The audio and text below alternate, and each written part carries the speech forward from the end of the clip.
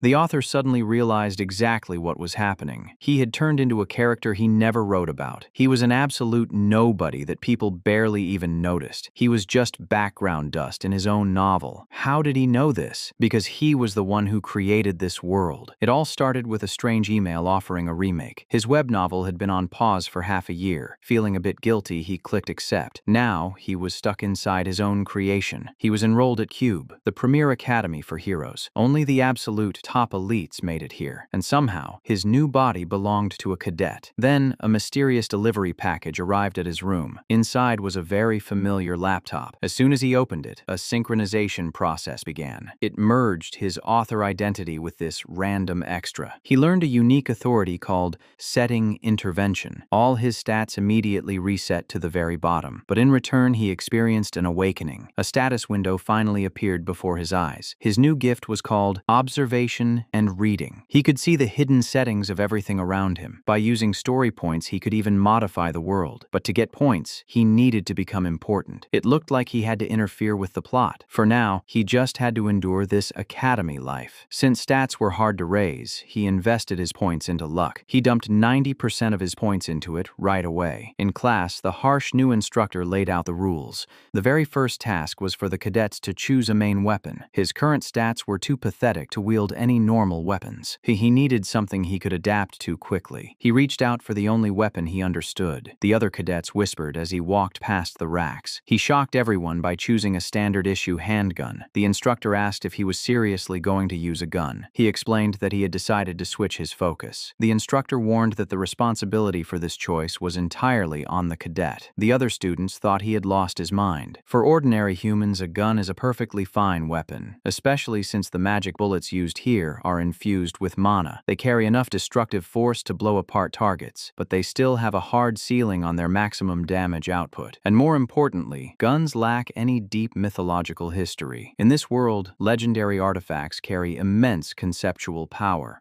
Cadets strongly favored ancient weapons because of their high growth potential, but none of that mattered to the author. He was not a protagonist, and he just needed something to survive. It was time to finalize his personal gift. Gifts were the unique abilities that defined a hero's potential. Kim Suho already possessed a fully manifested Swordmaster gift. Just then, Chai Na-yoon walked over with her bow. She was the top-ranked sharpshooter in their entire year. She asked if he was the other supposed sharpshooter in the class. She scoffed, assuming he had already given up on being a real hero. He just smiled and told her not to jump to conclusions. She yelled at him to stop stalling and start training. He ignored her and opened his laptop interface. He decided to write a simple, straightforward gift using his points. He spent 10,000 points to create the Master Sharpshooter gift. It granted high proficiency with all ranged weapons, not just guns. It was a growth-type ability, meaning it could be upgraded later. He finally felt like he had a chance to survive. The academy curriculum included extensive strategy lessons for dungeons. He breezed through the written portions using his observation skill. It allowed him to instantly read the detailed settings of anything he looked at. Na-yoon stretched, loudly complaining about being bored out of her mind. Suddenly, the instructor called everyone down to the plaza for a field exercise. It was time for their very first practical combat training. The instructor warned them not to take this lightly. They were split into balanced teams of 4. The author found his name listed on Team 5,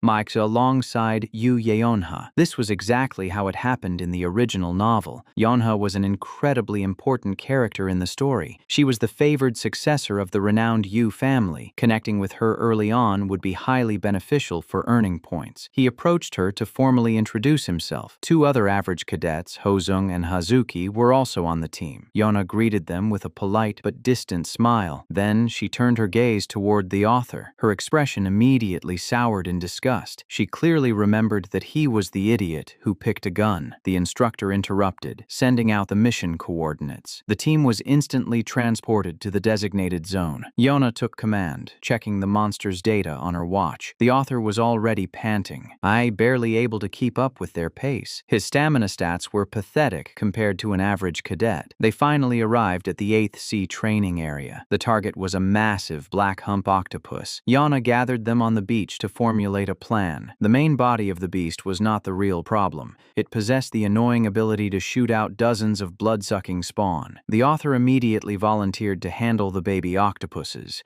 He wondered if she was purposely trying to exclude him from the real fight, but she agreed to the formation and initiated the attack. The vanguard rushed forward, splashing into the water. Hozung slammed his heavy axe into the shallows to draw its attention. Hozung yelled that they needed to lure the monster toward the beach. The ocean erupted as the giant octopus reached the surface. The beast roared, thrashing its enormous tentacles. The vanguard charged in, dodging the sweeping blows. Yeona drew her weapon, her face set in absolute concentration. Suddenly, the humps on the monster's head began to pulsate. With a sickening squelch, it blasted a swarm of baby octopuses into the sky. The tiny monsters rained down toward the team. Yeona lashed out with her whip, her movements a blur. She shredded through the incoming threats with terrifying power. She was ranked 7th in their class for a reason. The vanguard pushed deeper, striking at the main body. Yeona provided cover fire, slicing tentacles before they could connect, but the beast retaliated, sending a massive appendage straight at her. She didn't see the secondary attack coming from her blind spot. A single shell casing hit the sand. The author aimed his handgun directly at the incoming swarm. Yeona screamed at him to get back, but with his new gift, the enemy's movements were completely predictable. This was the exact moment he needed to strike. He activated bullet time. The world around him slowed to an absolute crawl for 3 seconds. He could see every single target suspended in the air. He pulled the trigger as fast as humanly possible. The mana bullets tore through the sky with pinpoint accuracy. The gun roared repeatedly, echoing across the beach. In the span of a single breath, he fired an entire clip. The swarm of baby octopuses was decimated before they even got close. Yeona stared in shock as the threat vanished from the air. The main body reeled back, momentarily stunned by the loss of its spawn. The vanguard seized the opening, charging up a heavy strike. He unleashed his magic liberation directly into the beast. A massive pillar of energy tore through the octopus. The monster shrieked as its body was ripped apart. Its giant tentacles crashed lifelessly into the ocean. The author collapsed onto the sand, completely exhausted. His body was screaming in protest from the intense focus. The system announced that the team's results were being calculated. Their clear time was just under 59 minutes. A notification pinged, confirming the monster round was officially cleared. Their final score placed them 16th out of 100 teams. Yeona gritted her teeth in pure frustration. She had expected to place much higher. She glared at the scoreboard, fuming over their rank. Just then, Nayun strolled over with a smug grin. She greeted Yeonha, barely containing her gloating. She bragged about securing 4th place, mocking the team's performance. She assumed the gunman was the dead weight that slowed them down, but Hosung quickly stepped in to defend his teammate. He explained how the gunman had effortlessly sniped every single spawn out of the sky. Nayun looked completely bewildered by the revelation. Back in his room, the author chugged a bottle of water, trying to recover. He checked his laptop to see how many points he had earned. Thanks to his high luck stat, his accuracy and perception had skyrocketed. His points had increased by a massive margin just from that one fight. Meanwhile, Yeona was sitting alone in her private quarters. She was reviewing the drone footage of their battle. She zoomed in on the exact moment the boy opened fire. She was stunned to realize the physical impossibility of his feat. His reflexes were completely inhuman, despite his pathetic physical stats. A message popped up on her screen from Shin Jonghak. He asked if the gunman had dragged her team down. She chuckled to herself, realizing the boy was actually quite interesting. Jonghak dismissed the gunman's performance as nothing but pure luck. She suspected he was much more than just a lucky amateur. At the same time, high above in the creator's Sacred Grace guild building, Vice Captain Yoon Seunga was evaluating the first-year cadets. She was completely captivated by Kim Suho's combat footage. His swordsmanship was a beautiful, lethal dance. She declared that she wanted to recruit him no matter the cost. But then her analyst pulled up the author's file. The footage showed his rapid-fire barrage against the octopus swarm.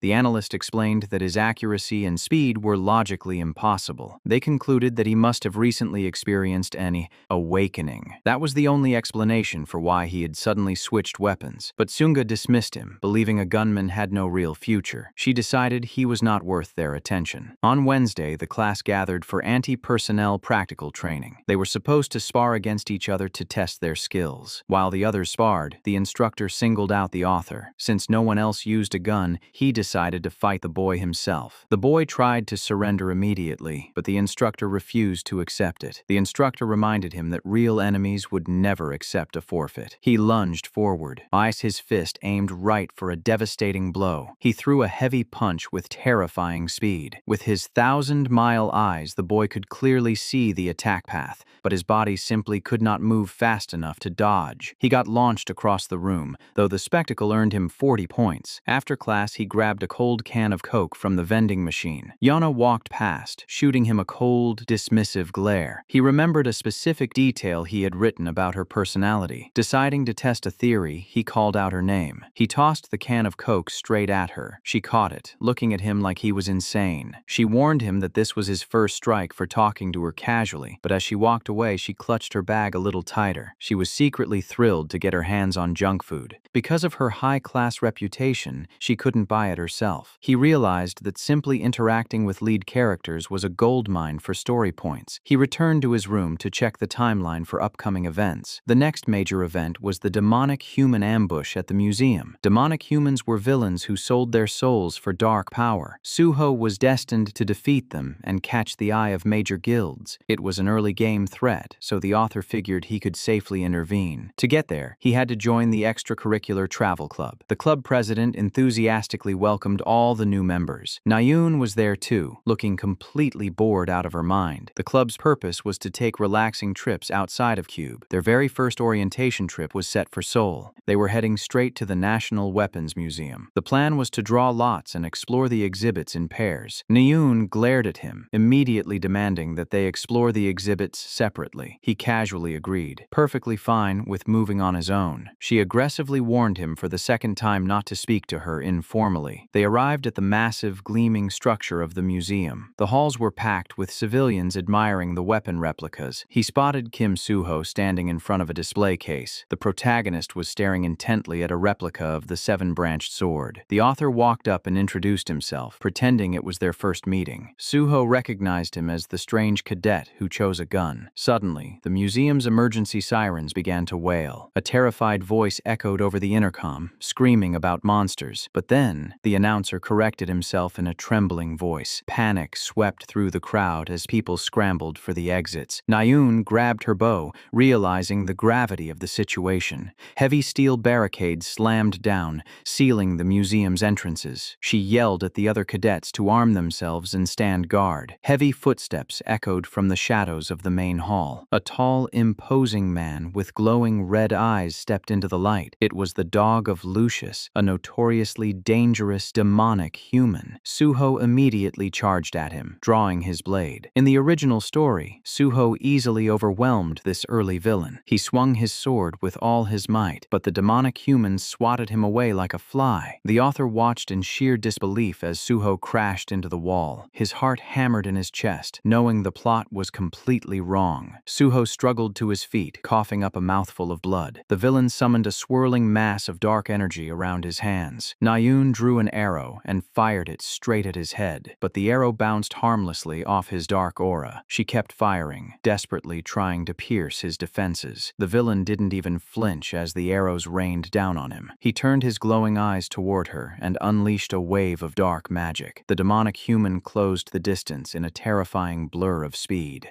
He lunged at her, his claws aimed right for her throat. The author knew someone was going to die if he didn't do something. He stepped forward, leveling his handgun at the villain. He fired several shots, but the mana bullets couldn't even dent the monster. Frantic, he opened his laptop and hacked the settings. He spent all his saved points to change his bullets to the light attribute. He confirmed the changes, finalizing the emergency modification. The villain's dark aura was overwhelming the entire room. The only thing that could counter it was holy light. He poured every ounce of his focus into the gun. The barrel glowed as he fired a single white light bullet. It struck the villain dead center, detonating in a massive flash of holy light. The blast completely shattered the dark aura. The villain screamed in agony as the light burned through his corrupted flesh. The blast of light completely shattered the villain's dark defenses. Seizing the opening, Suho charged forward and delivered a devastating final strike. He collapsed, groaning as the last of his strength faded. Nayun dropped to her knees, trembling from the near-death experience. The adrenaline faded, and she suddenly gagged, overwhelmed by the sight of blood. Minutes later, the standby hero squads breached the museum. Vice Captain Yoon Seunga led the charge, assessing the aftermath. She was was thrilled to see Suho and Na-yoon had survived. Seunga excitedly approached the author, hoping to ask him about Suho, but he quickly pointed out where the protagonist was and slipped away. He sat outside on a bench trying to make sense of what just happened. Then he remembered that he had shared his drafts with a co-author via email. The story had been edited by someone else before he was brought here. His knowledge of future events was no longer a guaranteed advantage. A system window popped up. He was delivering a harsh critique of his original plot. It claimed his story was too boring because the protagonist never faced real danger. To fix this, the system was actively raising the power level of all enemies. He spotted Suho walking out of the museum, looking exhausted. He approached the protagonist, casually asking a question about Na-yoon's brother. Suho's expression darkened, offended that he was pretending not to know the truth. Realizing he had touched a dangerous nerve, the author quickly dropped the subject. The author sat at his laptop, staring in shock at a sudden system notification. The original story had been drastically altered without his permission. The protagonist's loyal supporter, Chae Jin-yoon, had fallen into a deep coma. 13-year-old Na-yoon had been incredibly proud of her heroic brother.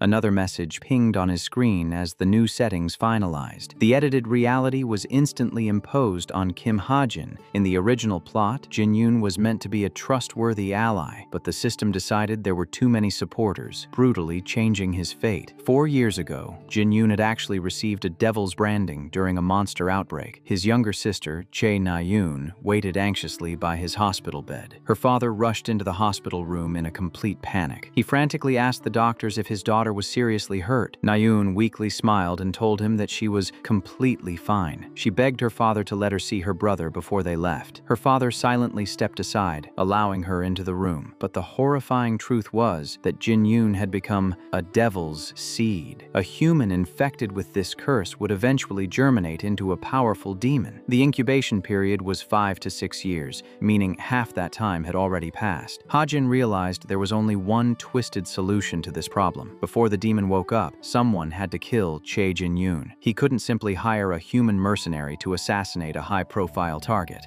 and because there were no clear signs before germination, he couldn't just report it to the authorities. If the current heroes fought it now, many would die and ruin the future plot. Ha-jin knew he was the only one who could stop the impending tragedy. He clenched his fists, burdened by the terrible responsibility. Meanwhile, Yeonha wondered how a regular cadet managed to inflict such a deep wound on a demonic human. She quickly dismissed the thought, deciding not to dwell on the anomaly. Visiting hours ended, and Na-yoon promised to return to her brother's side. The author watched her walk down the hospital hallway alone. He decided to leave her be, knowing her brother's inevitable death would completely crush her. Even if she hated him later, he had to go through with the assassination. Sometime later, a new chapter of his life at Cube officially began. High above the city, the Tower of Heroes gleamed in the moonlight. Soon an assistant warned Vice Captain Yoon Seunga that accessing restricted records was highly illegal. She ignored the warning, reviewing the traces of light attribute mana from the museum ambush. She declared that she absolutely had to find and recruit that mysterious mana user. Reviewing the security footage, she singled out the cadets who were present at the scene. Her eyes narrowed in interest as she spotted Kim Ha-jin's name on the list. Back at the academy, Ha-jin discovered a new feature on his system laptop. He could check character settings without worrying about drawing attention. A notification popped up,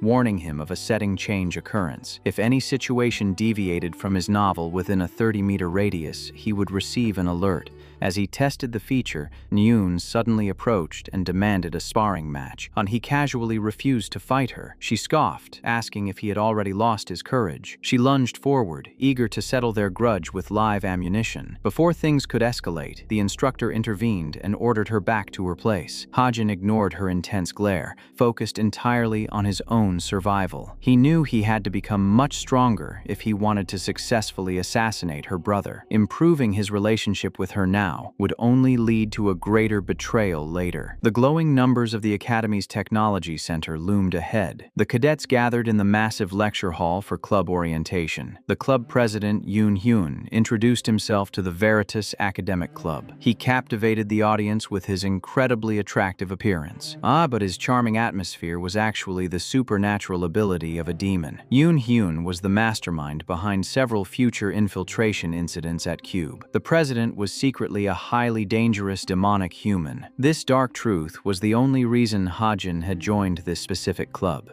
Yeonha sat near the front, her arms crossed in total boredom. During the presentation, a glowing hologram of the mountain tyrant monster appeared. The presentation highlighted a dangerous beast whose vital points were worth billions. The president asked for its weakness, but even Yu Yeonha was clueless. He invited anyone who wanted to discuss it to join the upcoming after-party. After the meeting, Hajin purposely intercepted Yeonha in the seating area. She paused, surprised that someone actually dared to approach her. He asked if she was planning to tell her guild's raiding team about the monster. Her guild, Essence of the Strait, was an absolute powerhouse in Korea. He knew she was desperate for achievements to secure her position as the legitimate successor. She glared at him, demanding to know what he was trying to say. He leaned in and offered to reveal the mountain tyrant's secret weakness. He explained that hitting a small blue mark on its heel would completely paralyze the beast. In exchange for this valuable secret, he demanded a Desert Eagle handgun from her guild's armory. She scoffed, demanding proof that his information was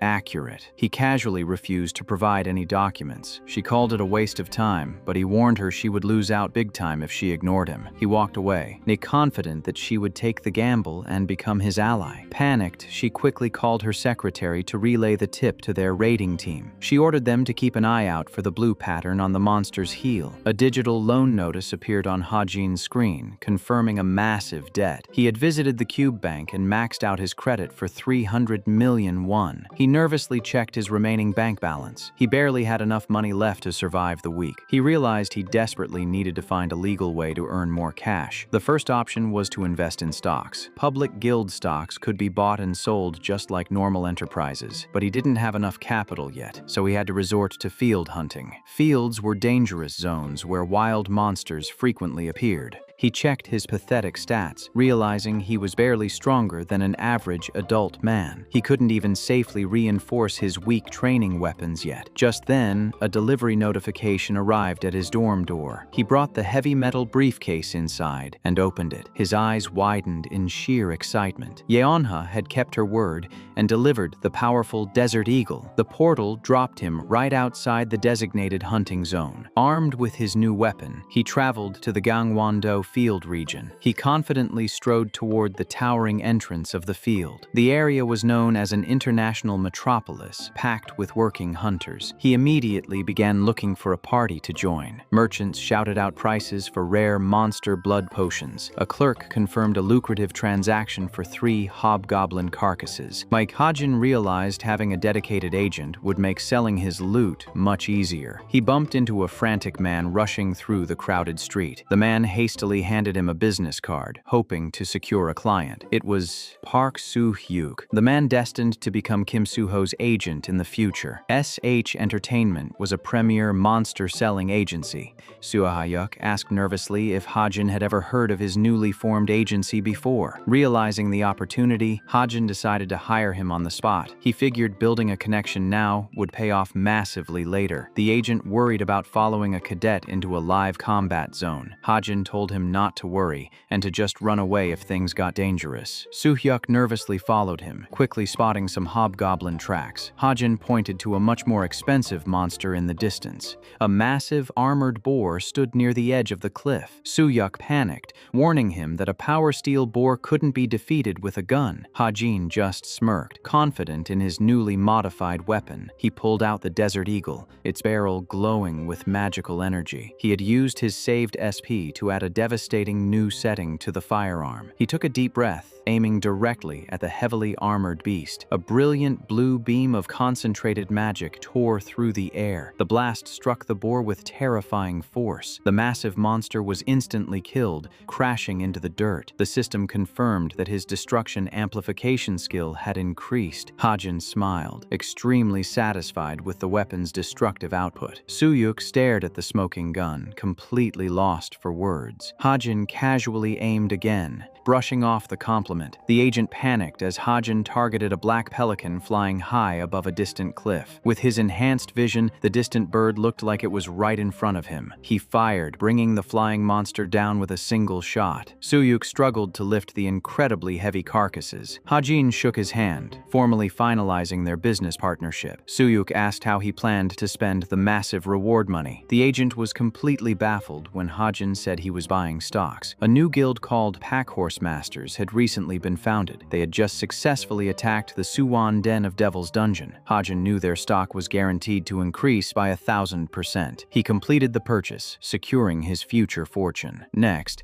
he decided to check the Shady Violet Society website for useful information. The site reminded him of the Chameleon Troupe, the main villains in the latter half of the story. He was the only person in the world who knew their true identities and locations. Even though they were a criminal organization, they absolutely hated demonic humans. He hoped to reach out to their leader to help assassinate Jin Yoon, but the system blocked his access, locking away his only easy solution. 1 month later, a system update finally approached completion.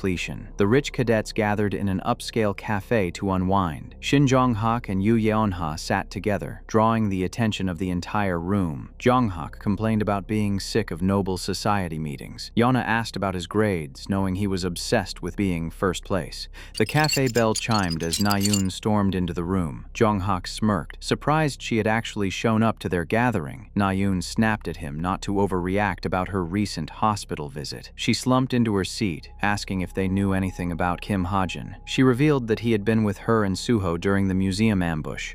She explained how they had been completely outmatched by the demonic human, but Hajin had miraculously shot off the monster's arm with a simple handgun. Yeonha quietly listened, keeping her own encounters with him a secret. She noted his poor background and massive debt, finding his strength highly suspicious. She declared that they needed to keep investigating his true capabilities. Jong-hak frowned, finding the entire story completely illogical. But Yeonha wondered if Hajin was secretly a demonic human himself. Na-yoon scoffed, pointing out that a demonic human wouldn't attack its own kind. Back in his room, Hajin watched the system update reach 99%. He cried out in pain as a searing heat burned into his forearm. The stigma was the creator's authority, granting him immense magic power. Information flooded his mind like a tsunami. In the cafe, Jong-hak confirmed that Yeonha disliked the mysterious gunman. Yeonha nodded, finding his hidden strength extremely annoying. Hajin collapsed onto his desk, overwhelmed by the stigma's integration. He reassured himself that Na-yoon's brother would comfort her, just as he had written. His arm pulsed with a brilliant blue light as the stigma settled into his flesh. Soon after the museum incident, the 3 cadets were awarded the Exemplary Citizen Award. Hajin winced, his arm still aching from the stigma's manifestation. He sat in the auditorium, trying to figure out exactly what his new gift did. Na-yoon sat next to him, angrily telling him to shut up. She glared at him, clearly still holding a grudge.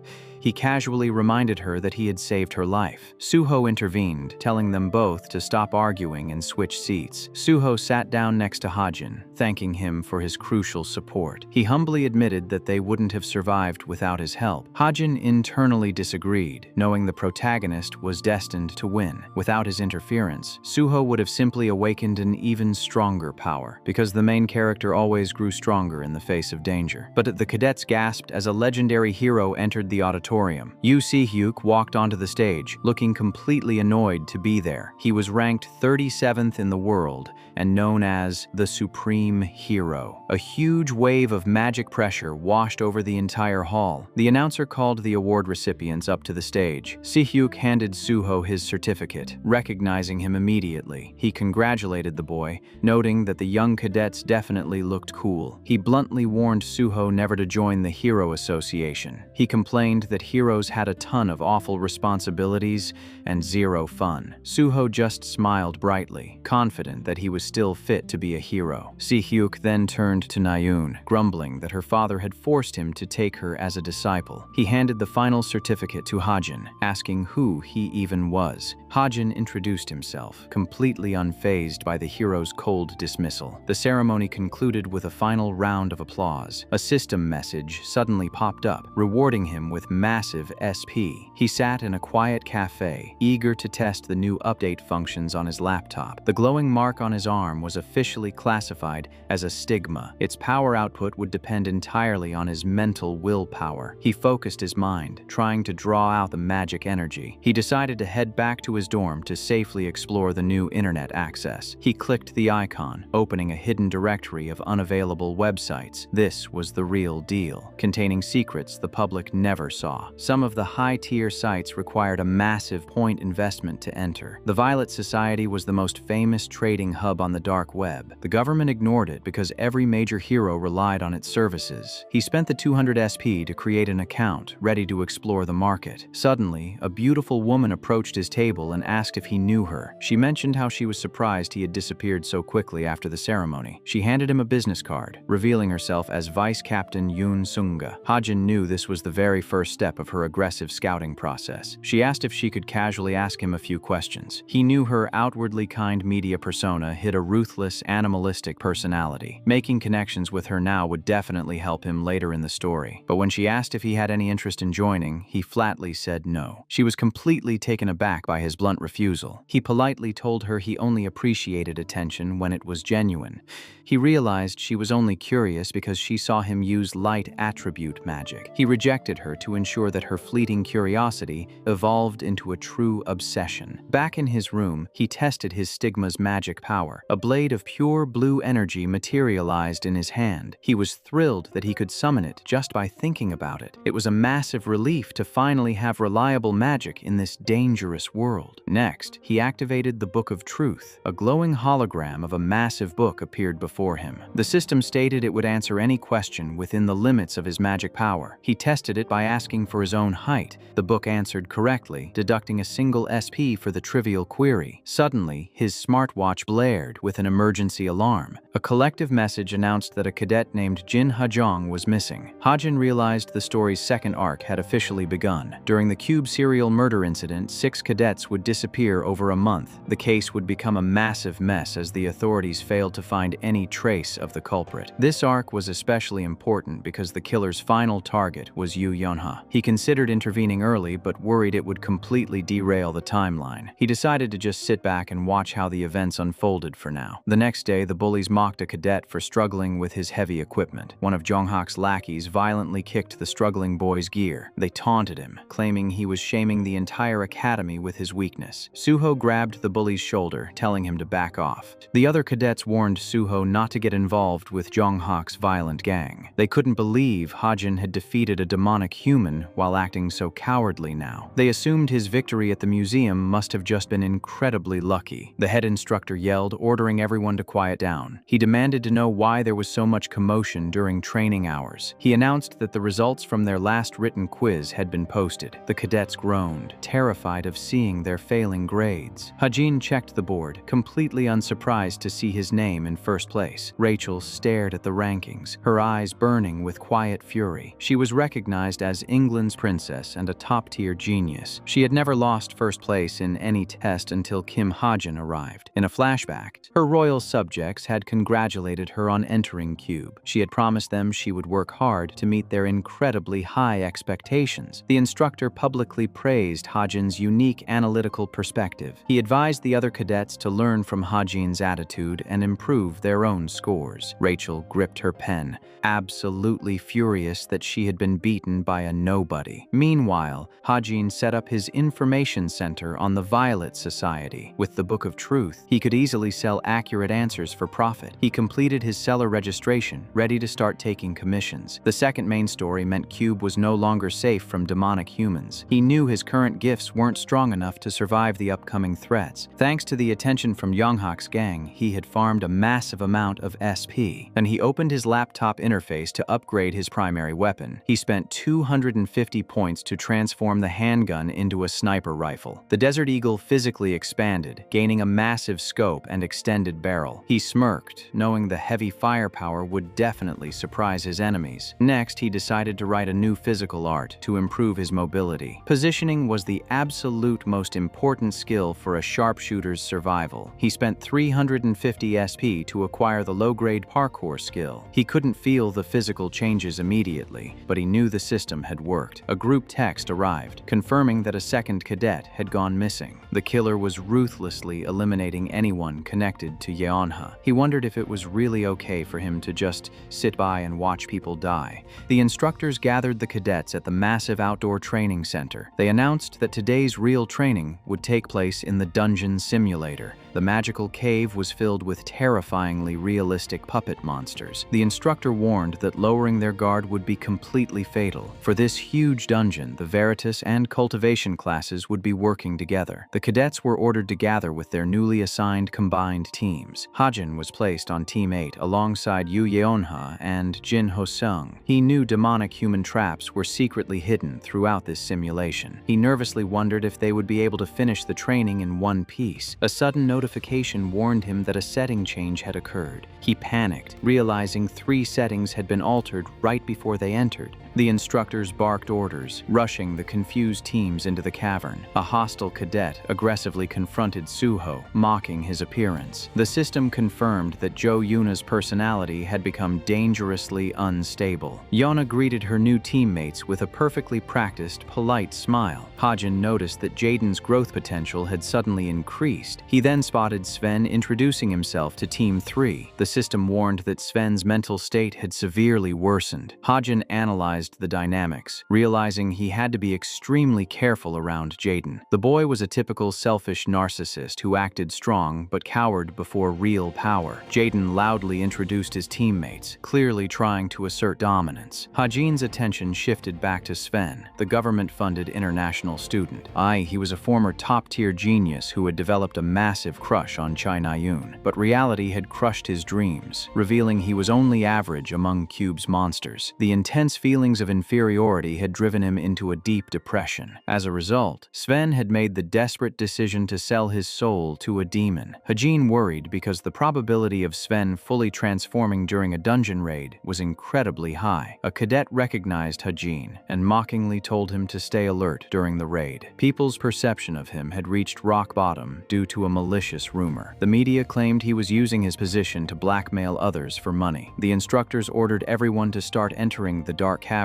Jaden immediately began sucking up to Yeonha, hoping to ride her coattails. The cadets marched cautiously into the echoing tunnels. Team 8 soon arrived at a massive, intimidating forked path. Jaden confidently suggested they take the 6th tunnel based on their sharpshooter's advice. Yeonha agreed to follow the suggestion, acknowledging his good eye for detail. Hajin was relieved, knowing he had to keep Sven from fully transforming near Na-yoon. If something happened to her here, the story's future would be completely ruined. He was suddenly distracted as Jaden yelled about a monster blocking their path. The sharpshooter asked if he should fire a light arrow to illuminate the target. A glowing arrow shot into the darkness, revealing the massive threat. A giant salamander roared, forcing the team to scramble into battle formations. Yona calmly ordered them to use orthodox methods instead of wasting magic. She lashed out with her whip, striking the beast with precision. The monster dissolved, and the team cheered their easy victory. But the dungeon suddenly shifted. crackling with intense ambient magic. The ground shook violently, throwing the cadets off balance. Hajin quickly pulled Nayun back as a hidden trap triggered. He realized this lethal danger had to be the work of a demonic human. A poison arrow had shot out from the shadows during the earthquake. Sven collapsed to the ground, apologizing weakly as the neurotoxin spread. Nayun yelled at him to get up, assuming he was just being weak. She realized the academy would never use lethal poison during a training exercise.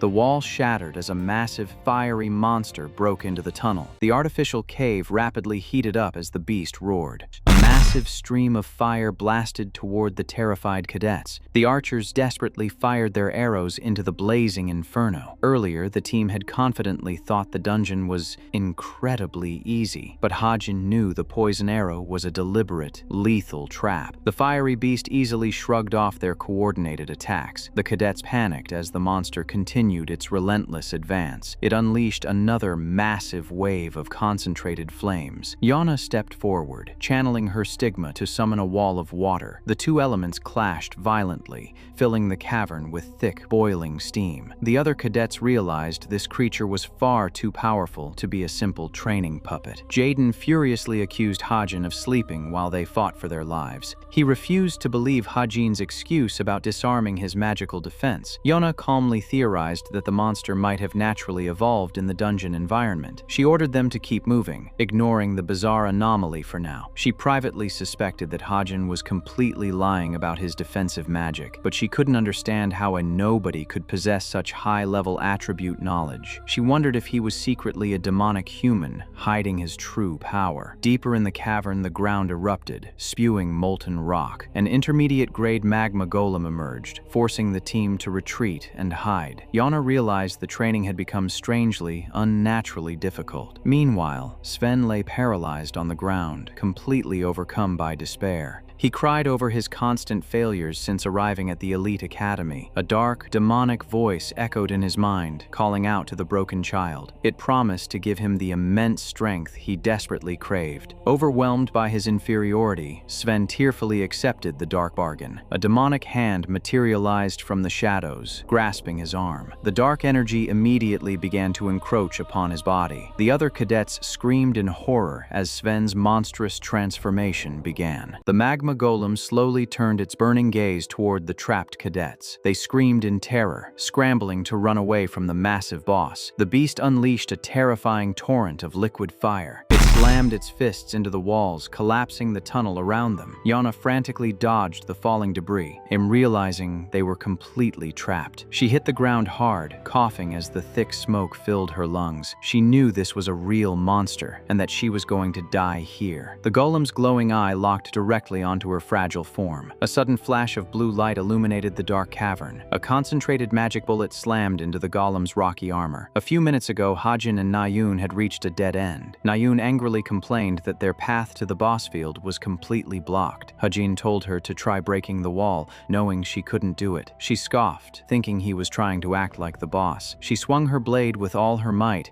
but the rock barely even chipped. Hajin easily spotted a narrow gap near the high ceiling. He casually told her he was going ahead using his physical arts. He activated his parkour skill, channeling energy into his legs. He practically flew up the rock face, leaving her completely stunned. He pulled himself onto the ledge, looking down at the chaotic battlefield. He stared in disbelief at the terrifying magma golem cornering the cadets. He realized the beast had broken free much faster than he anticipated. He yelled at Nayun to wake up and get out of the danger zone. Yonha looked up, her eyes wide with desperate hope as she begged for help. She immediately ordered the remaining cadets to form a battle formation. They struck the beast with all their might, but its armor wouldn't even budge. Nayun finally arrived, readying her bow to support the vanguard. Yona commanded them to buy her some time to prepare her strongest magic. Suddenly, Rachel's voice echoed through the cavern, and apologizing for being late. Suho followed up immediately, his blade glowing with immense, destructive power. The massive rock structure crumbled, its core completely destroyed by their combined attacks. Suho ran over, cheerfully confirming that everyone was safe.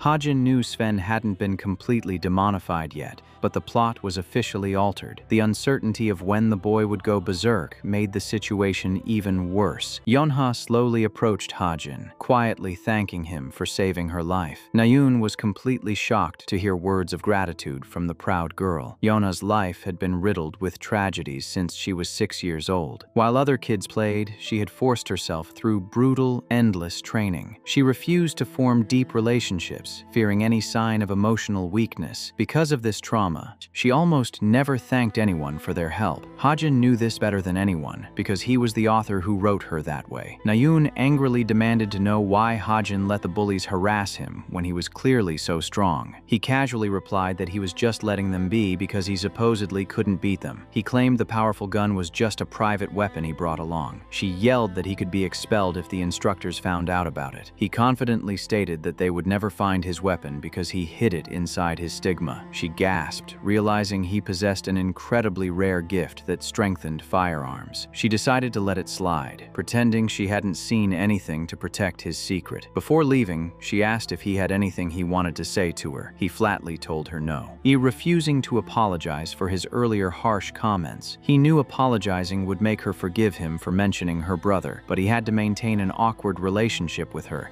because he was destined to kill Che Jin-yoon. He coldly asked if she was close with her brother, and she nervously denied it. Suddenly, the intercom ordered all cadets to immediately evacuate the dungeon. The instructors announced that real monsters had invaded the simulation after the cameras malfunctioned. Cube assured the students they would independently investigate the serious incident. Hajin knew the demonic humans in the executive seats had successfully covered up their assassination attempt. He decided to focus on Sven, knowing the demonic contract would cause severe emotional hypertrophy. The worst-case scenario was Sven going berserk while completely alone with Nayun. Feeling incredibly guilty, Hajin used his laptop to access Nayun's private messages. He saw a text from Sven asking her to meet up in Gangwon-do for a bet. According to the original plot, this was the exact day the boy would finally snap. Knowing his own strength had grown, Hajin decided to follow them to the Mount Gari dungeon. His smartwatch buzzed with an incoming call from Suho. The protagonist cheerfully asked if Hajin had some free time on Friday. Mount Gari was a sacred location, raging with pure spiritual energy, known as the Mecca of training. But instead of fighting monsters, some people roamed the area searching for valuable buried items. Hajin stared blankly as an eccentric ginseng digger excitedly introduced himself. Hajin traveled to Mount Gari looking for a specific item. An old ginseng digger warned him about searching the mountain with a basic map. The man advised him to read the natural flow of the terrain instead. Hajin cursed as he stumbled over a thick tree root. He noticed a faint glow emanating from the dirt. He uncovered a rare 7-year ginseng root, pulsing with mystical energy. He used his laptop to consume the item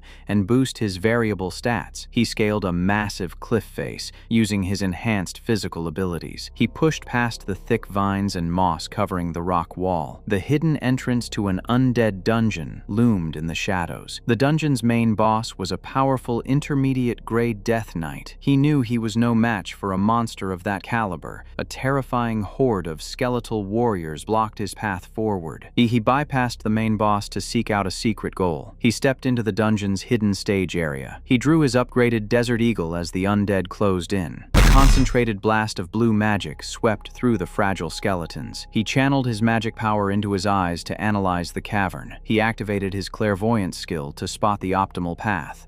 A glowing pathway appeared through the dense undead ranks. He fired continuous blasts to clear the remaining monsters. The magical rounds tore through the fragile bones with ease. The skeletons crumbled into piles of broken dust. He approached a dark chamber known as Evangel's abode. The witch Evangel was destined to build the worst undead fortress in history. He needed to secure 2 vital items before she reached her full power. The first item was a formless weapon called Ether. He stepped deeper into the cavern. A glowing spirit rested at the base of a massive tree. The immature witch noticed the intruder entering her quiet domain. Hajin hardened his resolve to eliminate the threat now. He understood that a spirit could not be killed with a standard bullet. He channeled his stigma to form a spear of light attribute magic. He felt a massive surge of power coursing through his veins. He swung the brilliant weapon through the dark air. Evangel shrieked as the holy energy burned her physical form. She unleashed a frantic barrage of shadow projectiles toward him. The blinding light pierced through the dark magic. He acquired Evangel's seed from the fading remnants of her power. The system confirmed his acquisition of the formless weapon Ether. Ether attached to him, providing a permanent boost to his variable stats. He smiled, knowing the formless weapon would grow alongside him. He checked his earnings from the ginseng he sold on the dark web. He knew Evangel's seed would become a powerful ally. The rare item required regular feedings of blood to sprout. He worried that feeding it random blood would alter the witch's true nature. He decided to put the seed away and get some sleep. The next day brought the regular Thursday hunting club gathering. The cadets arrived at the designated mineral spring in Gangwon-do. The club leader explained their objective to hunt harmful wild animals. Hajin knew Sven was fated to die today after going berserk. The original plot used Sven's rampage to push Suho and Nayun closer together. He noticed Sven had not transformed yet. The foreign cadet was utilizing a fraction of his new demonic power. Nayun wondered why Hajin kept staring in her direction. The group split up and ventured into the dense woods. Hajin spotted a wild deer grazing near the tree line. He fired a concentrated needle of magic into the animal's neck. The deer dropped dead from the precise magical strike. Nayun searched the forest for her betting opponent. She found Sven standing over a massive pile of dead game. She admitted defeat and agreed to grant him one specific wish.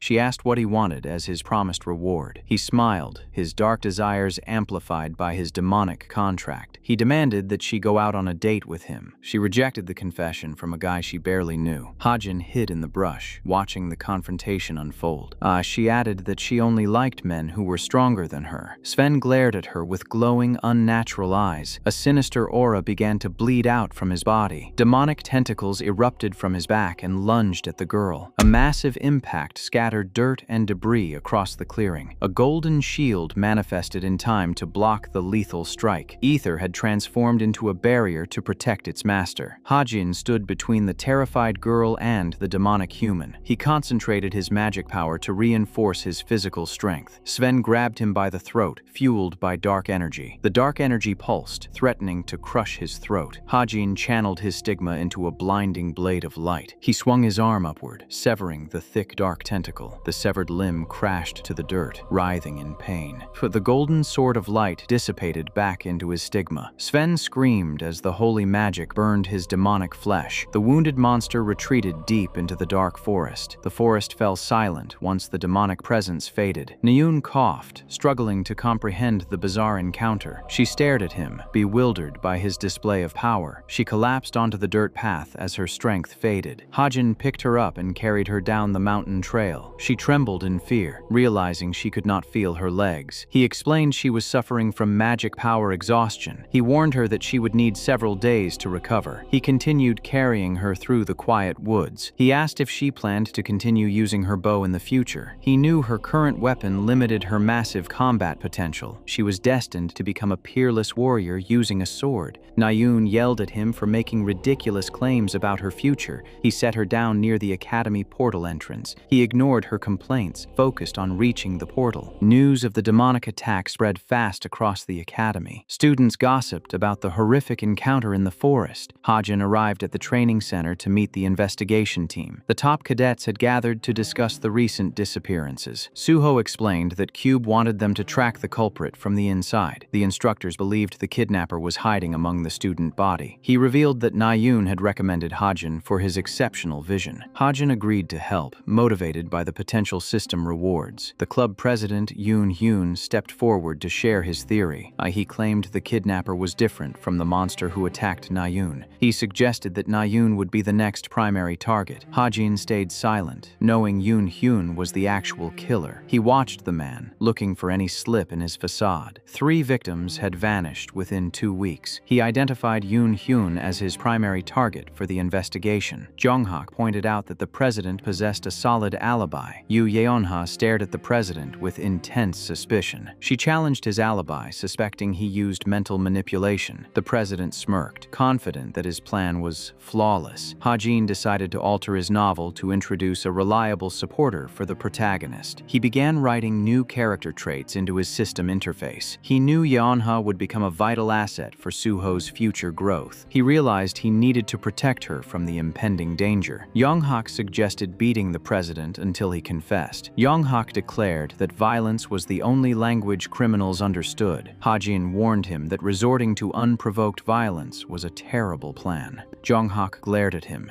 furious that a weakling dared to speak up. Jong-hak tossed a basketball at him, calling him a pathetic insect. He ordered Ha-jin to keep his mouth shut during their meeting. He threatened Ha-jin for daring to mention Na-yoon's name. Ha-jin turned to leave, refusing to engage in the petty argument. Jong-hak dashed forward, throwing a heavy punch fueled by aura. Ha-jin sidestepped the attack with his enhanced agility. He drew his handgun, aiming it straight at the aggressor's chest. The silver gun glowed with concentrated magical energy. Suho intervened, and stepping between the 2 hostile cadets, Suho demanded they both lower their weapons right away. Yeonha watched the chaotic scene before leaving the room. She received a private message from Yoon Hyun asking to meet her. She walked out into the cool night air to meet her contact. That night, Ha-jin sat in his dark dorm room. He felt overwhelmed by the terrible burden of his altered reality. He missed his family and his original life back home. He wondered how time was passing back in his original world. A system message confirmed his perseverance stat had increased. He scoffed, finding the bad timing of the notification annoying. He stood on the balcony, staring out at the expansive academy grounds. A message pinged on his smartwatch screen. He checked the incoming message, recognizing Yeonha's contact name. So Yoon Hyun requested Yeonha's presence in an isolated study room. She agreed to meet him, hoping to uncover his dark secrets. The demonic human smiled, his face stained with fresh blood. Ha-jin tried to distract his dark thoughts by analyzing the stock market. Na-yeon entered the room, walking with the help of a medical crutch. She complained about being stuck in the infirmary for days. Suho warned the others not to touch her injured leg. The instructor announced the upcoming practical midterm exams. The tests would feature monster battles and intense cadet duels. The written exams were considered trivial compared to the upcoming duels. Students could use nomination tickets to select their duel opponents. Higher-ranked cadets would face point penalties for fighting weaker students. But malicious bullies still used the system to target specific victims. Ha-jin noticed someone staring at him from the next desk. Rachel continued to cast sideways glances at Ha-jin's notebook. She noted down everything he wrote in his journal. Ha-jin turned his head, catching her in the act. Yeonha arrived at the empty study room building. The door clicked shut behind her as Yoon Hyun appeared from the shadows. A scented candle burned bright on the nearby table. Yeonha approached the table, inspecting the strange object. The president smiled, claiming it was good for enhancing focus. She accused him of using psychological magic to lure his victims. He feigned innocence, asking if she had any solid proof. He warned her that innocent people did not need to provide alibis. She readied her whip, demanding he reveal his true identity. The candle smoke flared up, engulfing the small room in toxic fumes. The academy dorm stood quiet under the moonlight. She woke up bound tight to a wooden chair. Yoon Hyun stood over her, his eyes glowing with demonic power. She tried to stay calm, knowing she had requested backup beforehand. He revealed he possessed an artifact to block all communication. He warned her that her calls for help would never reach the outside. Back in his dorm, Ha-jin noticed a strange message from Yeonha. She had sent a single number 9 before losing her connection. He realized she was attempting to bypass a signal jammer. He cursed, knowing the demon would not hesitate to kill her. He realized 9 was a secret code for the word save. He summoned the Book of Truth, spending SP to find her exact location. The magical book revealed the exact coordinates of her location. Yeonha struggled against the thick ropes binding her wrists. The demonic human grasped her chin, demanding her complete submission. He praised her strong willpower. Amused by her defiance, he tightened his grip, forcing her to look into his glowing eyes. He prepared to inflict excruciating pain, using his dark magic. The demon prepared to shatter her mind with his dark authority. A high-velocity bullet bullet shattered the reinforced glass window. The specialized anti-demon bullet caused massive internal damage. The demon staggered back, clutching his bleeding shoulder. He roared in anger, searching the room for the unseen attacker. Yoon Hyun demanded to know the identity of the hidden shooter. The sniper bullet had pierced his powerful enhanced protection. The sniper rounds were fused with immense magical power. From a distance, Hajin maintained his aim through his modified sniper rifle. He fired another shot, determined to end the demonic threat. The second bullet pierced the demon's chest, throwing him backward. The demon collapsed onto the floor, defeated by the distant sniper. Yeonha breathed a sigh of relief as her attacker lay motionless. She offered a silent thanks to her unseen savior. The next morning, Yeonha rested in her private hospital room. Suho visited her room, relieved that she was safe. He explained that her friends had been taking turns nursing her. She demanded to know why they were acting so nice. She accepted the apology, though she still felt uneasy about the incident. She asked in a whisper if the person who saved her had visited yet. The morning sun shined bright over the Academy Hospital. Hajin received massive SP for altering the major story arc. The next day, Hajin met with his hired agent, Park Soo-hyuk. The agent presented a heavy briefcase filled with massive earnings. Soo-hyuk was stunned by the massive amount of money. The ginseng investment had returned 400 million won. He knew investing in these companies would secure his future wealth. Hajin offered Soo-hyuk a substantial cut to help grow his agency. The agent agreed, promising to treat him with utmost respect. They stopped by a local convenience store on their way back. Hajin purchased scratch-off lottery tickets, winning 2 billion won. Soo-hyuk stared at the winning ticket in sheer disbelief. He promised to invest the winnings straight back into their business. The Chameleon Troop's hideout was located in an abandoned warehouse. The Chameleon Troop observed the academy from a hidden warehouse. The subordinate reported that Packhorse Masters had been listed. They agreed to secure their target and leave the rest alone. He noted a new truth agency posting on the Violet Banquet network. The group shifted their focus to the upcoming midterm exams. Their primary objective was to scout Suho or Yonghak. The massive captain stood at the center of the dark room. The practical exam week began with massive public fanfare. Bright confetti rained down on the massive arena grounds. Nayun ran toward her mother, thrilled to see her family. Guild recruiters and hero agencies flocked to the stadium arena.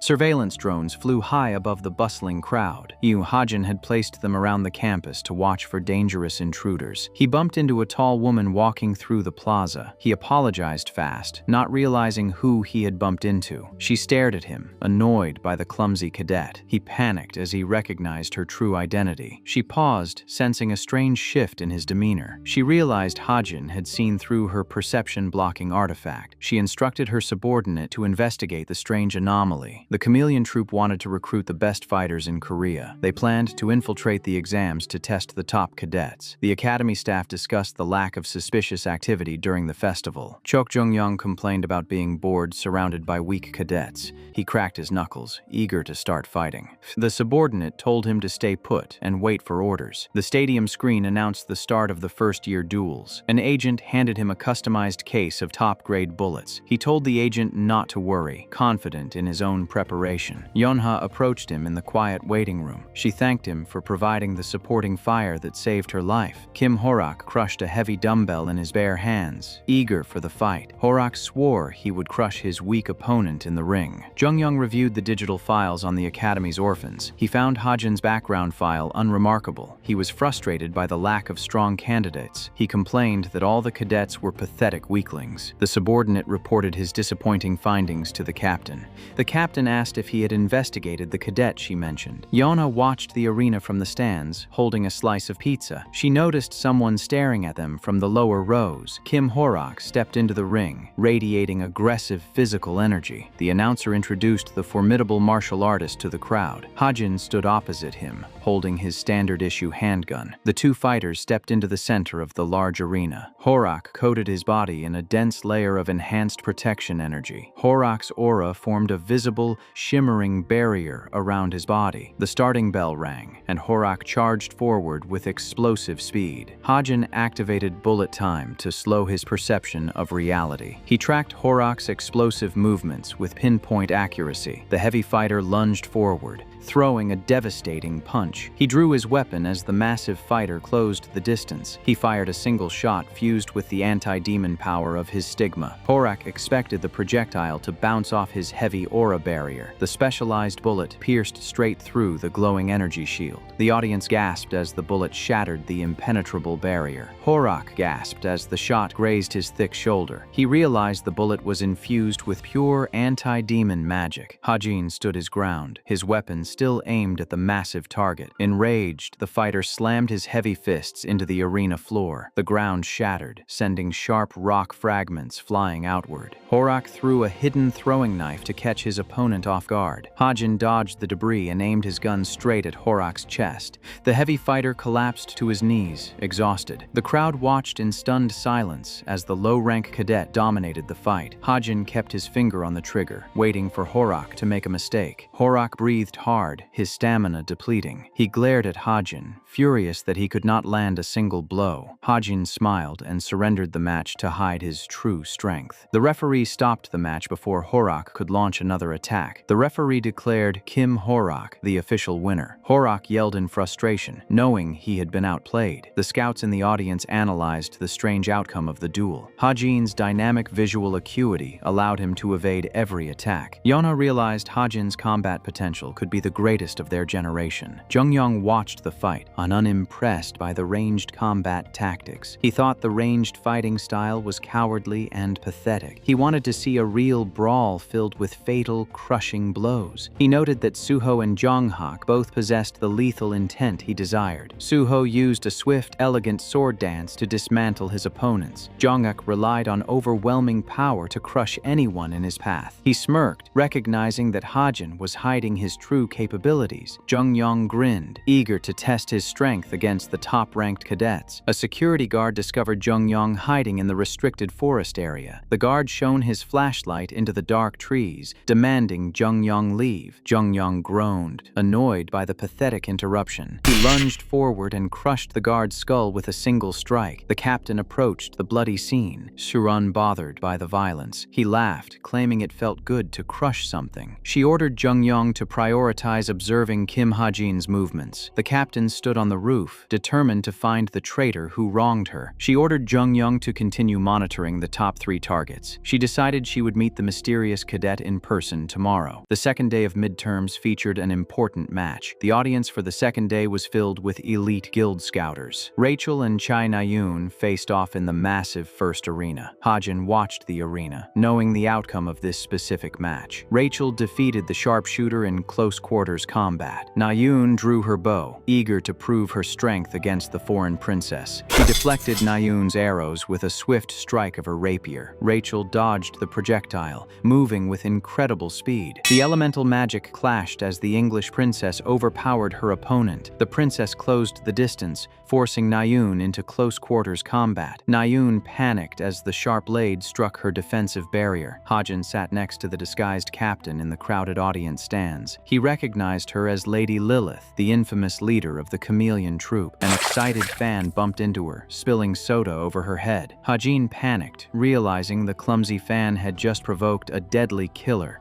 She wiped her face, suppressing her intense killing intent. Hajin offered her his handkerchief to clean the sticky mess. She accepted the cloth, hiding her anger behind a polite smile. She handed him a business card bearing the fake name Li Xiaofeng. She told him to contact her sometime and left the stadium. Meanwhile, Suho claimed victory in his own intense physical duel. Nayun sat alone under a large tree, crying over her humiliating loss. Suho found her and offered comforting words of encouragement. Suho told her that they could both improve if they worked hard together. Hajin knew that empty, comforting words were useless for someone like Nayun. He typed a short message into his smartwatch interface. He sent her an anonymous text message to guide her future growth. The message advised her that a sword fit her far better than a bow. Nyeon stared at the screen, shocked by the bold recommendation. Jungyong appeared behind Hajin, blocking his escape path. He remembered how the man had murdered the innocent security guard, and he knew this man was a ruthless villain from the notorious Chameleon Troop, the Chameleon Troop member killed for his own twisted pleasure. These dangerous individuals operated outside the law. He was a law-breaking monster who possessed the transcendental strength of a hero. The midterms practical examination for monster battles began at the massive center. Supervisor Jin Juehua stood before the gathered cadets to explain the rules. The cadets would fight monsters summoned by a dedicated mage inside the arena. She warned that the summoned beasts possessed the exact attack tendencies of real monsters. She advised the students to surrender at once if the test proved too difficult. She wished them luck before commencing the evaluation. Team 1 stepped into the spacious exam hall to begin their matches. The supervisor instructed the observing cadets to analyze the battles. She told them to think of better ways to fight and express their views. She reminded everyone to turn off their smartwatches during the event. A mage standing in the center of the room activated a glowing purple summoning circle. A massive advanced ghoul materialized before Cadet Hazuki. Hazuki swung her katana to meet the creature's aggressive strike. The monster overpowered her defense, slamming her back against the reinforced glass. Cadet Lee Yonghan stepped up next to face a giant serpent monster. He channeled his magic liberation skill to enhance his physical power. He delivered a devastating punch, fueled by explosive magical energy. The massive snake shattered into fragments of light. Chai Na-yoon demonstrated her combat prowess by defeating a large horned beast. She dodged a rapid water attack with graceful agility. She parried an incoming blade strike from her opponent. Hajin entered the arena to confront a towering Cromwolf. He fired precise magical rounds from his handgun to neutralize the beast. The monster collapsed onto the arena floor under the barrage. Hajin frowned, noticing the beast's summoned form was not fading away. He checked his earpiece to figure out the cause of the delay. The other cadets felt a distinct tremor, shaking the building. Outside, a security guard received a frantic alert about an extreme emergency. The command center warned that the epicenter of the tremor was moving toward his location. The guard confronted a muscular man trespassing on the restricted beach. The intruder grinned, claiming he was not an outsider. The muscular man lunged forward with massive speed. The guard drew his sword, preparing to defend the perimeter. A massive surge of dark magic erupted from the intruder's body. The dark force shattered the guard's weapon in an instant. The dark energy formed a massive tornado that ravaged the coastline. A system alert ordered all cadets to evacuate the exam building. The instructors shouted for the students to stop testing and escape outside. Confusion and panic spread among the elite students as they rushed out. The arena stood empty as the massive wolf recovered its footing. Hajin stood his ground in the arena, realizing the summons were out of control. He deduced that demonic humans had infiltrated the dispatched mages. He realized this unprecedented event was a massive change to his original novel. Princess Rachel stood on a damaged observation deck facing a cloaked figure. The man revealed himself as Sir Lancaster. She asked where he had been hiding since the London incident 5 years ago. She demanded to know why a former Imperial Guard captain would sell his soul to demons. Lancaster claimed his soul had been taken by a new lord after his nation betrayed him. Rachel drew her rapier, her face set in grim determination. She declared her intention to apprehend the traitor. She launched a swift strike toward the hooded man. He blocked her attack with minimal effort. He revealed that his current form was a magical projection. He claimed the ongoing monster invasion would prevent anyone from coming to her rescue. He reminded her that the imperial family no longer treated her as a top priority. He pointed out that hundreds were dying outside while she stood alone. His magical projection dissolved into fragments of light. An assassin wielding dual curved blades dropped from the shadows above. The masked killer swung his weapons in a lethal arc. Rachel parried the heavy strike with her rapier. The sheer force of the blow pushed her back across the damaged floor. Sparks flew as the blades collided with immense power. She realized she could not win fighting him head-on. She deflected another rapid attack from the masked killer. The assassin drove her toward the edge of the shattered observation deck. The force of the strike knocked the rapier from her grip. The assassin slashed her shoulder with a glowing blade. The impact threw Rachel backward into the debris. Hajin spotted the desperate battle from his vantage point across the gap. He utilized a high-level skill to transform his Desert Eagle into shotgun mode. The weapon shifted its form, radiating intense magical energy. He aimed and fired a massive concentrated blast at the distant assassin. The magical spread hit the target, forcing the killer to retreat. Hajin approached Rachel, asking if she was safe. She clutched her bleeding shoulder, grimacing in pain. He bound her wound with a clean cloth. He gained a rare system reward from acquiring the blood of a top ranker. Instructor Jin Jua found the two cadets sitting in the ruined hall. She told them a medical team was coming to save them right away. Another instructor reported that a massive imugi had appeared outside. He explained that an unknown intruder had chased the beast away using brute force. The instructor noted the imugi was furious after being stabbed. The massive snake monster roared as it fled the scene. The instructors suspected the intruder was connected to a recent murder case. The unprecedented monster incident forced Cube to postpone the midterms. The event became a global issue, requiring massive manpower for repairs. The cadets rejoiced upon receiving an unexpected 10-day holiday. The instructors reprimanded the students for celebrating while others were injured. Hajin checked his laptop and noticed a story change notification regarding Lancaster. The alert confirmed that Lancaster's anger toward the royal family had aggravated. The altered story indicated the villain had grown much stronger than before. He decided to utilize Rachel's blood to nurture Evangel's seed. In the classroom, Nayun checked her official midterm appraisal reports. She smiled upon reading Kim Suho's positive feedback. Suho's report praised her unwavering skill and hard work.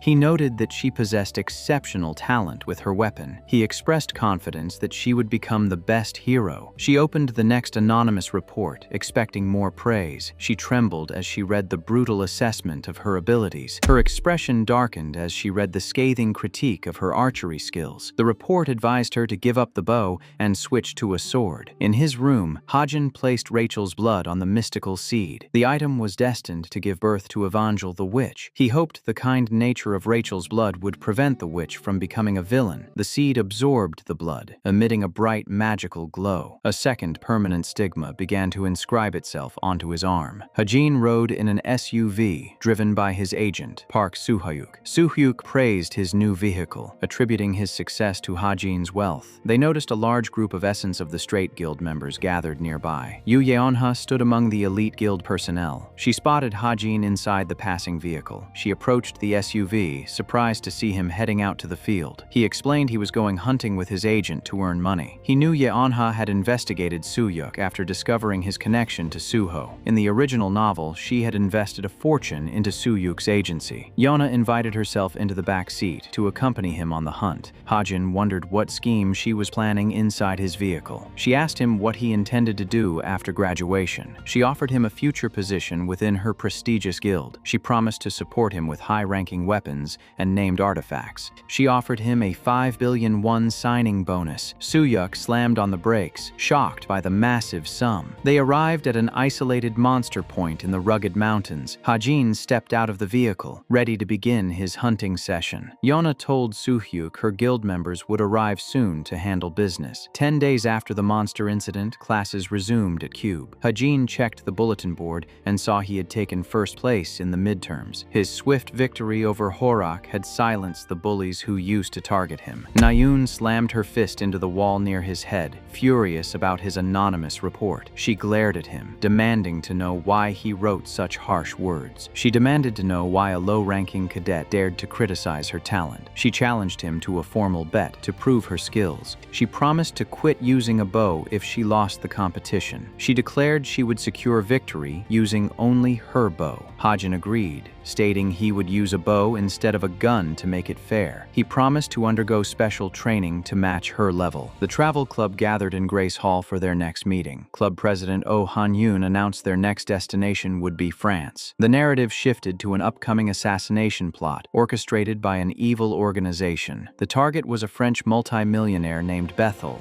Bethel was a wanted fraudster known as Burbet. The fraudster had planned to use the visiting Cube cadets as his personal bodyguards. He had offered his massive mansion as free accommodation for the travel club. Hajin accessed the Violet Society network on his laptop to seek information. He submitted a request to locate the swindler using the Room of Truth. Elsewhere, the Chameleon Troop gathered in a dark, secure facility. They noted the high standards of the current first-year cadets at Cube. The boss stated their top priority was catching the traitor who betrayed their former captain. She proposed proposed recruiting Kim Ha-jin to fill the empty black position. She wanted to give him the color of the man who betrayed them. Jung Yang objected, offering his own color instead. The boss called for a majority vote to confirm the recruitment. The group reached an agreement, finalizing his addition to the troupe. The boss handed Jane an invitation to a VVIP party in Paris. She ordered Jane to steal a specific ring during the event. The travel club arrived in Paris via a massive transportation portal.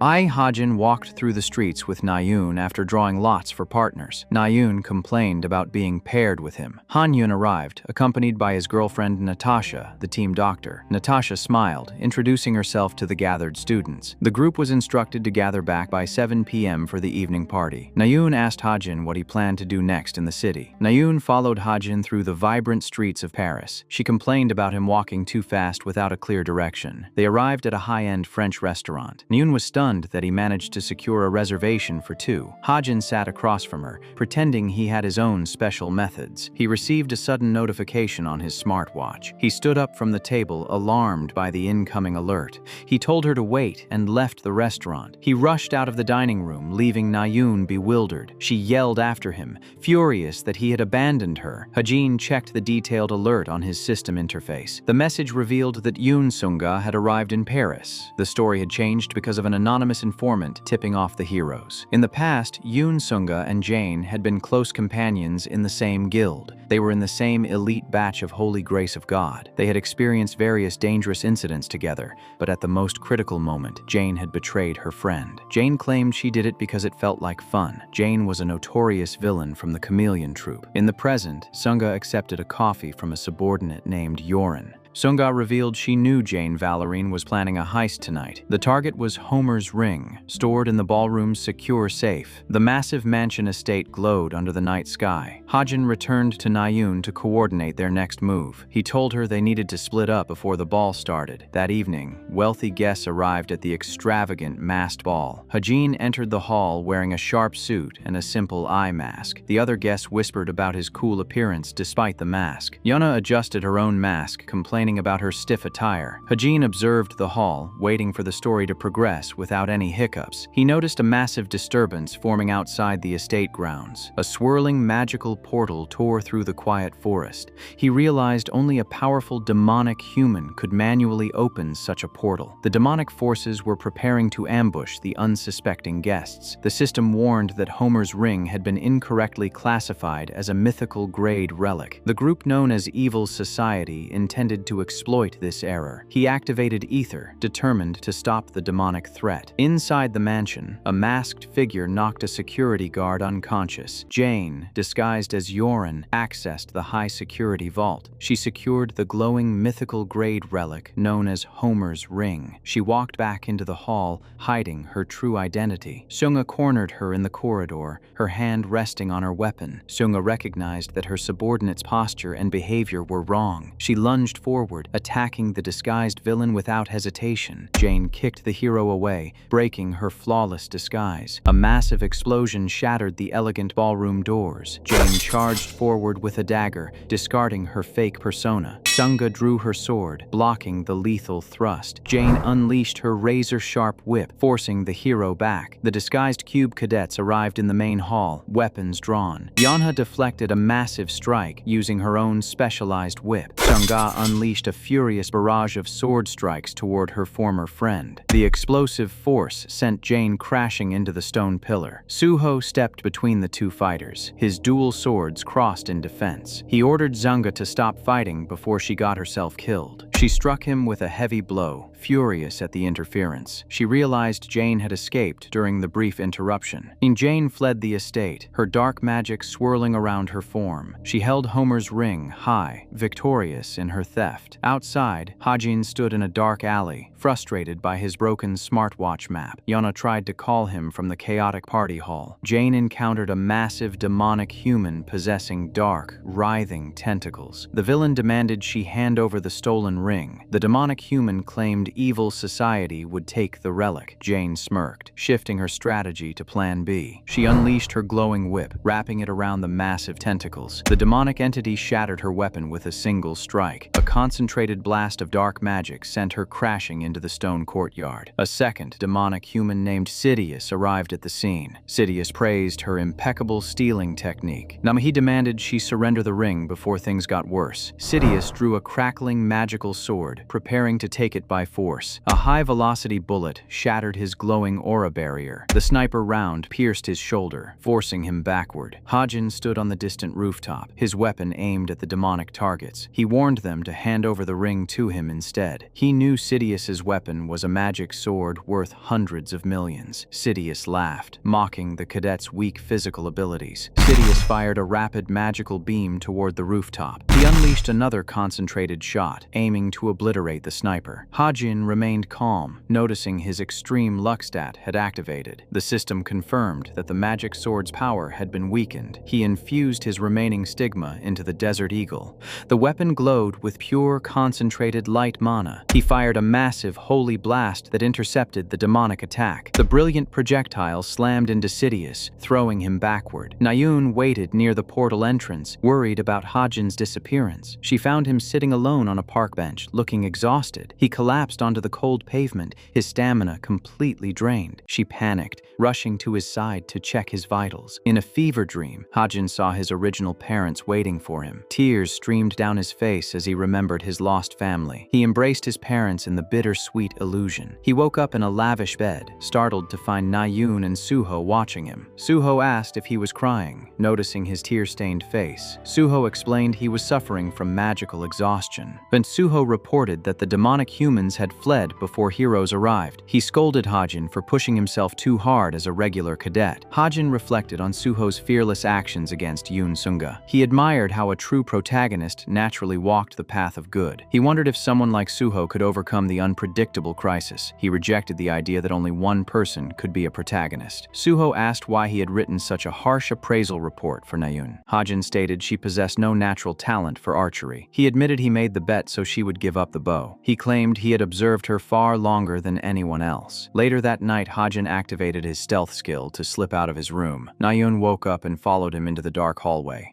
She scolded him for making noise until a loud scream echoed through the mansion. Yana sat on the floor near the main suite, trembling in fear. The cadets rushed inside to find Bethel lying dead in a massive pool of blood. Suho sprinted up the stairs to investigate the horrific scene. He arrived at the third-floor bedroom, his weapon drawn. The fake millionaire laid motionless with a massive wound in his chest. The mansion's staff cried over the loss of their generous employer. Yanha ordered the cadets to return to their rooms while they waited for the police. Hajin stayed behind, turning on the room's bright lights. He approached the bloody bed, drawing his handgun from his coat. He aimed the barrel straight at the dead man's head. Natasha panicked, screaming at him to stop tampering with the crime scene.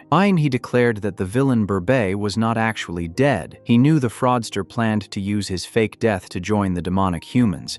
He pointed out that the chest wound was too shallow to be fatal. He noted that the excessive bleeding did not match the injury. He projected Burbet's wanted poster onto his smartwatch interface. He cocked his pistol, preparing to execute the fraud. Natasha lunged forward, desperate to protect the fake corpse. Hajin warned that he would shoot if the man did not drop the act. He reached the end of his countdown, his finger tightening on the trigger. Natasha tackled him to the ground, screaming in absolute terror. She begged him not to shoot, confessing that the fraudster was her father. Natasha screamed for Hajin to lower his weapon. A sudden gunshot shattered the room's tense silence. Hajin lowered his pistol, instructing the staff to call the heroes instead of the police. He told them to report that they had apprehended a wanted criminal. The authorities arrived to place the weeping Natasha in handcuffs. The medical team loaded the unconscious fraudster onto a stretcher. The assassination attempt proved to be a self-fabricated scenario. Burbet had orchestrated the fake death to escape the closing police dragnet. Natasha had created a fake wound on her father while he entered suspended animation. Burbet intended to swap his body with a real corpse during transport. He planned to use the testimony of an elite cube cadet to cement his official death. Later, Hajin accessed the Truth Agency network on his laptop. Ma Yeonha interrupted his research,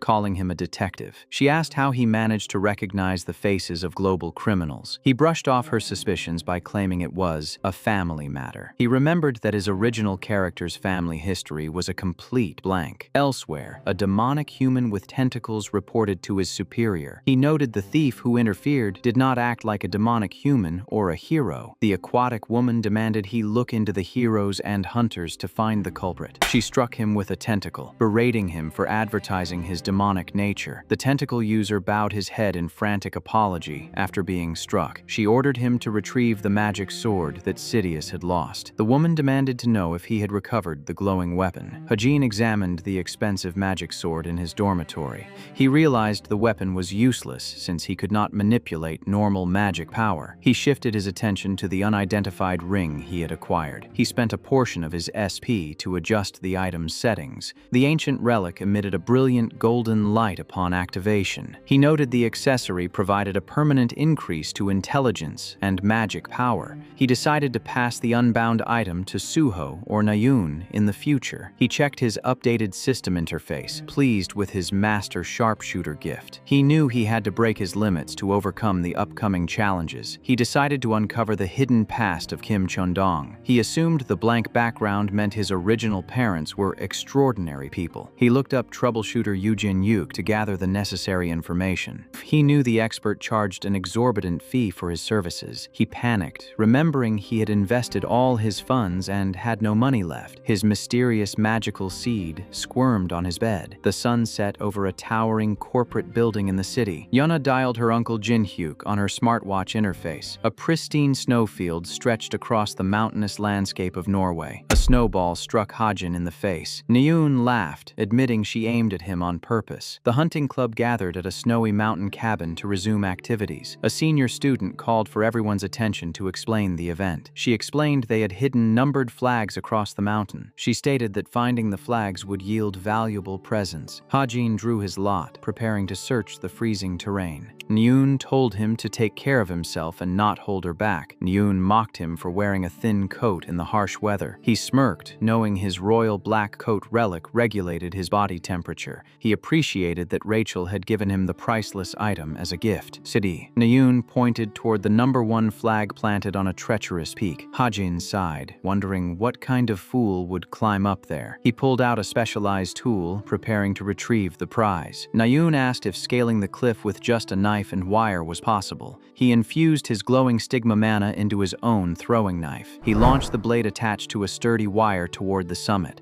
The knife struck the base of the flagpole with pinpoint accuracy. Nyun gasped in shock at the flawless throw. He pulled the wire, eyes retrieving the flag from the peak. The attached note revealed the reward was Yeon Sunga's personal contact information. Nyun's eyes sparkled with sheer excitement at the grand prize. She demanded he hand over the valuable slip. He tossed the slip to her, stating he had the hero's number. Later that evening, Yona approached him to ask about his investigative skills. He repeated his excuse that recognizing the criminals was a family matter. She rubbed her chin, analyzing his vague response with care. She hypothesized that his parents had been murdered by wanted criminals. She assumed he memorized global bounties to track down his family's killers. She smiled, hoping to uncover the truth to gain leverage over him. She viewed this tragic past as a perfect opportunity to recruit him into her guild. She sat at her desk, sighing at the complex situation. Jin Yuk answered Yeona's call from his messy office. She hired him to find out everything about Kim Hajin's life. She trusted his unique ability to experience the past in person. Hajin returned to the group holding the first-place flags. He offered to cook the meat for the rest of the club members. He took over the grill, boasting about his barbecue skills. The club gathered around the warm fire as the evening approached. The seniors warned the first years to be careful during the upcoming finals.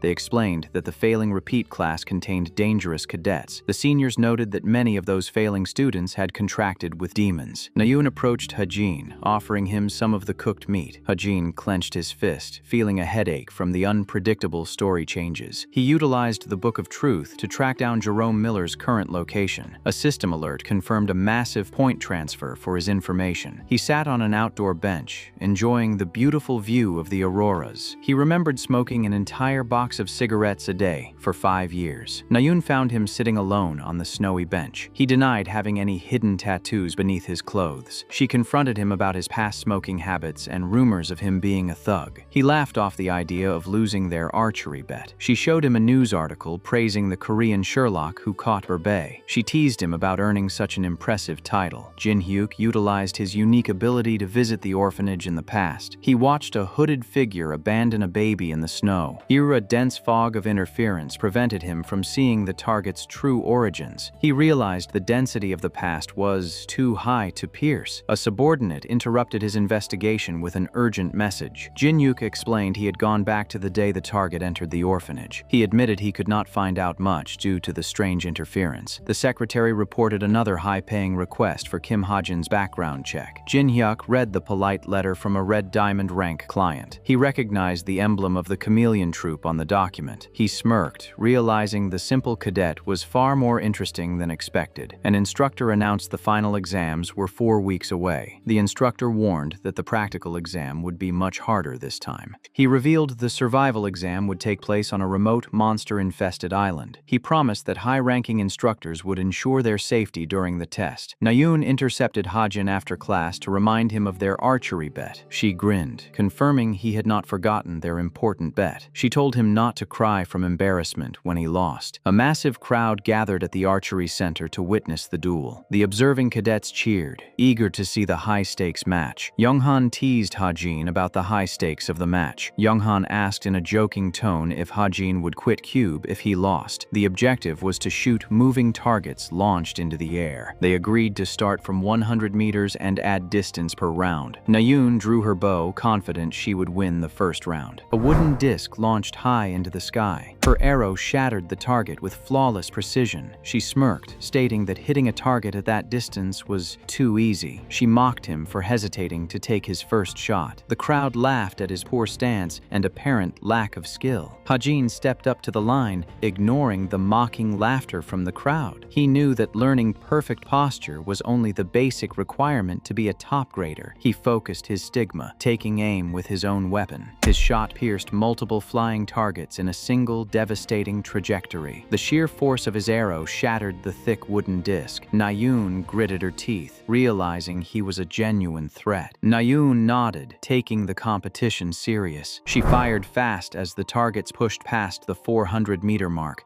Jong-hak realized Ha-jin had been matching Nayun's pace. He acknowledged that Ha-jin remained relaxed despite the intense psychological pressure. Jong-hak watched from the stands, furious that Ha-jin was keeping up. Nayun drew her bowstring back, her hands trembling from the stress. Nayun missed the bullseye under the crushing psychological pressure. Ha-jin provoked her, mocking her lack of emotional control. He knew she lacked the calm personality required for precise, long-range shooting. He stated her volatile temper made her unsuited for the bow. He claimed she was just too scared to fight using a sword. Enraged, she turned and aimed her weapon at him. He stated she was just trying to rationalize her poor choices. He pointed out that she believed she was equally talented with a bow. She released the glowing string, unable to hold back her fury. A powerful magical arrow shot straight toward his face. Ha-jin's arrow intercepted hers in midair, deflecting the lethal strike. Jong-hak stared in shock at the impossible defensive maneuver. Yeonha observed the conflict from a distance, troubled by his overwhelming talent. She worried that his rising status would ruin her plans to recruit him. She deduced he had no family for the same reasons as Nayun. She assumed his orphan background caused him to empathize with Nayun's struggles.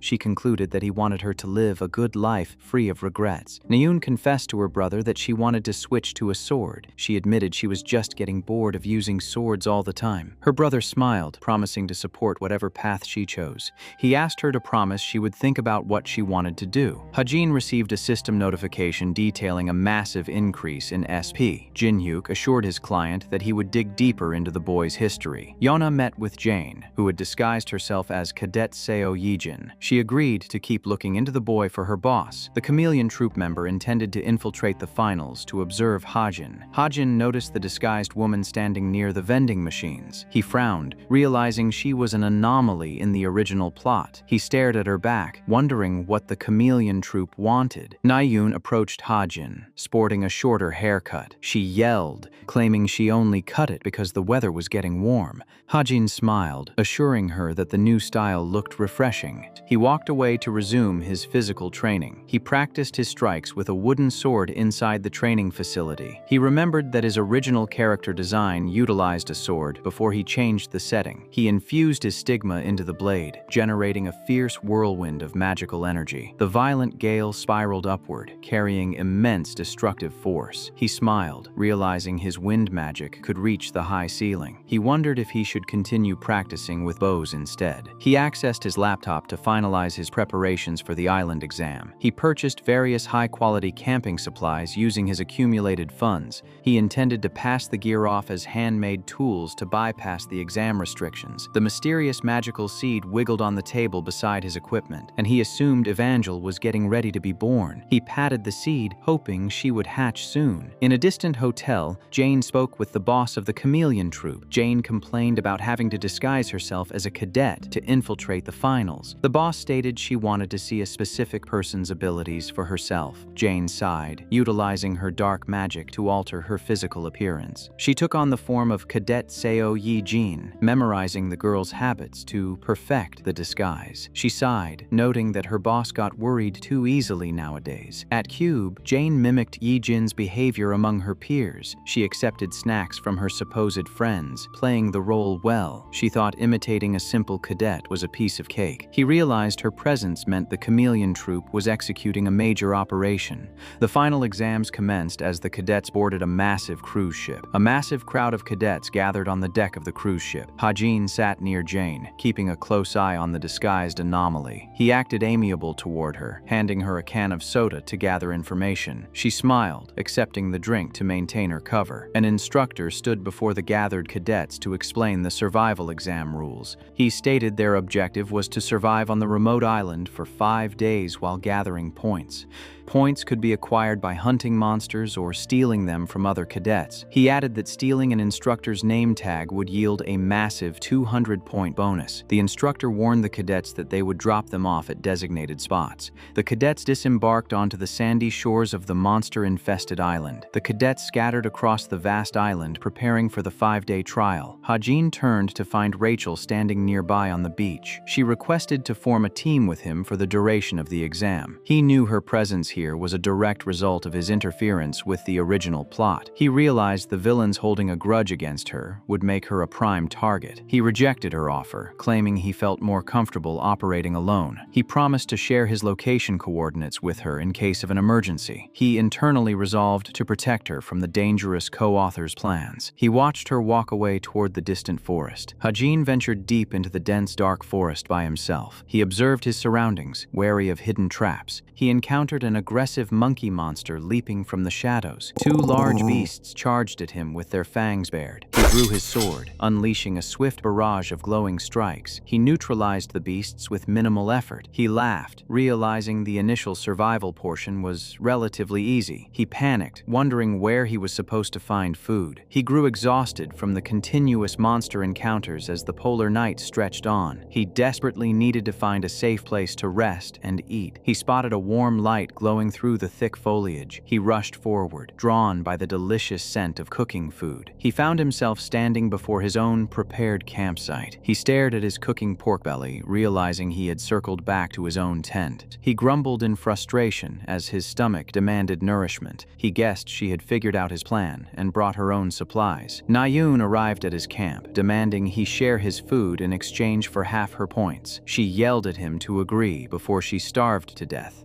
She stuffed her face with the grilled meat, grateful for the meal. He noted that he met Nayoon instead of Rachel due to the changing storyline. He utilized his smartwatch to hack into the island's drone server. He accessed the camera feeds to monitor the movements of the other cadets. The drone camera swiveled, focusing on the various campsites below. He searched the feeds to confirm if the overall story had shifted further. Elsewhere, Rachel sat around a campfire with members of the failing class. The failing cadets acted amiable, insisting she share their food. She felt deeply uncomfortable surrounded by the unpredictable students. A system notification confirmed that a concept art update was ready. The camera zoomed in on a small, unassuming tent hidden in the woods. Hajin woke up, complaining that morning had already arrived. He noticed the sky was still dark due to the polar night conditions. He stretched his arms, preparing for another grueling day of survival. Back at the camp, Hajin watched Nayoon sleeping soundly in a sleeping bag. He poked the pet seed, asking if it was hungry. He gathered his equipment, leaving her behind to seek higher ground. He knew that from this point forward, combat between cadets was permitted. He intended to eliminate the most dangerous threats before they could strike. He recalled that demonic humans contracted to demons possessed replenishing magic power. He remembered that the cadets contracted with demonic humans were unstable. He intended to reach the massive tree of life situated at the center of the island. The massive tree of life glowed faintly in the center of the dark island. He sprinted through the underbrush, determined to secure the high ground. He arrived at the base of the massive trunk, assessing the steep climb. He accidentally ran into Yeonha and her teammate in the dark woods. Yeonha stopped her teammate from engaging the supposed low-ranking cadet. She grabbed her teammate's arm, holding him back from launching an attack. She warned him not to underestimate Hajin despite his official rank. She insisted that they could not afford to mess with someone of his caliber. She watched in confusion as he adopted a deep jumping stance.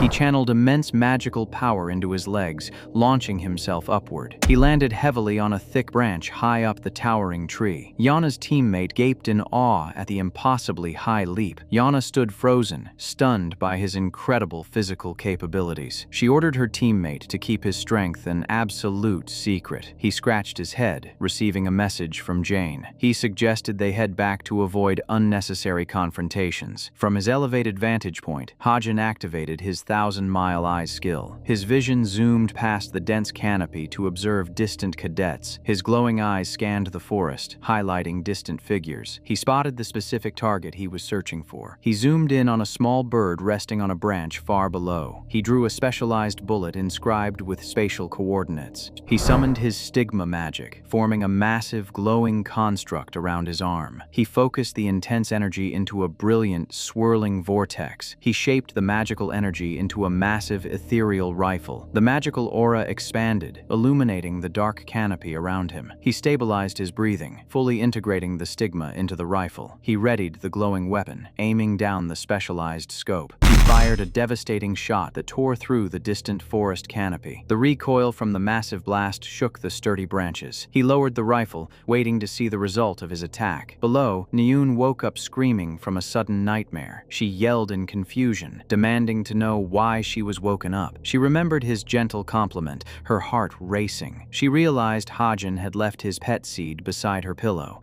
She blushed, wondering what he meant by calling her cute before he left. She covered her face, unsure of how to react to his words.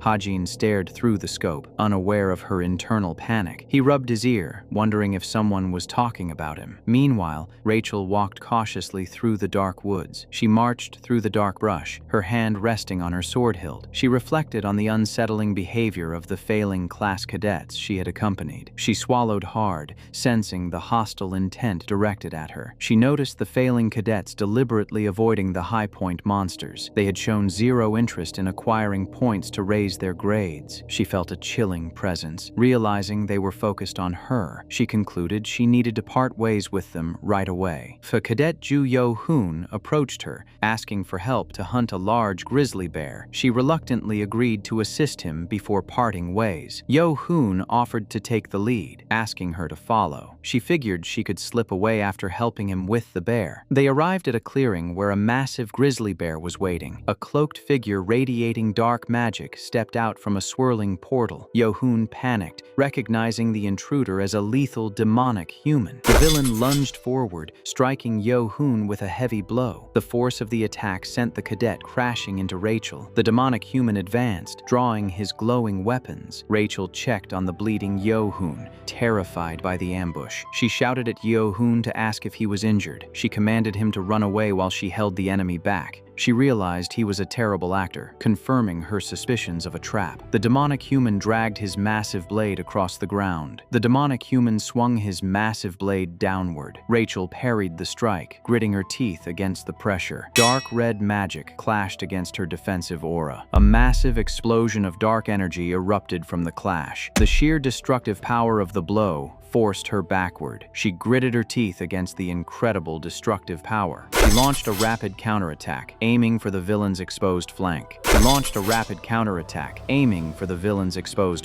The demonic human deflected her strike with speed. She realized he had left an opening to bait her attack. He kicked her, knocking the breath from her lungs. She stumbled. Realizing his previous movement had been a feint, she widened her eyes, recognizing the deadly feint too late.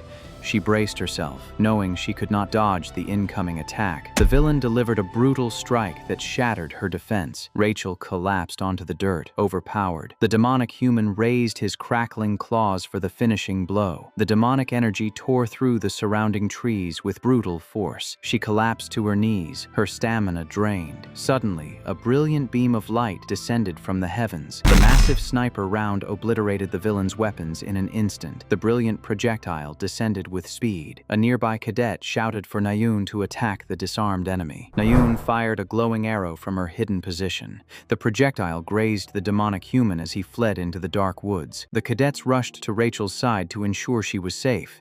They realized the attacker was not an instructor, but a genuine threat. She deduced the sniper had shot from the distant cliff. Yo-hoon switched to formal language, acting overly polite. The other failing cadets arrived, demanding to know what happened. Rachel noticed a specialized bullet casing glowing in the dirt nearby. She realized someone was protecting her from the shadows. Far above the forest, Hajin remained perched on his branch, his sniper rifle smoking. She stared up at the distant peaks, wondering who had fired the shot. Nayun claimed she was using a bow as a backup weapon. She wondered how the sniper knew she was in mortal danger. She felt a pang of confusion over why the mysterious savior had not shown themselves. Yo-hoon called out her name, begging her not to leave. Rachel told the cadets they should continue the exam as individuals. She apologized to Yo-hoon before leaving the group behind. She refused his offer, claiming she had someone else to meet. Hajin checked his smartwatch, noting he had acquired 22 points. He realized he needed at least 50 points to guarantee his safety.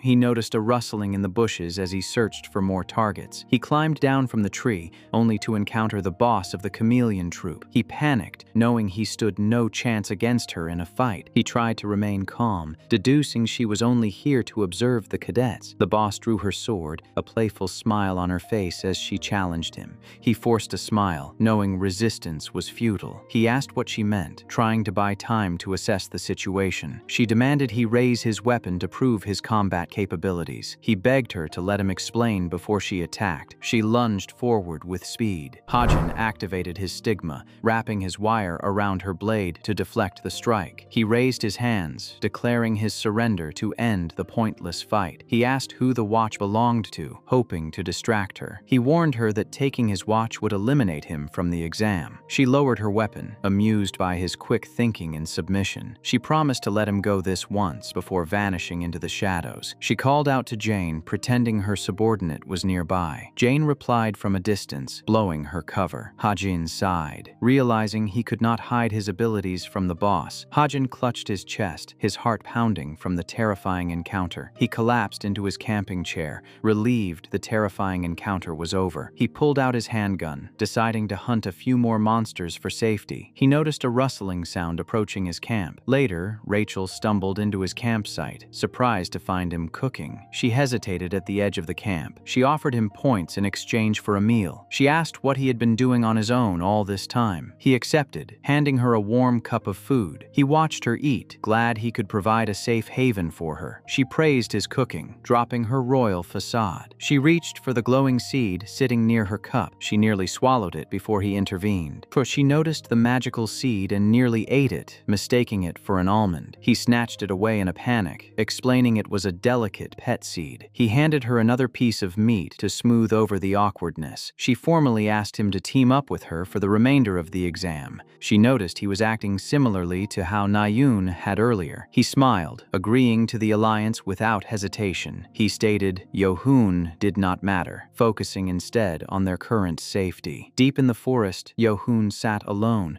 clutching a jagged knife. The demonic human emerged from the shadows, his eyes glowing with malice. He approached the trembling cadet, offering to team up to secure their mutual survival. A mysterious figure greeted the cadets in the dark. The assailant slashed a passing cadet without hesitation. Yohun yelled out in confusion as a dagger hit the dirt. The white-haired assailant smiled, claiming it did not matter who threw it. He declared that he despised vermin. He grabbed the cadet by the throat. He lifted the struggling student into the air. He glared at his victim with glowing red eyes. The massive observation tower loomed over the northwest side of the island. Yunsunga approached the observation tower. She told her muscular colleague that she was thinking about Kim Hajin. She revealed she had acquired a fascinating secret report. The Yu Yonha report evaluated Hajin to be more outstanding than Kim Suho. The document highlighted his unique ability to use the mana of light. She announced her plan to verify the information by picking a fight with him. She held up her inspector name tag, noting it was worth 200 points. Night fell over the quiet forest camp. At her campsite, Rachel examined the specialized bullet casing. She recalled a past guardian promising to protect her no matter what. She suspected a familiar enemy was behind the day's ambush. She questioned if she should have died along with her royal guards back then. A large wolf monster approached the quiet camp. Hajin aimed his gun from the shadows. He fired a precise shot, striking the beast. He noted that his hunt was going smoothly. He observed Rachel eating his cooked meat. Noting she recovered fast, Hajin noticed a rustling sound in the bushes. He stumbled upon a glowing lake in the dark forest. He prepared to use his sphere of light to lure a crocodile monster. He activated the light but heard a rustling sound nearby. He realized someone was stalking him through the dense foliage. He activated his 1,000-mile eyes skill to scan the perimeter. He spotted a girl with a bow hiding behind a thick tree trunk. He aimed his gun at the hidden stalker. Nyun yelled at him for pulling a weapon on her. She denied stalking him. She claimed she was searching for Yun Sunga instead. He packed up his laptop, ignoring her complaints. She asked why he knelt down while talking. He explained he knew Sunga's whereabouts because of the novel's plot. He checked his drone camera feeds to monitor the island.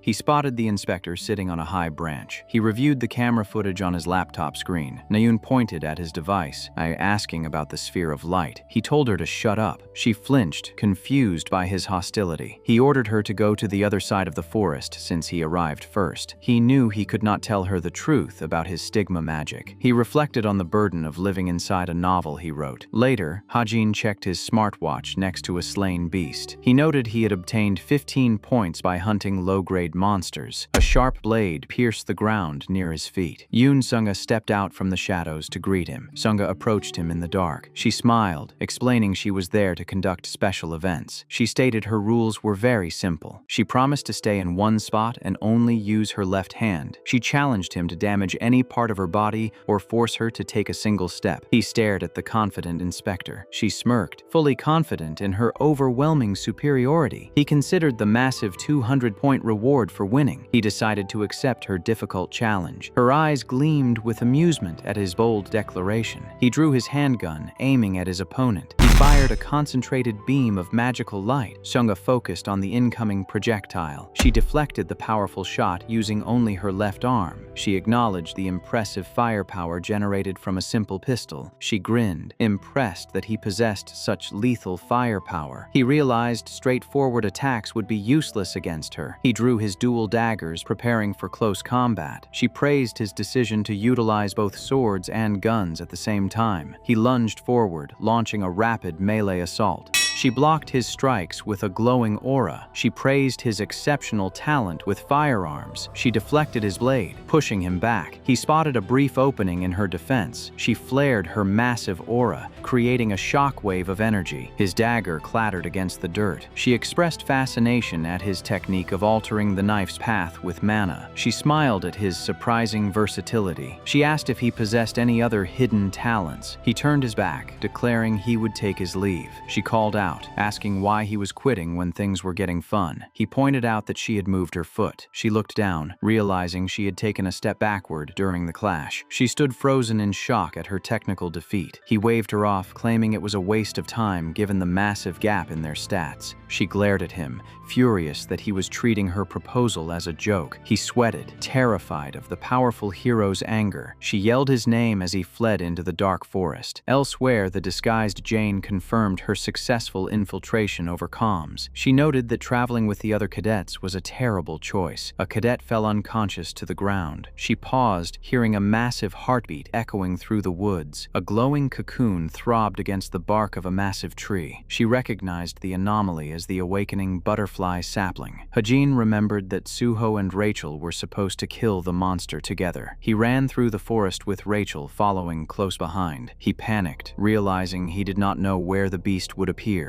She asked why he kept running in circles around the same vicinity. Hajin took down a large beast to secure more points. He rested near the corpse, confident he would secure first place in the finals. Nearby, Suho drank from his water canteen. He asked his teammate what he thought of Kim Hajin. The cadet frowned, considering Suho's question. They agreed that Hajin acted suspicious and hid his true strength. Suho stared into the fire, deep in thought about his mysterious classmate. Hajin rested quiet in his tent, unaware of their suspicions. Suho smiled, preferring to uncover the truth himself rather than ask. Suho declared they should find out the truth themselves. Massive roots erupted from the ground beneath them. The cadet scrambled to evade the attack. The monstrous roots thrashed around the towering tree of life. Hajin felt the intense tremors shaking the forest floor. A cadet screamed as a thick vine hoisted him into the air. Rachel drew her sword, ready to face the emerging threat. Hajin instructed her to head to the source of the tremors to kill the monster. He requested her protection as they approached the dangerous area. He gripped his gun, determined not to let the other cadets steal the opportunity. They sprinted together toward the chaotic battlefield. The massive, glowing cocoon pulsed at the base of the ancient tree.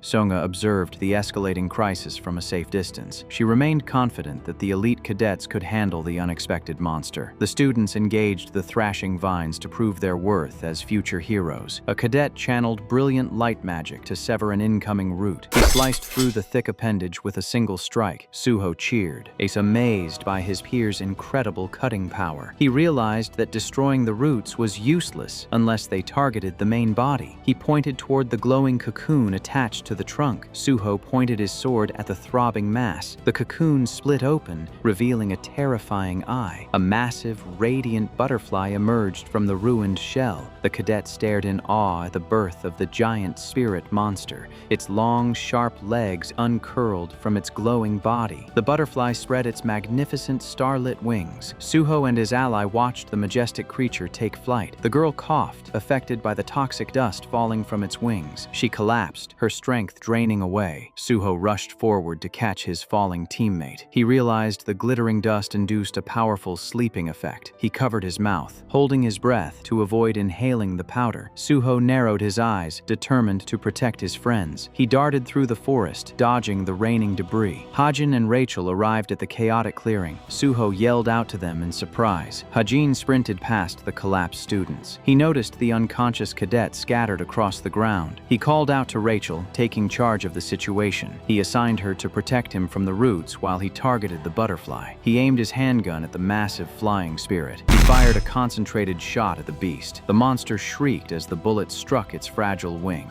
Enraged, the tree sent multiple sharp roots toward them. Rachel intercepted the attack, her sword glowing with defensive energy. A root erupted from the ground beneath Hajin's feet. He leaped back to avoid the lethal spike. He stomped on the severed vine to regain his balance. balance. Rachel unleashed a flurry of strikes to keep the relentless roots at bay. Hajin checked his surroundings, searching for a clear shot. A massive vine swung toward his blind spot. The heavy blow shattered the ground where he stood. Suho deflected the massive root, saving Hajin from being crushed. Hajin turned to see Suho stepping onto the battlefield. Hajin yelled at Suho to stay back and protect the sleeping Rachel. A glowing object slipped from his pocket. His mysterious pet seed pulsed with a warm light on the grass. Suho knelt beside the unconscious princess, shielding her from the dust. Hajin loaded his specialized fire attribute bullets into his gun. He watched the butterfly dart through the air. He asked Suho to distract the beast so he could get closer.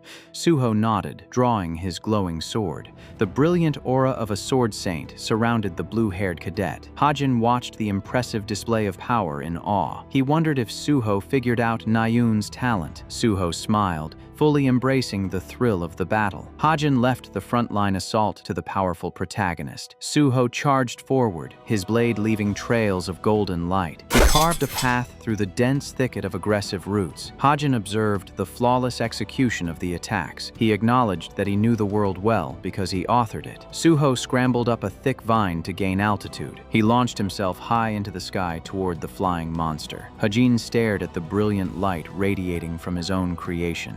He felt a profound sense of awe watching the protagonist he designed come to life. He remembered crafting Suho as a character meant to overcome any obstacle. Hajin raised his weapon, ready to deliver the finishing blow. His flaming projectile struck the butterfly's core. Intense fire erupted across the monster's delicate wings. The flames consumed the spirit, causing it to thrash in agony. The burning creature plummeted toward the forest floor. Hajin readied another shot to ensure it was dead. Suho channeled immense electrical energy into his falling strike. He cleaved the burning butterfly in half with a devastating blow. Hajin gasped as the monster disintegrated. A dark portal materialized in the sky above them. The boss of the chameleon troop emerged from the void. She descended, her blade crackling with dark energy. Hajin recognized her immense power. He realized the captain had arrived to steal the valuable loot. She struck the dying butterfly, obliterating its remaining form. The sheer force of the blow wiped out the entire surrounding area. She landed on the scorched earth. The spirit monster dissolved into a cloud of glittering dust. Suho landed nearby, exhausted from his massive attack. The captain walked toward the settling powder. The captain stood motionless before the dissipating light. She extended her hand to collect the priceless resource. The disguised Jane watched her boss secure the prize. The magical dust collected into a leather pouch. Hajin knew Suho needed that dust to awaken his full potential. The remaining cadets lay unconscious on the ground. A nearby failing cadet stared in disbelief that Hajin was still conscious. They resolved to keep a closer eye on his impossible feats. Hajin gasped for air, relying on his ether to filter the sleeping powder. The captain approached him, her dark aura radiating lethal intent. She lunged, swinging her blade at his face. A swirling portal opened behind him at the last second. She vanished into the dark void, sparing his life. He turned to see Jane staring at him. He recognized her true identity as Li Xiaopeng, despite the perfect disguise. He recalled using that fake persona to gather information in the past. He asked if she was the captain of the chameleon troop. She demanded to know how long he had seen through her infiltration. She threatened to beat him up if he dared to lie. He smiled, claiming he possessed very sharp eyes. He tapped his face, maintaining his confident bluff. She glared at him, refusing to believe such a simple excuse. She knew her unique talent could not be pierced by observation alone. She deduced that his unique mana possessed anti-magic properties. She realized he focused his anti-magic into his optic nerves to break her illusion. She decided he was a highly precious resource she could not afford to lose. She tossed a heavy pouch toward him. He caught the bag containing the butterfly's dust. She stated he had to give her something in return. She told him not to rush and to think with care. She demanded his personal contact number to establish a permanent link. He looked at her in sheer disbelief. He stared at the glowing bag of dust resting in his palm. He wondered how he could pass the item to Suho without raising suspicion. He panicked, remembering he had left Rachel alone near the dangerous seed. He sprinted back to the clearing where the princess lay sleeping. The pet seed pulsed, radiating a brilliant golden aura. The shell cracked cracked open in a blinding flash of light. A beautiful baby girl sat on the grass, murmuring about being sleepy. The glowing child wondered why it was so bright. Rachel stirred, holding the child close. She wondered why the mysterious infant felt so familiar. The little girl smiled, radiating a soothing warmth. Rachel drifted back to sleep, holding the mysterious infant. Hajin arrived, reaching out to grab the glowing child. The child called out to him, claiming her mom fell asleep again. Rachel slept soundly, clutching the radiant baby. The chaotic fourth day of the exam passed in a blur of recovery. The exhausted cadets boarded the massive cruise ship to leave the island. The ship sailed across the calm sea,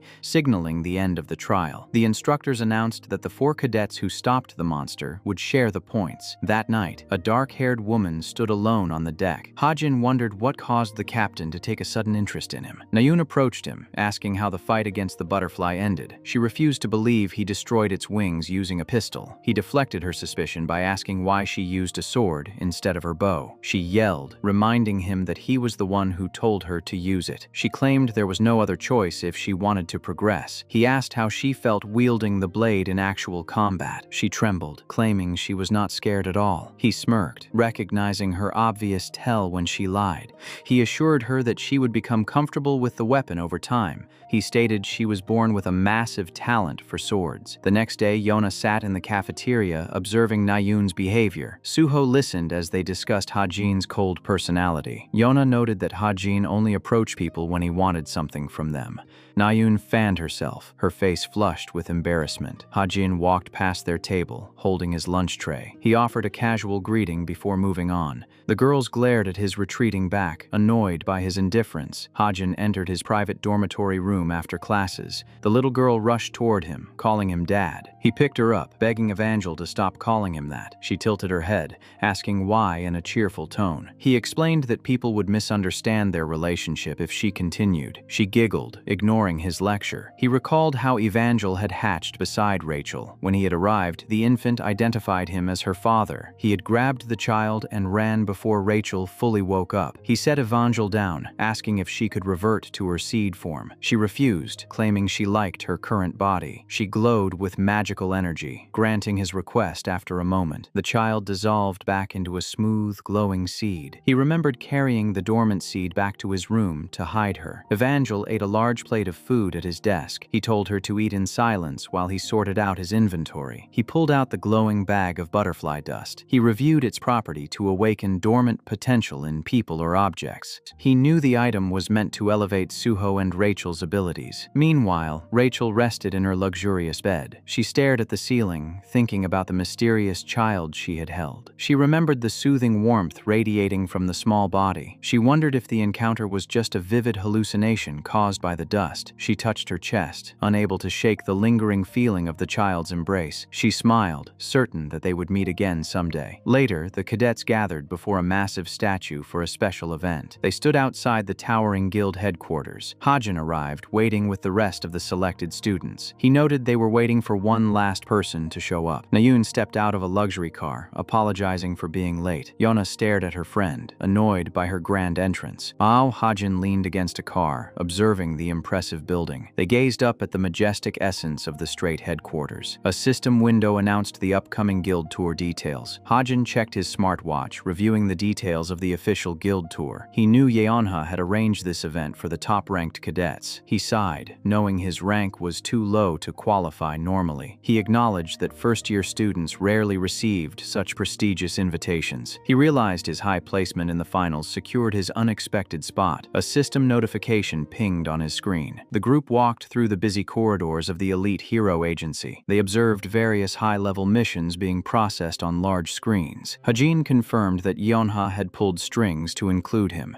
They approached the secure analysis room at the end of the hall. Inside, dozens of analysts worked on holographic terminals. A blue-haired hero named Park Sang-ho greeted the touring cadets. He introduced himself as the high-ranking officer in charge of their visit. Hajin narrowed his eyes, recognizing Sang-ho as a vicious future traitor. Another hero, Lee Jin-ah, stepped forward holding a stack of papers. She asked how a low-ranked cadet like Hajin managed to join the tour. Hajin recognized her as a loyal supporter of the current vice captain. captain. He knew she would join Yonha later. Sangho attempted to calm his aggressive colleague. Jinna sneered, pointing out that theoretical knowledge was useless in the field. She challenged Hajin to prove his worth as the top theory student. She handed him a complex dungeon analysis document. Sangho told Jinna to stop harassing the student. Hajin glared at her, accepting the petty challenge without hesitation. He demanded a pen and paper to begin his calculations. She slammed the supplies onto a desk, daring him to try. He sat down, focusing on the encrypted data. He utilized his unique observation skill to decode the variables. He copied the floating calculations onto the paper. Jinna watched with crossed arms, telling him to give up already. Hajin gritted his teeth, frustrated that his skill could not solve the final section. He stood up, handing the incomplete work back to the hero. She snatched the paper, ready to gloat over his failure. Yana walked into the room, asking what the commotion was about. Hajin stared at her, annoyed that she had set him up for this test. Across the city, Yu Jinhyuk sat in his dimly lit office. He sighed in frustration at the lack of progress in his investigation. He reviewed the sparse file on Kim Hajin's origins. He leaned back, exhausted from hitting constant dead ends. He pulled out the classified report on the Gwangho shelter massacre. Back at the guild, Sangho briefed the cadets on their upcoming activation mission. Nayun explained she was late because she had to meet her grandfather. Yonha stepped out into the hallway to answer a private call. Yonha answered the call from her quiet office. Jinhyuk spoke to Yonha, admitting his investigation was stalled. He questioned whether Hajin wanted to find his missing parents. He suspected that Hajin's family was deeply connected to a past tragedy.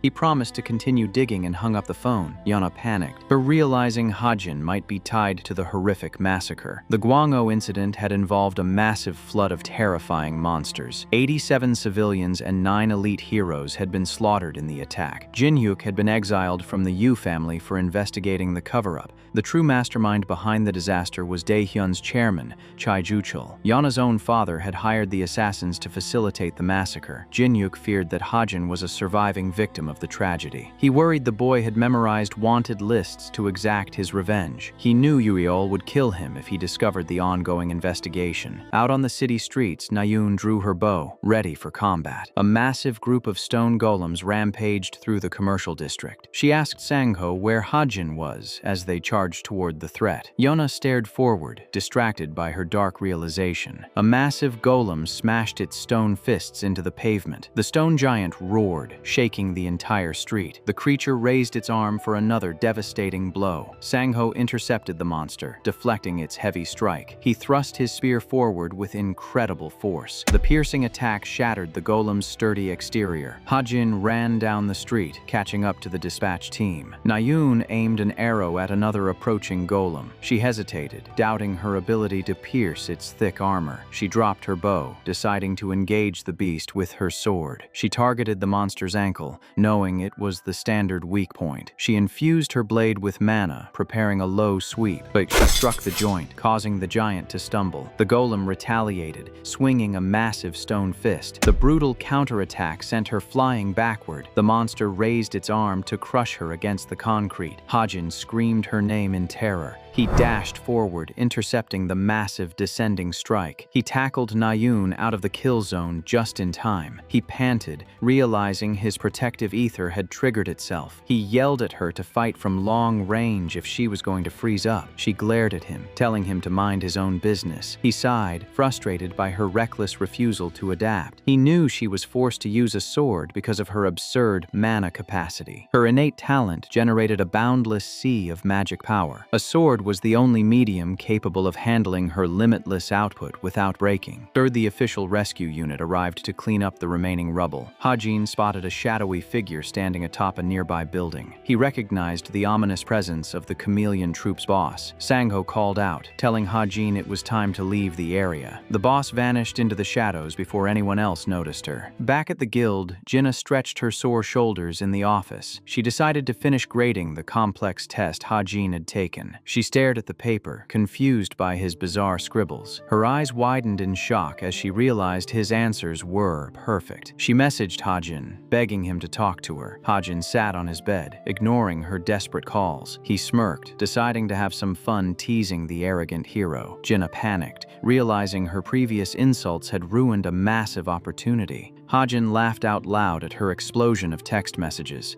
He looked down at Evangel, who had fallen asleep on the floor. He picked up the child and placed her in his warm bed. He retrieved the glowing bag of butterfly dust from his desk. He opened the pouch, surprised by the sheer volume of the precious material. He divided the sparkling dust into 3 equal portions on his desk. He intended to give 2 of the portions to Suho and Rachel to ensure their growth. He considered how best to utilize his remaining share of the loot. He realized using it on his physical body would be a waste of its potential. He decided to fuse the magical dust directly into his formless ether weapon. He poured the glowing powder over the shifting metallic orb. His smartwatch vibrated with an unexpected message from Na-yoon. She sent an awkward text thanking him for saving her earlier. He cut the conversation short by telling her to go to sleep. He stared at the screen, recognizing a new emotional feeling budding within him. He reflected on how he started as a minor extra with no connection to the main cast. He realized he had somehow become a vital supporting character in their lives. He determined that he possessed the power to change anything in this world. In her office, Yona drank coffee to stay awake during her long shift. She typed up recruitment posts for her newly established information guild. Her smartwatch rang, interrupting her focus. She sighed, answering the late-night call from Na-yoon. Na-yoon invited her to attend a seminar with Kim Suho. When Na-yoon mentioned Jonghyuk was attending, Yonha agreed.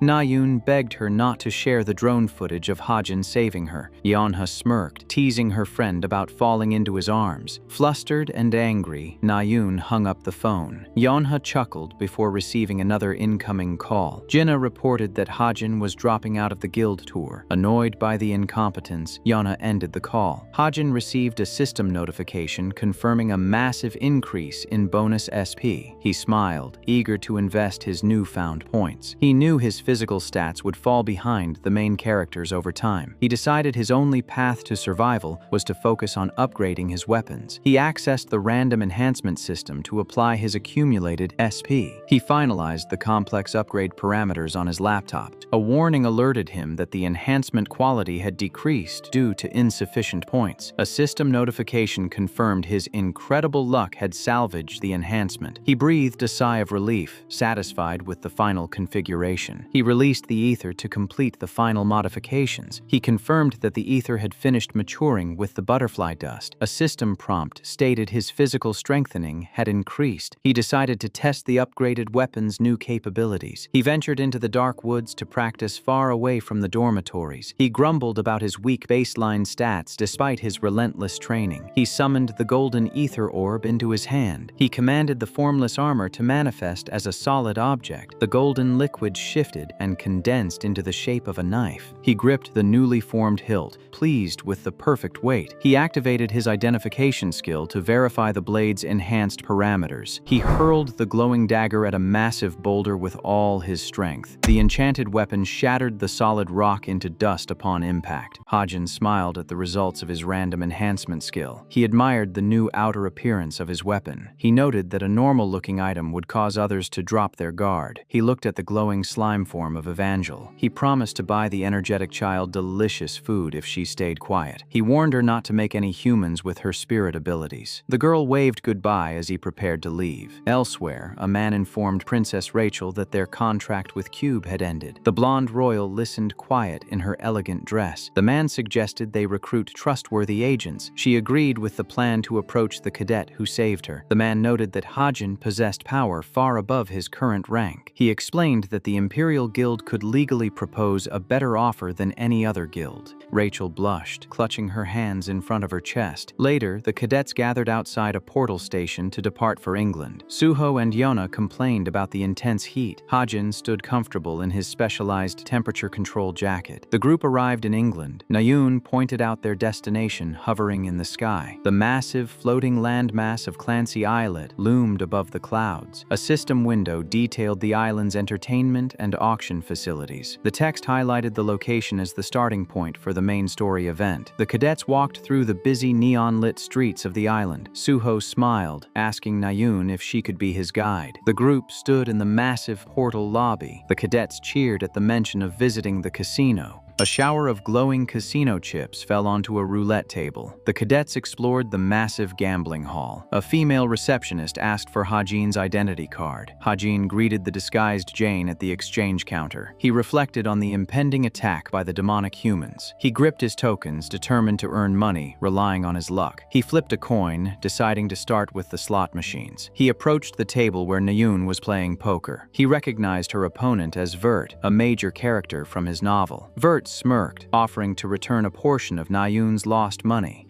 Nayun slammed her hands on the table in pure rage. Hajin sighed, knowing the swindlers would take all her funds. Vert smiled, confident in his manipulated game. Nayun threw her cards in the air out of sheer frustration. Hajin focused his attention on the glowing artifact worn by the swindler. He stepped in, offering to play in Nayun's place. The 5 players sat around the green poker table. The dealer distributed the cards to the participants. Vert examined his hand with a confident expression. He noticed that Hajin refused to look at his own cards. Hajin utilized his unique vision to see through the hidden cards. He revealed his opening move to the confused players. One of the swindlers glared at Hajin, offended by his casual tone. Vert intervened, telling his partner to calm down. He advised his team to maintain their manners in front of the cube cadets. The female receptionist monitored the ongoing game from her desk. She confirmed that Hajin was focusing his mana into his optic nerves. Vert sweat, unable to sense any mana movement from the boy. The dealer distributed the 6th card, raising the stakes. Vert called the bet, holding an ace of hearts. Hajin raised the massive pile of chips. Vert calculated his chances with an ace's full hand. He pointed out that Hajin lacked sufficient funds to match the bet. Hajin pointed at his own chest. He offered his glowing artifact ring as collateral. Nayun grabbed his arm, telling him they should just leave. She offered to replace the money she'd lost. He pulled her close, promising he would not lose. He demanded Vert bet his magical bracelet in return. The players prepared to reveal their final hands. Hajin flipped his cards, revealing a full house. Vert laughed, confident in his victory. Vert presented his superior 4-of-a-kind hand. Nayun screamed in shock at the losing result. Vert stared at the table, his confident smile vanishing. He realized Hajin had cheated. Hajin maintained a calm expression, demanding evidence of any foul play. He examined the obsidian bracelet of Athens' citizen. He knew the artifact absorbed damage and converted it into usable mana. He planned to imprint physical strengthening magic onto the item. Nayun yelled at him for making reckless bets. She blushed when he told her she looked cool. Suho and Yeonha greeted the duo as they met up. Hajin arrived wearing his expensive new suit and shades. He deflected their questions about his new outfit. Another cadet approached the group from behind. Nayun demanded to know why he was there. The white-haired hero introduced himself as Kim Junwoo of Light Source. Yeonha introduced herself to the famous hunter. Later, the VIPs gathered outside the grand hall for the event. Hajin spotted Jane standing near a window. The boss of the chameleon troupe stared out into the dark. The massive building prepared to host the crystal presentation. Princess Rachel arrived at the red carpet. She stepped out of her luxury vehicle in a stunning white dress. Reporters swarmed the blonde royal, asking for comments. Security guards held back the aggressive press. Rachel sighed in relief as she entered the quiet hall. The CEO of Lotan Corporation greeted the young princess. He assured her the facility was heavily guarded against demonic humans. Hajin sat alone at a table, observing the extravagant event. He activated his visual skill to scan the crowd. He noted that the corrupt executives were as evil as the demonic humans. He identified the disguised demonic humans infiltrating the event. He resolved to observe the situation as per the original storyline. Yeonha approached his table, asking if he was there too. Hajin flinched as Jane appeared behind him. Jane glared at the boy, her eyes glowing with dark energy. He played it off as a misunderstanding with his comms earpiece. Yeonha asked Hajin who the strange woman was. Junwoo arrived, offering a bright greeting to the group. Jane stared at the hero with cold, empty eyes. The room darkened as the main event began. Hajin watched Rachel from a distance. CEO Zelen stepped into the spotlight to address the crowd. He unveiled the massive glowing white crystal. The pristine artifact radiated immense magical power. The audience murmured in awe at the priceless treasure. Hajin noticed more black puppets infiltrating the hall. He hesitated. "You're unable to move reckless in the crowded room." He watched the disguised demonic humans prepare their attack. A strange woman observed the event with a single glowing eye. A man in a blue coat walked confident through the hall. crystal. Rachel ordered her guards to monitor any suspicious characters. Jane activated her shadow expansion ability. A massive blade of dark energy cleaved through the room. The destructive slash shattered the display pedestal. The demonic humans moved to secure the crystal. Hajin focused his attention on the unfolding chaos. The executive confirmed the crystal on display was a fake. The true artifact resided in an underground vault. The demonic humans initiated their secondary plan to breach the vault. Hajin crept down the hallway toward the secure area. Rachel followed him from a safe distance. Sahajin stood before the reinforced door leading to the roof. He pulled out a worn hammer from his inventory. He gripped the simple tool, preparing to strike. He swung the hammer at the massive steel door. The barrier shattered into pieces from the enhanced blow. Rachel fell to her knees, stunned by his impossible display of strength. A massive explosion tore through the main hall. The blast sent attendees flying across the room. The demonic human Nade grabbed the real crystal from the rubble. The hero Jin Jiangchen intercepted the thief. Nade dodged the attack, fleeing toward the exit. The hero hesitated, unsure which escaping clone to pursue. A massive monster jaw clamped down on a guard. Nayun drew her glowing mana sword to engage the beast. Junwoo fought his way through the chaotic battlefield. He tossed a heavy blade toward Suho, though Suho caught the weapon, ready to join the fight. Junwoo smiled, instructing the cadet to clear out the remaining enemies. Hajin stood on the rooftop, scanning the perimeter. He recalled that Nade split into multiple bodies to escape. He tracked the movements of the various clones. He knew the original story placed the crystal with a specific clone. Below, the boss engaged the demonic humans in fierce combat. She gathered dark mana in her hand to launch a devastating attack. The dark sphere expanded, consuming the area. The immense pressure cracked the ground beneath her enemies. The attack obliterated the entire squad of demonic humans. Hajin observed the terrifying power of the chameleon troop's leader. The boss realized the crystal was missing from the targeted clone. Hajin checked his laptop, confirming the storyline had changed. He gritted his teeth. Frustrated by the unexpected variables, he concentrated his stigma mana into his optic nerves. He successfully locked onto the true crystal's location. He tracked the artifact, moving rapidly away from the venue. He pinpointed the crystal inside a fleeing vehicle. He scrambled to find a quick method of transportation. He dashed toward a parked motorcycle on the rooftop. He hijacked the powerful bike without hesitation. Nayun yelled out to him as he sped past the evacuating crowd. She chased after him, confused by his sudden departure. She held up his dropped mana sword. She stared at the glowing weapon, recognizing its immense potential. Hajin told her to take care of herself as he drove off.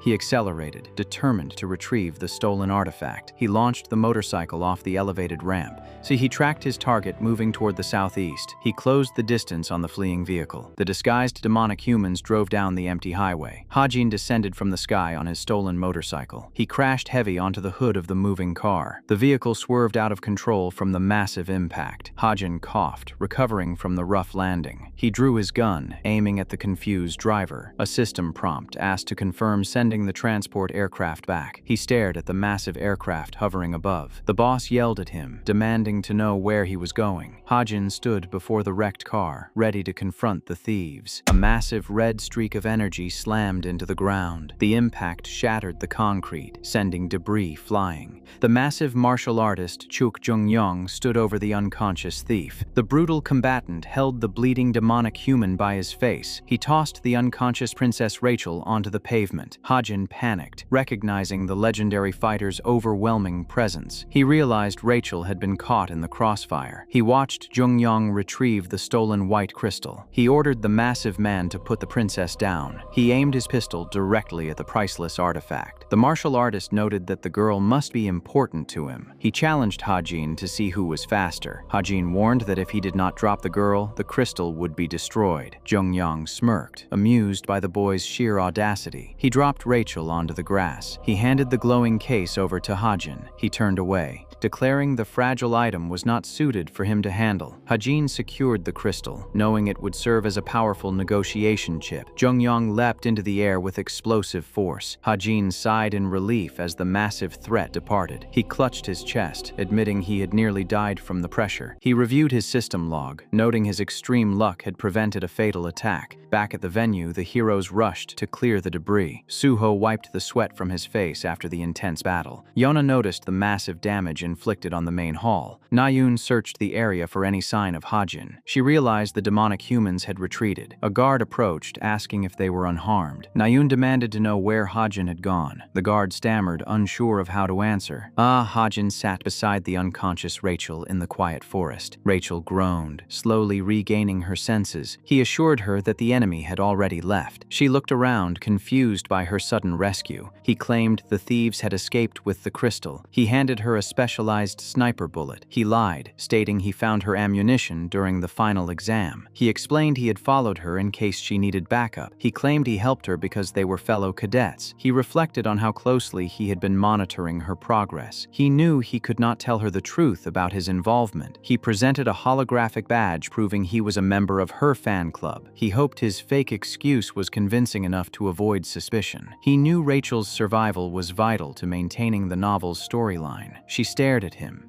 flustered by his unexpected dedication. Back in the city, emergency sirens wailed as medical teams treated the injured. Jane stood in an alley, gripping her severed dark mana construct. Yona approached Nayun near the rescue vehicles. Nayun stared ahead, processing the chaotic events. She recalled the sheer destruction caused by the demonic beasts. She remembered Junwoo obliterating the threats with his bare hands. She realized the true power of the Sword Saint talent allowed one to mow down anything. She recalled Suho effortlessly cutting through the overwhelming attacks. She raised the mana sword, channeling her own energy into the blade. She unleashed a massive strike, mirroring the power she had witnessed. She smiled bright, exhilarated by her newfound strength. Yana mentioned that Hajin rode off alone on a motorcycle. Suho arrived, asking if anyone had seen Rachel. Nayun realized the princess had been missing since the initial attack. She concluded the demonic humans had targeted Rachel as a hostage. She cursed the corrupt guild for orchestrating the vile plot. A loud engine roar interrupted her thoughts. Rachel arrived on the back of the stolen motorcycle. She removed her helmet, assuring everyone she was safe. Yana recognized the bike as the one Hajin had taken. Suho realized Hajin must have faced the demonic humans alone to rescue her. Yona refused to believe a low-ranked cadet could perform such a feat. The next morning, Hajin checked his smartwatch in an elevator. Nayun approached him outside their hotel. She offered to buy him dinner for being late. She blushed, asking what the special occasion was. He told her to treat it as if he didn't say anything. She stepped closer,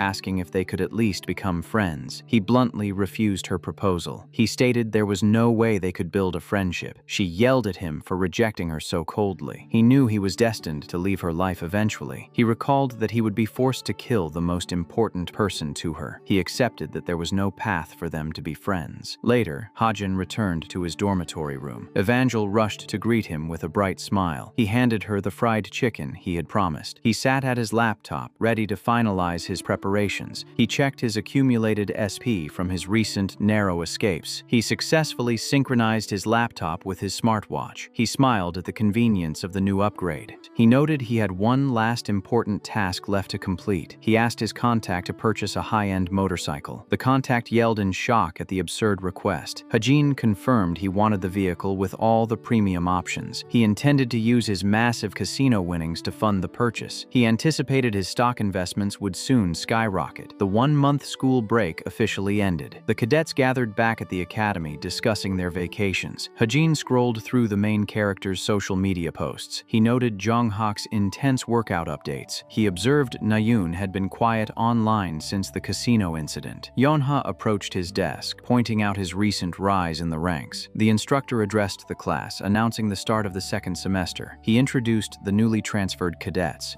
He explained that top mages from various academies had joined Cube. The transfer students filed into the lecture hall. Hajin scanned the new faces, matching them to his memorized list. He recognized a familiar girl hidden beneath a blue cloak. He realized she was Tomer, an important character from the original story. He noted her appearance was an unexpected variable meant to build connections early. He cursed the sudden story change. He stared at the hooded girl, knowing she would bring unnecessary trouble. She smirked, sensing his intense gaze. The next morning, Hajin woke up to the sound of his alarm. He walked into the massive kitchen of his new apartment. Evangel sat on the floor, petting a white spirit cat. He explained that his rank increase had earned him better accommodations. He appreciated the larger space for Evangel to roam. He decided to carefully plan his approach regarding Tomer. Later, the cadets gathered outside for their first training lesson. The instructor briefed them on the objective to help transfers integrate. He warned them about the dangerous traps hidden throughout the mountain. He explained the zone simulated the perilous environments created by demonic humans. He divided the class into groups of 12 and ordered them to move out. Suho approached Nayun, noting they were assigned to the same team. The cadets entered the dense, dark forest. The team complained about the cold and poor visibility. Suho reminded them to stay alert for hidden traps. A massive black vine erupted from the ground, grabbing a student. The team scrambled as more monstrous roots attacked. Nayun and Suho drew their swords to fend off the threat. A massive pillar of fire engulfed the surrounding area. A demonic spirit crawled out from the flames. Nayun fell back, terrified by the sudden chaotic ambush. She asked Suho if they were truly friends. He smiled bright, confirming they were close comrades. She hesitated, hiding her true feelings. She remembered Hajin firmly rejecting her friendship. She flushed red, confused by her own lingering attachment to him. Hajin stepped out from the bushes to join the group. A transfer cadet noted they were trapped inside an illusion barrier. Another cadet complained that they had been wandering lost for an hour. Hajin checked his smartwatch, tracking their position within the maze. A transfer student asked Nayun if she had chosen her permanent team members. Nayun admitted she was considering teaming up with Hajin. The other girl questioned her choice, citing Hajin's cold demeanor. She whispered a rumor that he frequently visited indecent places and gangsters. Nayun glared at her, demanding to know if she witnessed it herself. She aggressively defended Hajin against the baseless gossip. Suho agreed with Nayun, stating Hajin was not that kind of person. He rallied the team, deciding it was time to move again. Elsewhere, Jane sat before a glowing terminal. She confirmed her voice-changing technology was working perfect. She established the Falling Blossoms Information Guild. She addressed her new intelligence agents through the screen. The loyal operatives bowed to their disguised master. She split the guild into 3 specialized divisions. She assigned Team 1 to gather information on competing guilds. She directed Team 2 to monitor the appearance of high-grade monsters. She ordered Team 3 to operate strictly from the shadows. She instructed them to perform kidnappings, blackmail, and assassinations if necessary. A bloody corpse lay on the floor as proof of their brutal methods. She handed over the profiles of 5 targets to investigate. She revealed that 4 targets were mere filler to hide her true objective. The screen displayed the detailed file on Cadet Kim Hajin. The next morning, Hajin woke up to his alarm clock. He found Evangel sleeping peaceful beside him. He smiled, gently patting the child's head. The white spirit cat greeted him at the door. He stroked the creature, noting it was a real physical entity created by Evangel. He got dressed, preparing to head out for breakfast. He ran into Yona outside his dormitory. She asked where he was going so early in the morning. She mentioned his rapid climb through the cadet rankings. She asked if he planned to pursue hero internships in the future. She offered him a position within the essence of the Straight Guild. He knew joining her guild was a guaranteed path to success. He politely declined, stating he preferred the Hunters of the Light. He explained he favored their flexible mercenary structure over a rigid corporate guild. She smiled confident, promising she would change his mind. She declared she would bring him an item he had been seeking for a long time. He asked what the item was, but she refused to tell him. She mentioned that Legiona had been punished for harassing him earlier. During class, Hajin reviewed the upcoming events on his laptop. He knew Suho was supposed to clear the Gamak Mountain dungeon soon. He recalled the protagonist defeated the boss alone to obtain a crucial weapon. The weapon was meant to be awakened using the butterfly dust. He sweat, realizing he still possessed the massive bag of required dust. He resolved to join Suho's dungeon raid to ensure the item was delivered. He wondered if he might find something valuable for himself during the expedition. Later, he sat on his couch with Evangel resting in his lap. He stroked her hair, planning countermeasures against Homer before the dungeon raid began. Hajin reflected on Princess Rachel's goal to find her missing father. He clenched his fist, determined to secure her loyalty. He scratched his head, realizing he did not know the man's location either. He reviewed his notes regarding the elusive fixer Yujin Yuk. He recalled that asking the fixer would be useless if the target was overseas. He realized he needed someone else to help him gather intelligence. He placed a call through his smartwatch. The intelligence operative Kim Hoseab answered the call from his dark office. Hoseab smiled in surprise at hearing from his old classmate. Hajin asked if the operative could help him find someone for a fee. Hoseab agreed, stating he only needed the target's name. Hoseab looked nervous, nervous, complaining about his harsh superior. Hajin recommended that his friend quit his stressful job and join a better guild. He suggested Hoseab join the Falling Blossoms Information Guild. He ended the call with a smile. Elsewhere, Suho swung his wooden practice sword with intense focus. The top-ranked cadet trained alone in the dark forest. He continued his relentless midnight workout. He slashed the air, sweat pouring down his face. He paused his training, noticing someone approaching. Hajin greeted the exhausted swordsman. He noted that Suho seemed to be training to clear a dungeon. Suho forced a nervous smile, denying the accusation. Hajin confronted him about his plan to raid the Gamak mountain dungeon alone. Suho flinched, shocked that his secret was discovered. Hajin tapped his own forehead. He pointed to his own glowing eyes, boasting about his perception. He proposed that they tackle the dungeon together. He offered to split the rewards with a favorable ratio for Suho.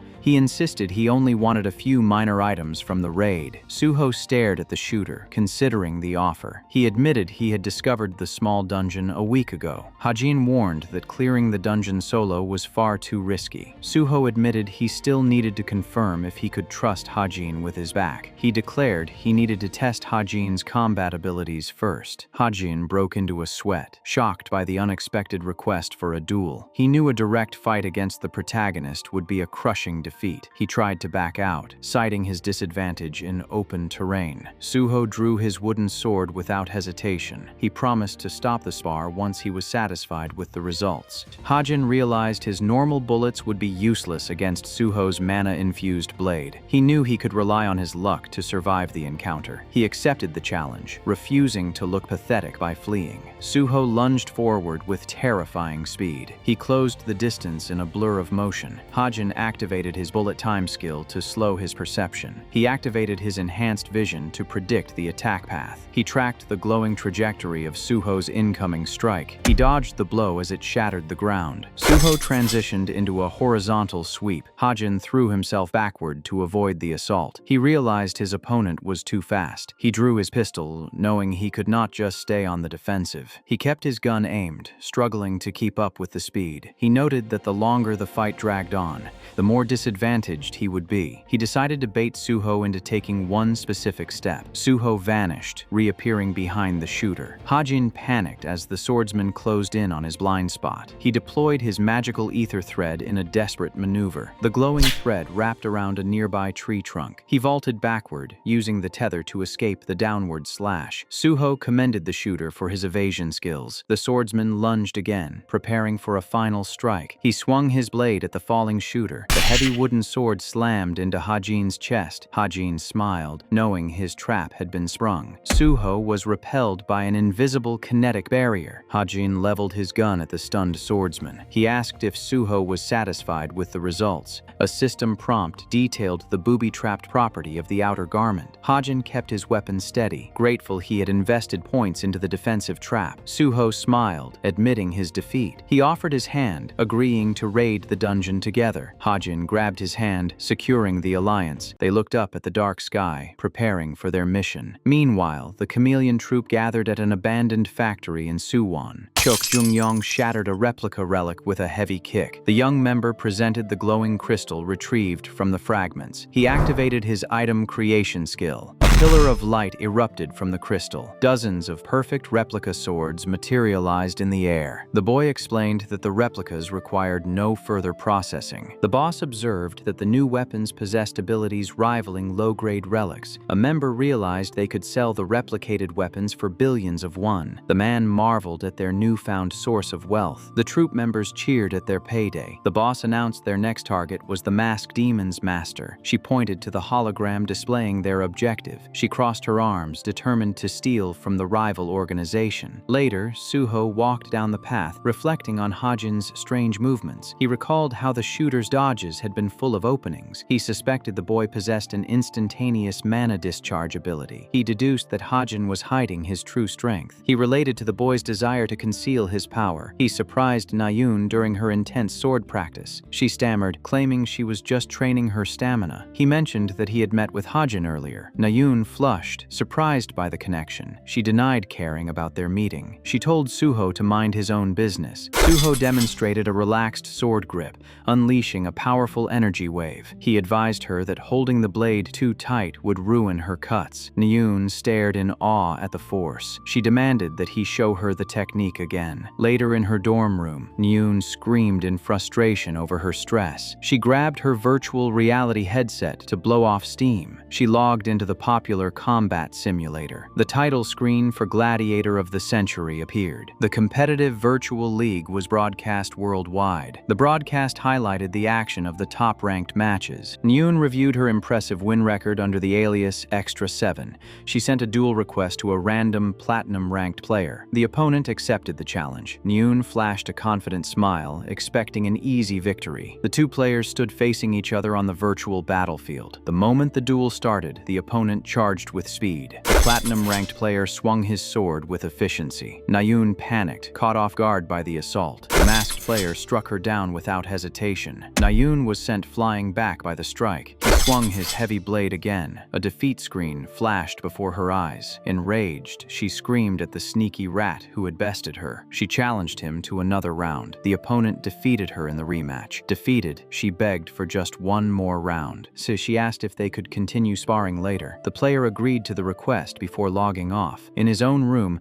Hajin removed his virtual reality helmet. He wiped his sweat, satisfied with 7 consecutive victories. He used his random enhancement skill to boost his gaming gear. He noted that the concept of the enhancement skill applied to the headset. The unique trait amplified his senses while in the game. Evangel tugged at his sleeve, demanding his attention. He scolded the spirit child for eating a whole cake. She whined, begging for more sweet treats. He smiled, promising to buy her something delicious. He tucked the sleepy girl into bed. He checked a new message from Suho confirming their dungeon raid. He agreed to meet the swordsman on the second Friday of August. Over the following days, Hajin focused on his training and studying. He pushed his body to the limit in the academy gym. He rested his hands on his knees, panting from the exertion. In the game, Nyun remained furious about her defeats. She demanded to know why her opponent's win rate was so low. Hajin sweat, knowing he won because of temporary stat boosts. Hajin stared at his helmet, struggling to decipher the handle. He decided to just call her Nyun in his mind. Nyun smiled, confident in her virtual training progress. Outside the academy, Suho complimented Nyun on her improved technique. She admitted her progress was thanks to her opponent in the game. She praised the mysterious player for his fast attacks. Hajin approached the duo, ready to depart for his mission. The duo turned to face the newcomer. Nyun glared at them, suspicious of their secret plans. She hid behind a tree, wondering why they had grown so close. She blushed, assuming they were discussing her. Later, Hajin and Suho sat at a local restaurant. Suho ate a spoonful of hot soup, considering their plan. He warned that the nearby Den of Devils was dangerous terrain. He explained that the Outcall Zone underwent terrain transformations. Hajin reflected on the hidden pieces in the Gamak Mountain dungeon. Suho pulled up a map showing the borders of the Forbidden Zone. Hajin planned to snatch the hidden rewards before the villains. He noted that Suho was poor and lacked decent equipment. The disguised boss walked into the restaurant. Hajin squinted, mistaking the woman in the coat for Yu Yonha. He invited the disguised leader to eat with them. The boss stiffened, realizing she had been recognized. She panicked, denying her fake identity. She rushed out of the restaurant, abandoning her food. Hajin sighed, offering to pay for the strange woman's meal. Hajin and Suho arrived at the rugged outskirts of Suwon. Hajin followed Suho towards the rocky terrain. They navigated through the dense forest. Hajin wondered how long they had been walking. He knew he had to be careful near the borders of the Forbidden Zone. Suho stopped before a narrow entrance in the rock face. He confirmed this was the hidden path to the Gamak Mountain dungeon. He warned that the tight passageway would make escape difficult. He asked if Hajin was all right with the space. Hajin drew his heavy pistol, prepared for danger. He He checked the heavy golden pistol in his hand. He had invested points to create light bullets for this raid. He knew light bullets would buy them time against the boss. Suho turned to his partner, telling him to grab on. He explained they needed to hold hands so they wouldn't lose each other. He warned that using flashlights would attract spirit monsters. The two cadets stepped into the black cavern. They descended deeper into the underground network. Hajin found the expansive interior spooky. He nodded, agreeing that the atmosphere was unsettling. The cave opened into a strange space. Hajin realized the architecture did not match a natural cavern. A glowing grid lined the floor of the chamber. The duo stepped onto the glowing grid floor. Hajin noticed a secondary passageway on the other side. He saw the entrance located on the far side of the room.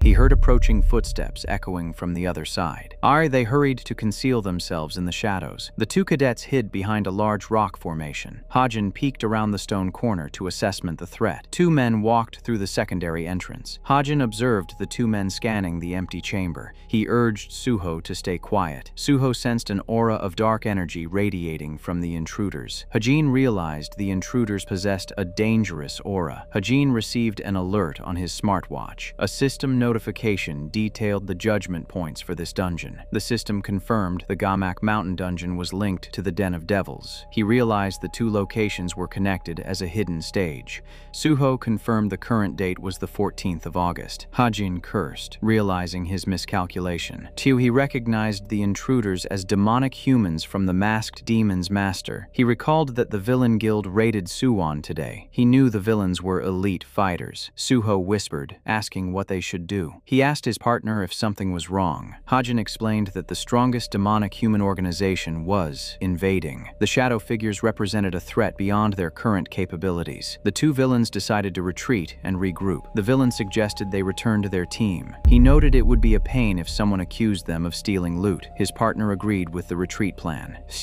Hajin watched the men leave the cavern. He told Suho they needed to clear the boss room while the villains were gone. He concentrated his stigma mana into his optic nerves. He activated his stigma mana to utilize his far sight. He scanned through the cavern walls, mapping the layout. The blue mana highlighted the hidden corridors and chambers. He spotted the hidden boss room deep within the cavern. He deduced they needed to go straight and turn right twice. He located the boss chamber ahead. Suho agreed to end the raid as quick as possible. Meanwhile, the two retreating villains met up with their squad. They contacted their leader, Kim Jin-kyung, to report their findings. They reported finding a hidden path that led to a secret stage. The leader smiled, intrigued by the discovery. The leader was eager to plunder the territory. He ordered his men to hold their position. He intended to claim all the rewards for his guild. He instructed his team to continue their sweep. He noticed two members were missing from the group. He noticed one of his subordinates dawdling near the entrance. He narrowed his eyes, demanding to know why she was ignoring him. He sensed a magical disturbance nearby. A crackling tear in space materialized beside his subordinate. Colleen ignored his leader's orders. He activated an artificial phase shift portal. Jin-kyung yelled at Colleen to close the portal. The villain ignored the frantic screaming. The guild leader prepared to attack the traitor. The guild leader screamed, furious at the insubordination. A swirling vortex of energy tore open the space. A surge of dark energy cleaved through the air. A wave of dark energy erupted from the rift. The masked demon squad watched the vortex in horror. Colleen stepped back as the imposing figure emerged.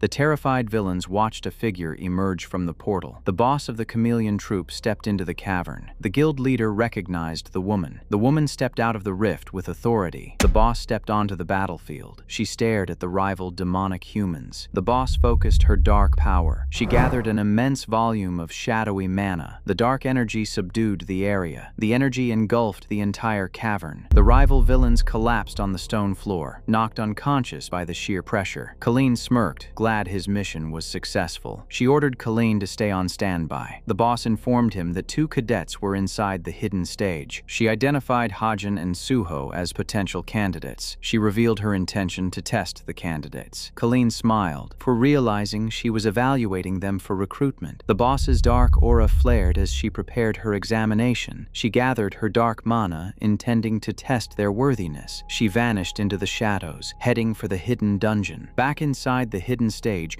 A horde of ghouls ambushed the cadets. Suho sliced through the undead monsters. He severed the head of a rushing ghoul. Hajin kept a watchful eye on the surroundings. Hajin fired his specialized pistol from a distance. His bullets struck the ghouls in their vital points. He noted that they would have been blind without Suho's instincts. He praised the swordsman for striking vital points in the dark. He urged his partner to move forward. The glowing rounds obliterated the creatures upon impact. Hajin aimed his pistol down the winding corridor. Hajin kept his weapon raised, ensuring the path was clear. He realized they had bypassed the worst of the monsters. Suho pointed out a stone wall blocking their path. The duo arrived at the stone door blocking the boss room. Hajin pointed out the ancient riddle carved into the wall. He used his smartwatch to translate the text. The screen decoded the message about this and that. The riddle stated that this and that were always together. The text claimed that this appeared nearer than that from afar. Hajin recalled that the protagonist originally needed help. He remembered that Suho had failed this specific puzzle. Suho provided the correct answer. The swordsman declared the answer was lightning. The glowing text vanished from the wall. He watched as the words faded into the stone. The barrier began to open. The massive rock wall cracked down the center. The doors slid open, granting them access to the final chamber. Suho coughed, confirming his answer was lightning. Suho explained that lightning and thunder were together. He explained that this was lightning and that was thunder. Hajin smiled, impressed by his partner's intuition. Hajin praised his friend for solving the riddle. The two cadets stepped into the boss room. The boss observed their interaction from the shadows. From a hidden vantage point, she observed their progress. She admired Hajin's judgment and calm demeanor. She noted that Hajin had reached the final stage in 10 minutes. She smiled, intending to recruit the boy. She decided he was worthy of joining the chameleon troupe. She wondered if he possessed the ruthlessness to kill. She decided to use the unconscious villains for her test. She smiled, knowing Hajin thought the men were demonic humans. She prepared to drop the targets into his path. Inside the chamber, the floor was littered with skeletons. Inside the boss room, Hajin stepped over a pile of bones. The eerie silence put the two cadets on edge. A massive figure sat upon a throne. The swordsman of destruction glared at the intruders. The upper intermediate grade monster rose to its feet. The massive swordsman of destruction glared down. The monster smiled, recognizing the strength radiating from the boys. Suho charged forward to intercept the boss. Suho yelled out a warning to his partner. He realized the monster possessed pressure and intelligence. He noticed the monster moved with speed for its size. The massive swordsman vanished from his throne. He recognized the aura radiating from the creature's blade. He identified the pressure as aura. The swordsman taunted the cadets, asking if they were afraid. The monster swung its heavy sword, shattering the ground. Hajin readied his weapon, shocked by the enemy's strike. The swordsman of destruction raised its heavy blade high. Hajin stood paralyzed by the pressure of the monster. Suho focused his entire being on the clash. He gained confidence facing another swordsman. Suho drew his weapon, trusting his sword saint talent. He declared there was no reason for him to lose. The protagonist recognized the true nature of their enemy. He declared the body was just a corpse controlled by the sword. He instructed Hajin to target the blade. Hajin aimed his gun, promising to provide cover fire. The swordsman of destruction unleashed a downward strike. Hajin yelled a warning as the monster attacked again.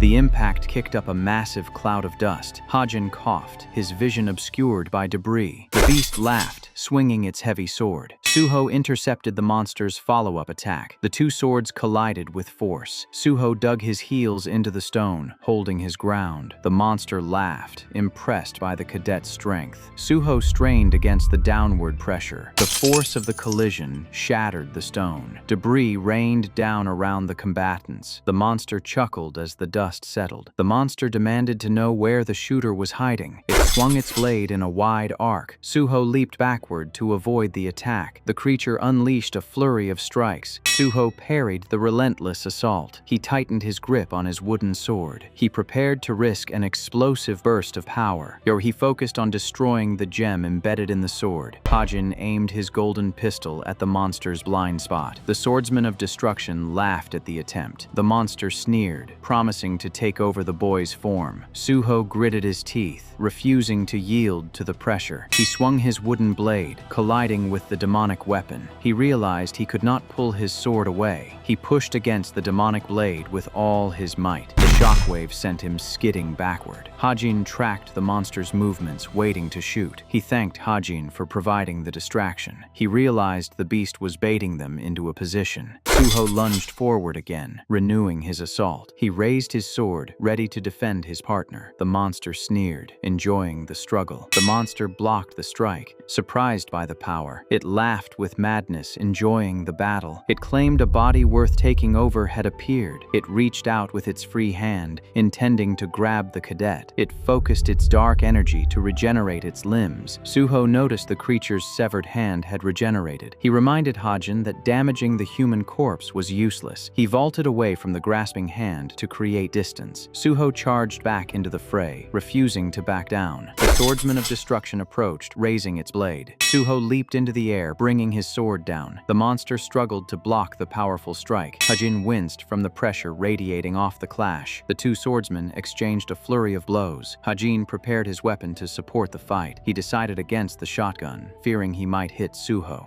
The combatants exchanged a series of strikes. The monster groaned, shocked to find itself being pushed back. Suho noticed a crack forming on the surface of the demonic sword. Suho stared at his glowing wooden sword, surprised it remained scratch-free. The swordsman of destruction grunted in pain. The boss monster lunged forward with a furious strike. Suho raised his blade to block the heavy assault. Watching from above, Hajin kept his gun aimed at the battlefield. He realized his golden ether mana was reinforcing his partner's wooden weapon. Hajin gripped his golden pistol, trusting Suho to win. Suho forced the monster back with a heavy strike. The monster swung its massive sword against the wooden blade. The swordsman of destruction realized its opponent possessed incredible strength. The shooter prepared to provide cover fire. He knew he just needed to stall the monster for a single moment. The swordsman of destruction panicked as it lost the upper hand, but Suho unleashed a massive wave of blue energy toward the enemy. The demonic blade cracked under the intense pressure. The force of the blow shattered the monster's demonic greatsword. Fragments of the dark blade rained down around the cavern. The creature reached out with a dark, shadowy hand. A swirling portal materialized in the air. The monster retreated into the rift, escaping the battle. Hajin watched the dark portal close, relieved the boss was gone. Suho turned back, asking what their next move should be. Hajin clenched his weapon, frustrated by the escape. A single wooden stick dropped onto the stone floor. Hajin stared at the pathetic loot in disbelief. A system prompt confirmed the clear reward was a single branch. He cried anime tears, devastated that the boss reward was just a branch. Suho tried to comfort the devastated shooter. A familiar voice echoed through the cavern. Two imposing men emerged from the shadows. Hajin recognized them as the demonic humans from earlier. The bald villain stepped forward with his heavy axe. The bald villain questioned why they were ordered back so soon. The two men spotted the cadets resting near the entrance. His blonde companion, James, demanded to know who the intruders were. Hajin feigned ignorance, claiming they were wandering cube cadets. The bald villain pointed his weapon at the boys. Hajin lied, stating they had killed a monster in the cave. He showed his empty hands to prove they found no reward. James tapped his earpiece, contacting his guild leader. He reported finding two cube cadets trespassing in their territory. The leader ordered with a cold voice to kill the cadets.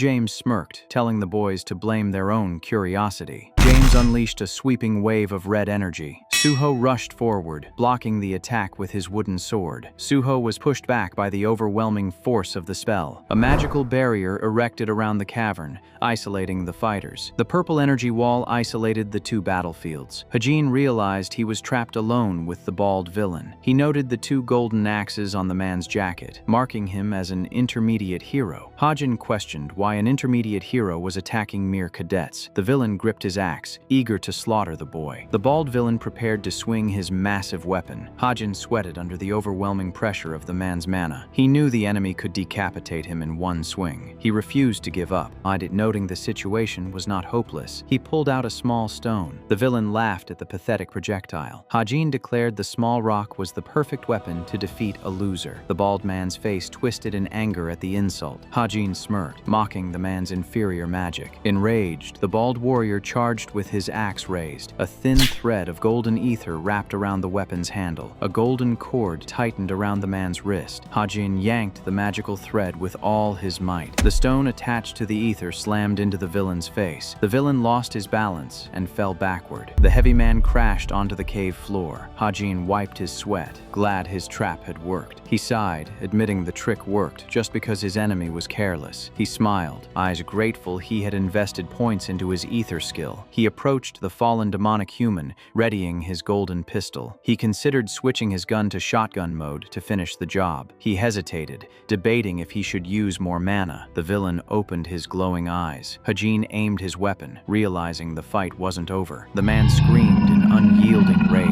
A violent shockwave erupted from his body. Hajin was thrown backward, coughing up blood. The villain spat out dark blood, cursing the cadet. He watched as the villain cracked his neck, his wounds healing at rapid speed. He slumped against the stone wall, clutching his injured chest. He cursed his bad luck, remembering that demonic humans possessed rapid regeneration. The man underwent demonification, growing massive horns and a skeletal face. Hajin stared in sheer terror at the monstrous transformation. The beast commanded the boy to blame his own weakness. The monster fired a lethal crescent of red energy at the shooter. Hajin watched the lethal attack approach, unable to dodge. A glowing purple shield materialized to intercept the blow. A woman with long purple hair stood protectively in front of Hajin. The purple-haired woman deflected the fiery crescent. The monster roared, demanding to know why she was interfering. The woman glared at the monster with icy indifference. On the other side of the barrier, James engaged in a fierce duel with Suho. James sneered, noting it would be a waste to kill Cube's top student. James lunged forward, aiming for a vital spot. The blonde villain lunged with a glowing dagger. Suho evaded the swift strike. Suho kicked the assassin away to create distance. James backflipped, landing on his feet. Suho flinched, shocked by how fast his opponent had moved behind him. Blood dripped from a fresh cut on his shoulder. Suho realized he was facing an incredibly fast opponent. The blonde villain prepared another swift strike. He raised his wooden sword to block a downward thrust. Suho braced his legs, holding his ground against the onslaught. He realized he was forced on the defensive against the skilled assassin. He glared at the assassin, searching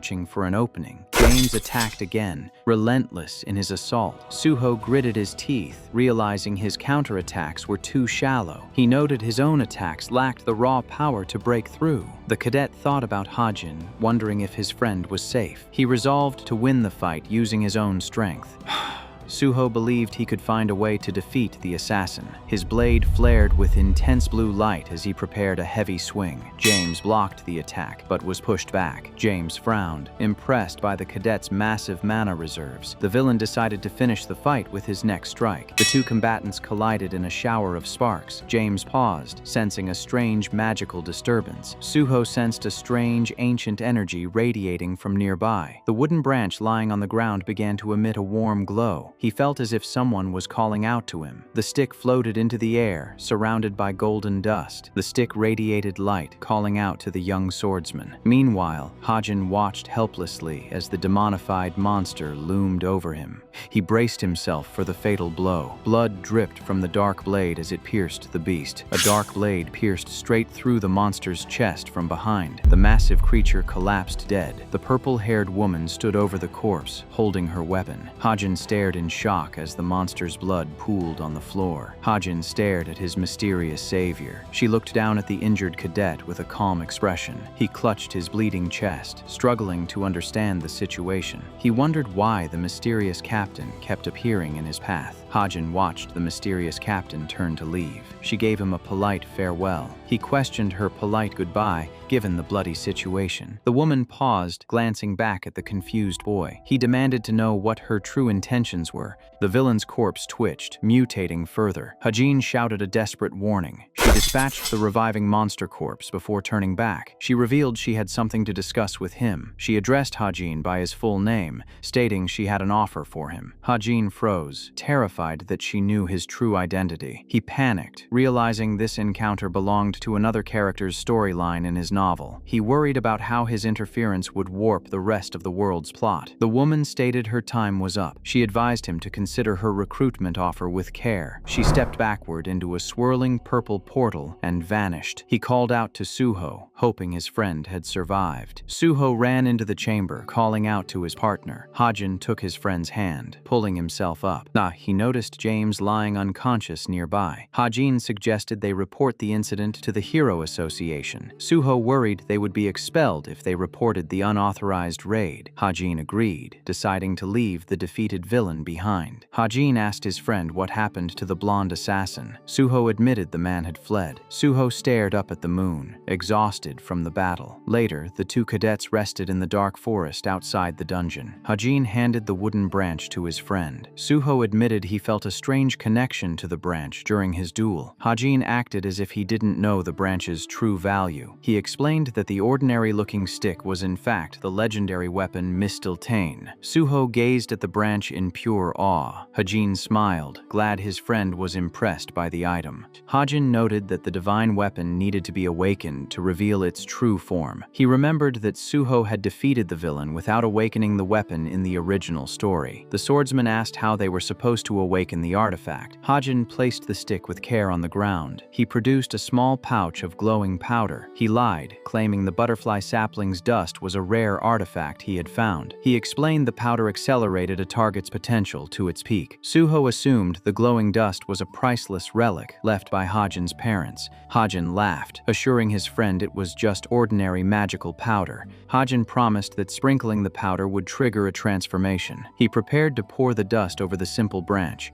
Suho tried to stop him from wasting the precious item. Suho finally gave in, Ayu trusting his friend's judgment. Hajin ignored the protest and sprinkled the dust over the branch. The stick absorbed the energy and sprouted two vibrant green leaves. Hajin declared the weapon's first awakening complete. He plucked one of the magical leaves for his own use. They resumed their trek through the woods. Suho asked if it was truly okay for his friend to keep the leaf. Hajin reassured his friend that taking the leaf was fine. A system prompt detailed the incredible strengthening and crafting properties of Mistiltane's leaf. Hajin smiled, satisfied with his portion of the loot. He tucked the rare artifact safely into his pocket. As he walked, his foot caught on something hidden in the grass. He almost tripped over a strange root sticking out of the dirt. He remembered experiencing a similar trap in the past. A rustling sound echoed from the bushes. He hummed a cheerful tune as he dug around the root. He discovered a massive, glowing ginseng root buried in the soil. The massive ginseng root promised incredible alchemical benefits. Elsewhere, a blonde woman reviewed a holographic report of the dungeon raid. She watched footage of Hajin executing the bald villain. The blonde woman smiled, amused by the brutal efficiency. She praised the young cadet's cold-hearted decision-making. She admired his ability to kill a demonic human without a single hesitation. She agreed with the guild leader's assessment of the boy's potential. The purple-haired boss stood quiet in the room. Jane asked if her associate was leaving before the video finished. The blonde woman shuddered, admitting she didn't want to watch the demonization footage. She waved her hand, eyes disgusted by the monster's anatomy. The sun set over the sprawling cube campus. The grand viewing hall stood quiet in the twilight. Later that evening, Hajin slumped in exhaustion outside the academy dorms. He groaned, feeling the intense recoil from using his stigma's magic. He entered his room to find Evangel awake. The tiny spirit hugged his neck, refusing to let go. Hajin sighed, patting her head with care. He stood by the window, holding the small girl. He carried the sleepy spirit back to bed, promising to rest. The next day, Hajin accompanied Suho to the Suwon station. Suho explained he was heading home to visit his family. Suho explained he just needed to check on a few things back home. The top cadet waved goodbye with a warm smile. Hajin watched his friend walk toward the train terminal. He watched him leave, reflecting on Suho's role as the world's protagonist. He admired the swordsman's unwavering dedication to justice. He knew the swordsman was an uncompromising hero of justice. He knew such pure heroism was impossible to find in reality. He recalled sitting in his dark room, typing the character into existence. He remembered naming the character Suho, which meant to protect. He had designed Suho to be the ultimate pillar of hope. Suho noticed the shooter staring blankly into space. Hajin quickly shook his head, brushing off the concern. Hajin waved back, wishing his friend a safe trip. A system narrator detailed the 9 evils that ruled the demonic human human society. The third evil, Defiance, specialized in covert operations and assassinations. Deep in the mountains, Defiance maintained a secret sanctuary. Inside the base, a white-haired girl named Tomer spun in her chair. An older woman entered the office to check on the young operative. Tomer sighed, resting her chin on her hand. She stood up, annoyed by the lack of action. She complained to her superior that the assigned mission was far too small for her elite skills. The officer acknowledged her frustration with a calm voice. Tomer demanded to know what trivial task she was given. The officer ignored her complaints, tossing a mission file onto her desk. She reviewed the papers, disappointed by the simple surveillance order. Tomer opened the folder to find a surveillance target on Princess Rachel. Hajin sat across from the elegant mage in her private office. John smiled, introducing herself as a 4-star expert. Hajin smiled, surprised to secure an appointment with someone of her rank. She gestured toward her working area with a polite bow. Jean scanned his casual outfit, unimpressed by his apparent wealth. Hajin noticed her eyes lingering on his unbranded clothing. She poured a cup of tea, asking what magic aspect he wanted engraved. Hajin requested a physical strengthening or defensive magic. John projected several holographic spell lists into the air. She explained that these standard spells consumed very little mana. Hajin realized his unique obsidian bracelet had no such mana restrictions. He stared at the weak spells, knowing they wouldn't satisfy his needs. He noted that the mage was looking down on him because of his cheap attire. He decided he needed to throw money at the problem to get her full attention. He rejected her basic list, demanding a high-tier aspect like enhanced protection energy.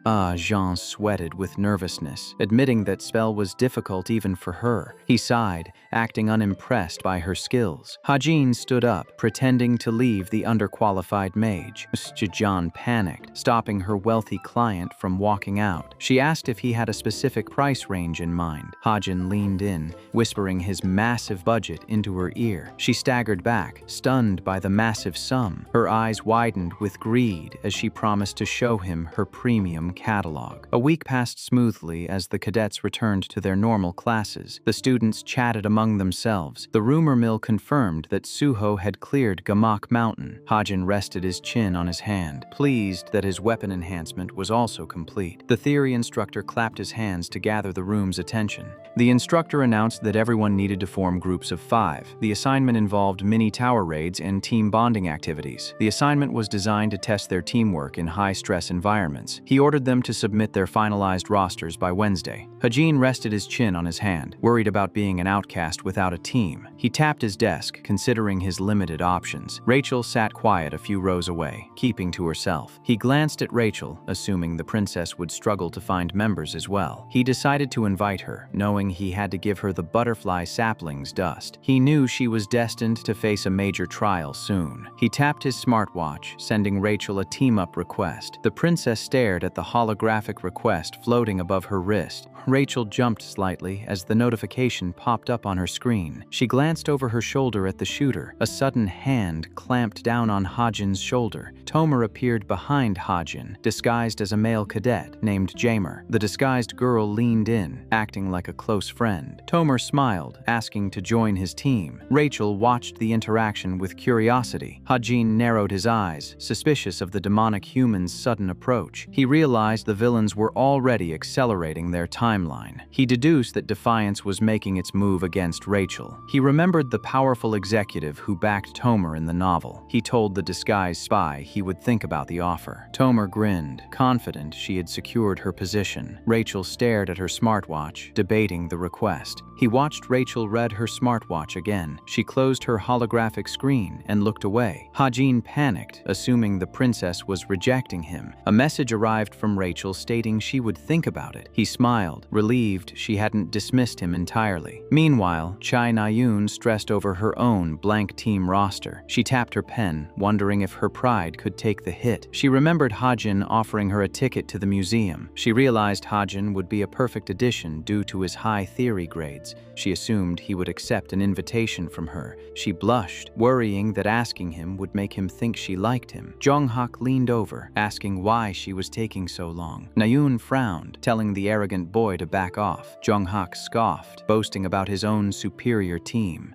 Shin Jong-hak snatched the notebook from her hands. He flipped through her private notes. He stared in sheer disbelief at Hajin's name surrounded by drawn hearts. The silver-haired boy stood paralyzed by the discovery. The entire class turned to look at the commotion. The surrounding cadets whispered about the scandalous discovery. Jong-hak crushed the notebook in a fit of jealous rage. She screamed at him to give her notebook back. Jong-hak remained frozen like a statue, shattered by the revelation. The loud bell signaled the end of the lecture. The cadets flooded out of the room into the bright hallway. After class, Na-yoon angrily grabbed Hajin by the arm. She stammered, demanding to know if he wanted to join her team. Hajin blinked, revealing he had already submitted his group list. Na-yoon gasped, her eyes widening in utter shock. Rachel stood quiet beside him, confirming their alliance. Na-yoon dropped his arm, her face falling in disappointment. She tried with panic to play it off as a joke. She gave them a stiff thumbs up, wishing them luck. She walked away, devastated by the rejection. Hajin analyzed his new teammate, noting her impressive stats. He watched Na-yoon's retreating back, confused by her strange behavior. She bit her lip, wondering why Hajin chose the princess over her. In the hallway, Rachel asked if Hajin was sure about their small team. The princess looked up, surprised they hadn't recruited any warriors. Hajin shook his head, confident in their current setup. Ho-sung suddenly approached, thanking them for letting him join. He introduced his friend Bokyu to fill another slot. Tomer also stood with the group, having infiltrated the team. The disguised spy clapped her hands, suggesting a team-building exercise. Rachel recommended a high-end traditional restaurant nearby. They settled into the Korean restaurant for their meal. Hajin mentally reviewed their balanced class composition. He noted that Na-yoon's team was heavily skewed toward offense. He pushed the thought aside, deciding it wasn't his problem. A loud notification pinged on his smartwatch. In her dorm room, Na-yoon screamed into her pillow in absolute frustration. She thrashed around on her bed, humiliated by her feelings. She remembered losing to Hajin during the midterms. She cried, furious that she kept losing to him in every aspect. She realized she was falling behind the boy she used to pity. The scene shifted to the team's first field test. Days later, Team Rachel arrived at a freezing ice dungeon for their assignment. Their objective was to map the dungeon as an advance party. Ho-sung shivered, wrapping his arms around himself. Rachel pointed out 5 different frozen entrances. Tomer suggested they take the path on the right. Hajin rejected the suggestion without hesitation. Tomer narrowed her eyes, demanding to know his reasoning. He knew Tomer was trying to lure them into a dangerous trap. Rachel analyzed the frozen pathways with care. She declared with firm resolve they would follow Hajin's instructions. They entered Hajin's chosen path. A massive snow golem slept peacefully in the center of the room. Tomer tried over and over to steer them toward hidden ice spikes. Tomer ground her teeth, furious that Hajin kept bypassing all the hidden dangers. Rachel smiled, impressed by Hajin's flawless navigation. Tomer glared at the boy's back, boiling with rage. The disguised spy suggested splitting the group to cover more ground. The princess rejected the dangerous proposal. Tomer grabbed Rachel's arm, attempting to separate her from the others. Hajin grabbed Rachel's other hand, refusing to let them split up. They marched past the treacherous ice fields together. Tomer gritted her teeth, forced to follow along. He activated his farsight to scan the cavern's depths. The glowing blue paths revealed the safest route to the exit. The team reached the instructor waiting at the end of the dungeon. The man stood proudly at the designated safe zone. Hajin released his grip as they approached the finish line. Rachel rubbed her wrist, slightly flustered by the contact. The team formally presented their findings. The instructor praised their perfect navigation.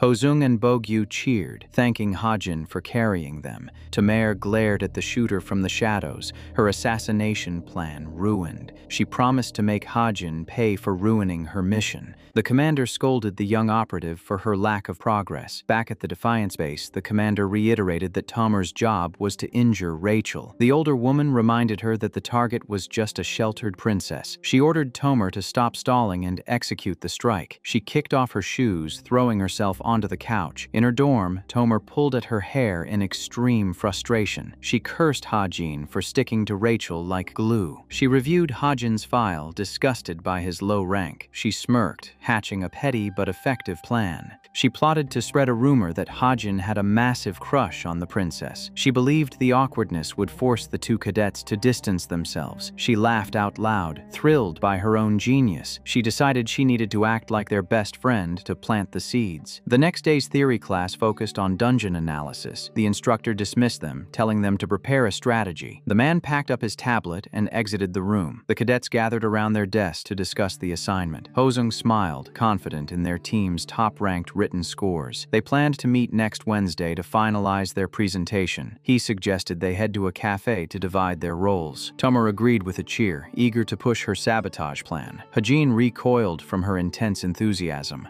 She pushed the boys toward the door, eager to start her scheme. Hajin's sweat dropped, suspicious of the spy's proactive attitude. The team settled into Cafe Carrot. Hajin scanned the building for traps but found nothing. They grabbed a large table near the window. They reviewed their research documents together. She laughed out loud, trying to appear harmless. Rachel sipped her drink, mentioning the recent guild scouting offers. Hajin rubbed the back of his neck with an awkward gesture. Rachel asked if the England imperial family had contacted him. He admitted he hadn't checked his messages lately. Hajin checked his smartwatch in surprise. He read the glowing text from the prestigious guild. They offered a massive 100 million annual salary. Rachel leaned in close, asking to see the lucrative offer. Rachel sat with the group, confused by the strange atmosphere. She excused herself from the table to leave. Hajin watched her depart in sheer confusion. He wondered if he had done something wrong. Hajin guessed she was angry at someone named Bakyu. The girls whispered that Hajin must have a crush on Rachel. He arrived at the massive gym auditorium to train. Later, Hajin rested by a vending machine in the gym. He opened a cold can of soda. Nayun approached him for a private talk. Nayun stood over him with a stern posture. She glared at him, quite irritated. She brought up their team presentation on the Hongqian Mantis dungeon. She explained that an obnoxious mage named Oh Junsik demanded the role. She remembered Junsik demanding they take the hardest dungeon available. Junsik had boasted about his superior magic skills. So Hajin recalled the mage was arrogant and boastful. He offered to tell her the required information to present. She noted that Junsik had insisted on doing the presentation himself. Hajin suggested she change the presenter to another member. He warned that Junsik would freeze up during the real presentation. Nayun panicked, realizing a bad presentation would ruin their grades. She yelled at Hajin in extreme frustration. She refused to let him ruin their grade. She suggested letting Hazuki do the presentation instead. She admitted she wanted to do it, but was unsure. Hajin sat on the floor, wondering what to do. She rushed off to finish her workout routine. The next day, Junsik stuttered through his scheduled presentation. Hajin watched the massive disaster unfold. He noted the pathetic display of incompetence. Nayun burned with intense rage as their grade plummeted. Junsik laughed off his massive academic failure. Nayun glared at him with extreme murderous intent. Jonghak crushed a pen in absolute anger. The instructor called the next team forward. Hajin stepped up to the podium wearing glasses. Nayun gasped in shock at his new look. He began his presentation for the Wasan dungeon. He detailed the dungeon stats with perfect accuracy. The cadets watched his flawless delivery in awe. He handled the complex material with profound ease. An instructor raised a hand to ask a question. The man questioned how he could estimate the countercurrent of mana. Hajin provided an immediate answer using a complex formula. The students whispered about his unexpected brilliance. The other cadets noted that he looked quite cool. Nayun blushed, on finding his professional demeanor attractive. Hajin finished his presentation to applause. His teammates cheered his flawless academic performance. Nayun watched him return to his assigned seat. She clicked her tongue in sheer annoyance. Rachel slipped on her jacket after class ended. She was glad her presentation concluded without a hitch. Hajin walked beside the elegant princess. He declined an after-party invitation to focus on his training. Rachel stopped him before he could leave the area. She handed him a stack of official documents. He asked what the thick papers were. He saw it was a preliminary contract from the Imperial Guild. Rachel explained she had asked them to offer better terms. She asked him to reconsider their ongoing proposal. Her eyes showed deep, genuine earnestness.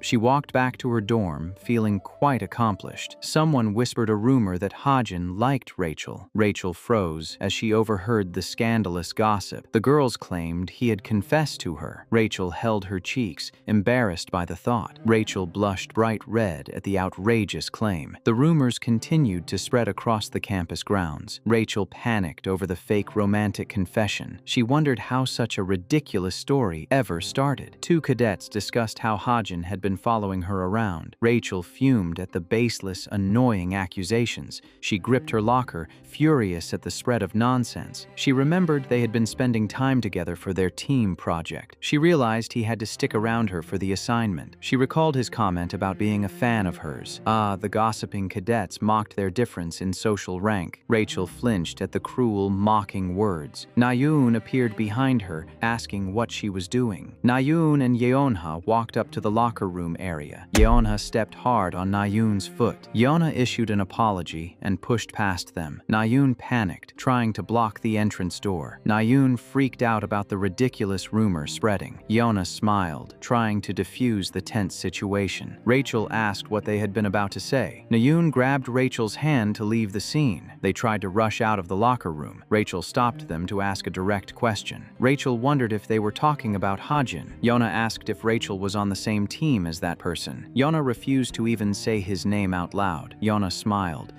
asking how their team project was progressing. Yeonha asked if the Imperial Guild had made contact with him. She noted that everyone knew about the scout attempt. Yeonha suspected Hajin was hiding his true capabilities from everyone. Rachel looked quite surprised by the deduction. Nayun and her friend stared in complete confusion. Yeonha laughed it off as a mere joke. She warned Rachel not to use her royal privilege without care. Rachel glared back, refusing to be intimidated by her. Rachel realized the girl was giving her a stern warning. Yeonha smirked, acting as if she had dibs on Hajin. She believed Rachel would stand down from the competition for him. She invited Rachel for supper before she left the area. Rachel declared she had no desire to lose to her. Rachel maintained her firm, confident posture. She accepted the supper invitation without hesitation. The girls sat together in a private VIP lounge. Yeonha noted the tense atmosphere between them. Nayun's sweat dropped at the silent, awkward standoff. Yeonha declined an offer for a glass of juice. The three girls sat in thick, awkward silence. Nayun cast nervous glances at the two silent rivals. Yeonha poured herself a drink from the pitcher. Yeonha asked Rachel how she came to know about him. Rachel replied she just got to know him via normal means. Yeonha smiled, knowing she was unaware of his hidden past. Yeonha smirked at the naive, innocent response. Yeonha boasted that his true background was difficult to find. She took a sip of her drink with a confident smile. She admitted she knew nothing about his past or why he hid his strengths. She claimed nothing would change even without that specific information. She believed she had the upper hand by waiting for him to reveal his secrets. Yeonha glared with intense, unbroken focus. Rachel excused herself for the rest of the night. Yeonha narrowed her eyes as the princess departed the room. The private lounge was left empty after the meeting. Nyeon demanded to know why they had spoken in English. She yelled at them for having conversations she could not understand. Back at the dorms, the sun set over the grand campus. The next day, several girls gathered at Cafe Carrot. At the cafe, two girls gossiped about the rampant rumor. Tamer read a book nearby, listening to her handiwork. The disguised spy was the one spreading the rumors. She worried the rumors would die down since the two were teammates. Tomer panicked,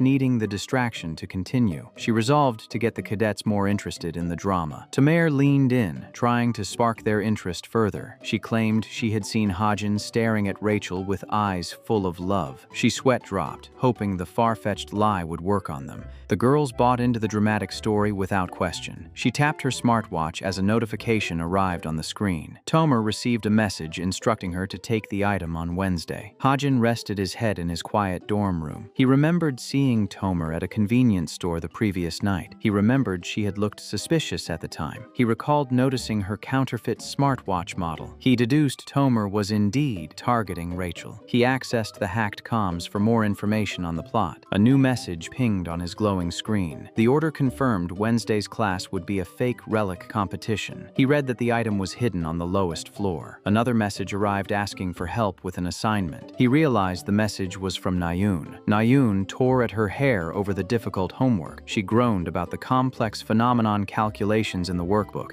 Rachel was also struggling with her thick workbook. She tapped her pen, unable to solve the advanced problem. problems. She assumed Hajin would find the work easy to complete. Nyun typed a message asking him to teach her the material. She deleted several drafts, trying not to sound rude. She sent a simple request for help to his watch. She sweat dropped, hoping she did not sound like an idiot. 20 minutes passed without a single reply. Nyun got angry that he ignored her message for so long. Her smartwatch buzzed with a reply. She checked her screen with deep anticipation. She smiled with absolute relief when she read his response. He agreed to help her solve the tough problems. Hajin thought about the comatose Chai Jin-yoon. He remembered Jin-yoon was in a coma due to a demon seed. He knew the boy would become a powerful demon after the incubation period. Hajin watched the sleeping patient in his mind. He resolved to eliminate the threat before that terrible outcome happened. He realized he needed a disguise to get close to the target. He pulled out a black business card from his pocket. He remembered the boss inviting him to join her group. He stared at the chameleon troop's invitation. He pulled out the dark card he received from them. And he also held a card for the Geronimo mercenaries. He grabbed the second card from his deep pocket. He knew the mercenary group was a front for the chameleon troop. He considered getting their help to deal with the demon seed. With their aid, he could kill Chae Jin-yoon without anyone knowing. Time passed as he finalized his grim decision. Hajin realized he had a clear path forward now. Hajin typed at his computer late into the night. Evangel walked into the room, rubbing her tired eyes. He picked up the sleepy spirit in his arms. He carried her to bed, realizing he had 1 year left until the incubation ended. He turned off the lights to rest for the night. His computer screen glowed in the dark room. The next day, the cadets gathered for practical training. The instructor announced a mock relic war for their session.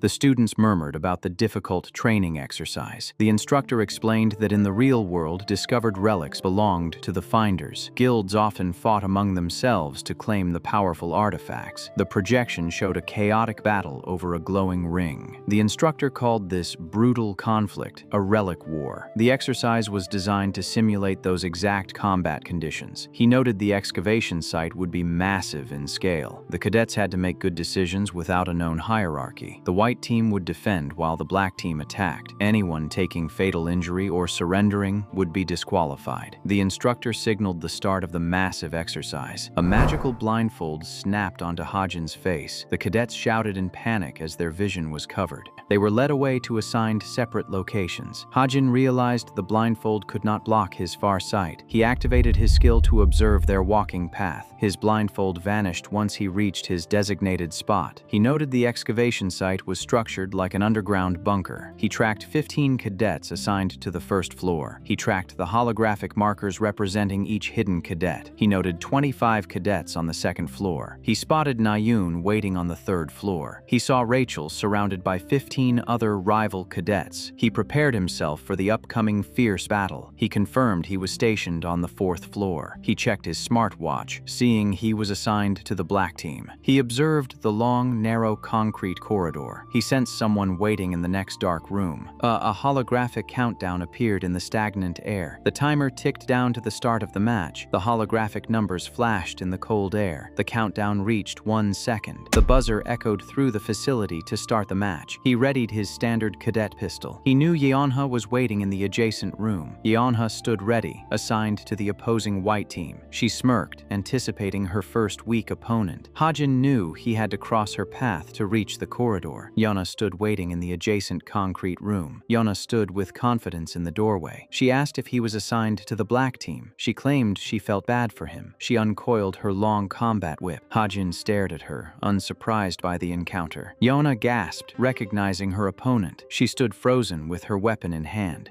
Hajin wondered why she stopped her attack. He noticed she looked quite tense. She gripped her whip with trembling hands. She panicked, knowing it was bad to face him first. She warned him not to try anything stupid. Hajin blinked in confusion, claiming he was just scratching himself. She remembered his weapon was powerful enough to pierce enhanced protection energy. She debated whether she should fight him or run away. She noted the corridor was narrow and offered no cover. She realized she could not escape his shooting range. She resolved to use the situation to test his strength. She readied her weapon with a fierce glare. She wanted to find out how strong he was. She charged forward to close the distance. She swung her whip at his exposed hand. Hajin asked her name, feigning ignorance. Her weapon struck his wrist with a sharp crack. His gun was knocked out of his grasp. The pistol flew through the cold air. Yeonha caught the stolen weapon with a smirk. She laughed out loud. thrilled by her success. She assumed he was helpless without his firearm. She prepared to finish him off with a strike. She gasped as the gun vanished from her hand. Hajin reloaded the pistol, holding it secure. She yelled in shock, demanding to know if he had used mana. He explained that his technique was not mana. He revealed he had attached ether wire to the gun beforehand. Yana froze, realizing she was standing right in his sights. She braced herself, assuming she would be disqualified. Hajin lowered his weapon, declining to shoot her. He noted her strike would have broken his bone if it landed. He walked into the massive lobby, finding it empty. He checked his smartwatch, noting the rules of the match. The device tracked every cadet's health and status. He sat at a computer terminal to access the live GPS data. He tracked Tomer's position to a toilet on floor 7. He checked the locations of the other prominent cadets. Rachel and Nayoon were fighting on the 3rd floor. Suho and Jonghak were engaged on the 5th floor.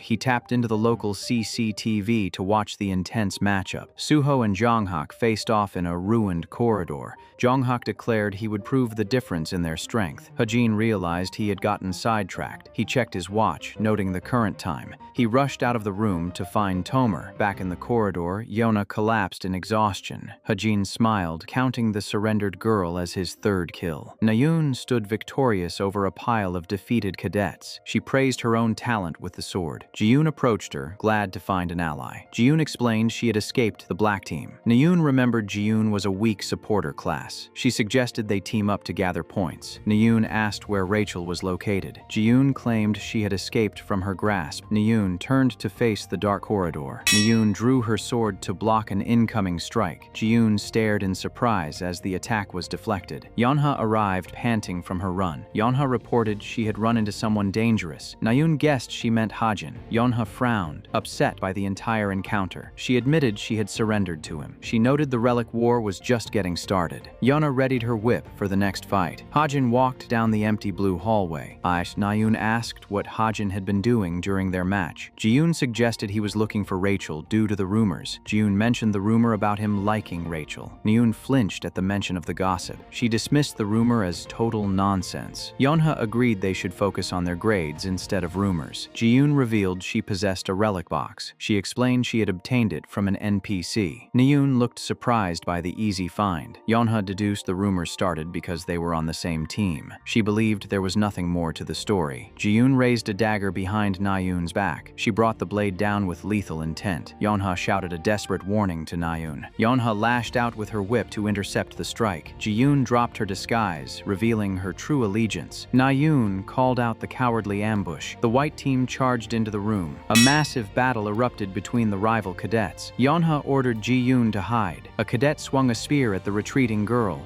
Nayoon rushed forward to intercept the attack. She blocked the heavy blow with her sword. Nayoon struggled under the combined assault of 2 enemies. A gray-haired cadet pushed her back. Nayoon swung her blade with all her might. She unleashed a powerful crescent of green energy. Yeonha deflected an incoming arrow with her whip. She wondered why Jiyoon was being targeted by everyone. She realized Jiyoon possessed the real relic. She shouted to the others to find the fleeing girl. The white team scattered to chase the target. Jiyoon ran down the corridor in a panic. Nayoon intercepted her with a swift slash. Jiyoon tripped and fell to the ground. Nayoon raised her sword to claim the relic. Rachel dropped from above. Rachel swung her rapier, blocking the strike. Nayoon stared at the princess in shock. The 2 skilled swordswomen clashed in a shower of sparks. Nayoon realized Rachel was strong. She struggled to block the rapid rapier thrusts. She gritted her teeth, refusing to lose the duel. Rachel channeled glowing green mana into her blade.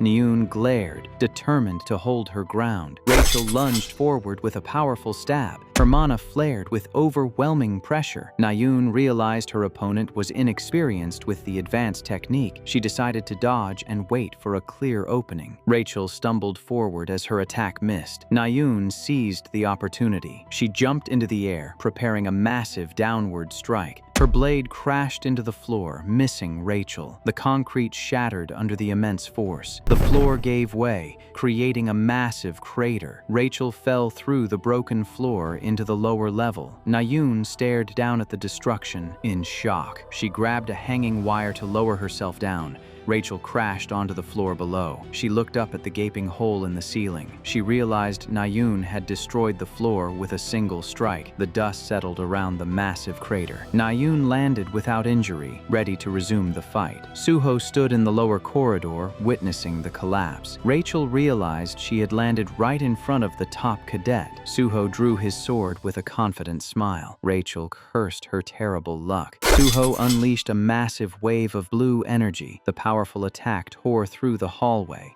Hajin watched a CCTV camera scan the area. He hid from the camera's view. He pulled out a combat knife. He threw his weapon with deadly speed. The camera was destroyed by his attack. He knew he had to eliminate the surveillance system. Hajin continued his search through the bunker. He suspected the item might be hidden in the restroom. He opened the door to check inside. A terrified cadet sat on the toilet, clutching a holographic box. The boy begged for his life, offering the fake item. Hajin realized the hologram was an elaborate decoy. He noted Tomer was waiting in the restroom right below him. Hajin checked his watch, waiting for 11 a.m. He formulated a plan using the vents. He channeled his stigma's mana into his wrist. He converted his magic into sleeping gas. The white smoke poured into the vents. The gas traveled down into the 7th floor. Tomer inhaled the sleeping gas. She tried to fan the smoke away with her hand. Hajin controlled the smoke with his mind, ensuring she breathed it in. Tomer coughed as the gas filled the small space. She complained of sleepiness. She struggled to stay awake. Tomer passed out from the gas. She collapsed unconscious onto the floor. Hajin checked his watch to confirm she was incapacitated. He entered the empty management center. He confirmed no one was inside. He spotted the relic box on the desk.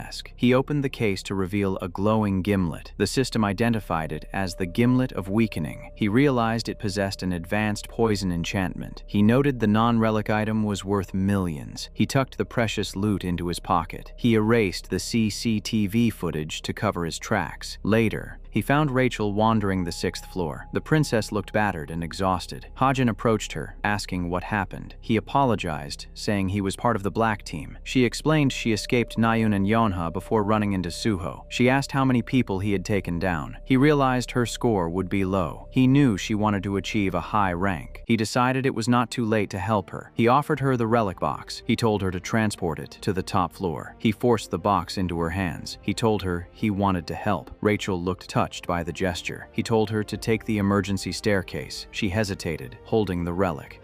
Na-yoon's team burst into the room. Na-yoon charged forward, eager for revenge. Hajin told Rachel to go. Na-yoon spotted the relic box in Rachel's hands. She realized Rachel had taken it from someone else. Hajin ordered the princess to escape. He promised to hold them off for as long as he could. Rachel clutched the box. She thanked him and turned to flee. A white team cadet attacked. Rachel escaped into the staircase. The attack hit the door frame. The door was sealed shut. Hajin readied his gun to face the intruders. A cadet suggested they chase Rachel. A cadet pulled back her bowstring. Yona warned her team not to act rashly. Hajin faced the entire white team alone. He knew taking on 6 people was risky. He maintained his calm demeanor under pressure. He analyzed the overhead pipes and vents. He prepared to use parkour to evade them. A cadet holding an axe yelled at his hesitating teammates. The cadet charged forward first. Hajin aimed his pistol. He fired. The bullet grazed the charging cadet. Yona realized his shooting was unmatched in speed. Hajin continued firing. A bullet traveled toward its target. An incoming attack was deflected. He used his ether wire to protect himself. Hajin fired a final shot. The magic bullet sped toward the enemy. A bright burst of light illuminates the corridor ceiling. A white-haired cadet looks up in shock as an explosion rings out. A flaming spear pins a white uniformed cadet to the wall. Kim Hajin stares in confusion at the chaotic scene. 2 female cadets stand paralyzed by the sheer impact. The impaled cadet drops to the floor in a cloud of dust. A teammate rushes forward to check on the fallen cadet. The white-haired cadet demands to know why a teammate would attack their own side. Anger flashes across his face as he awaits an explanation. The system announces that Cadet Kim Byung-ho has been disqualified due to 0 health points. Hajin realizes the attacker targeted an ally with low health. The dark-haired archer from the opposing team turns her head. She glares at Hajin while gripping her weapon tight. Hajin holds his pistol up in mild confusion.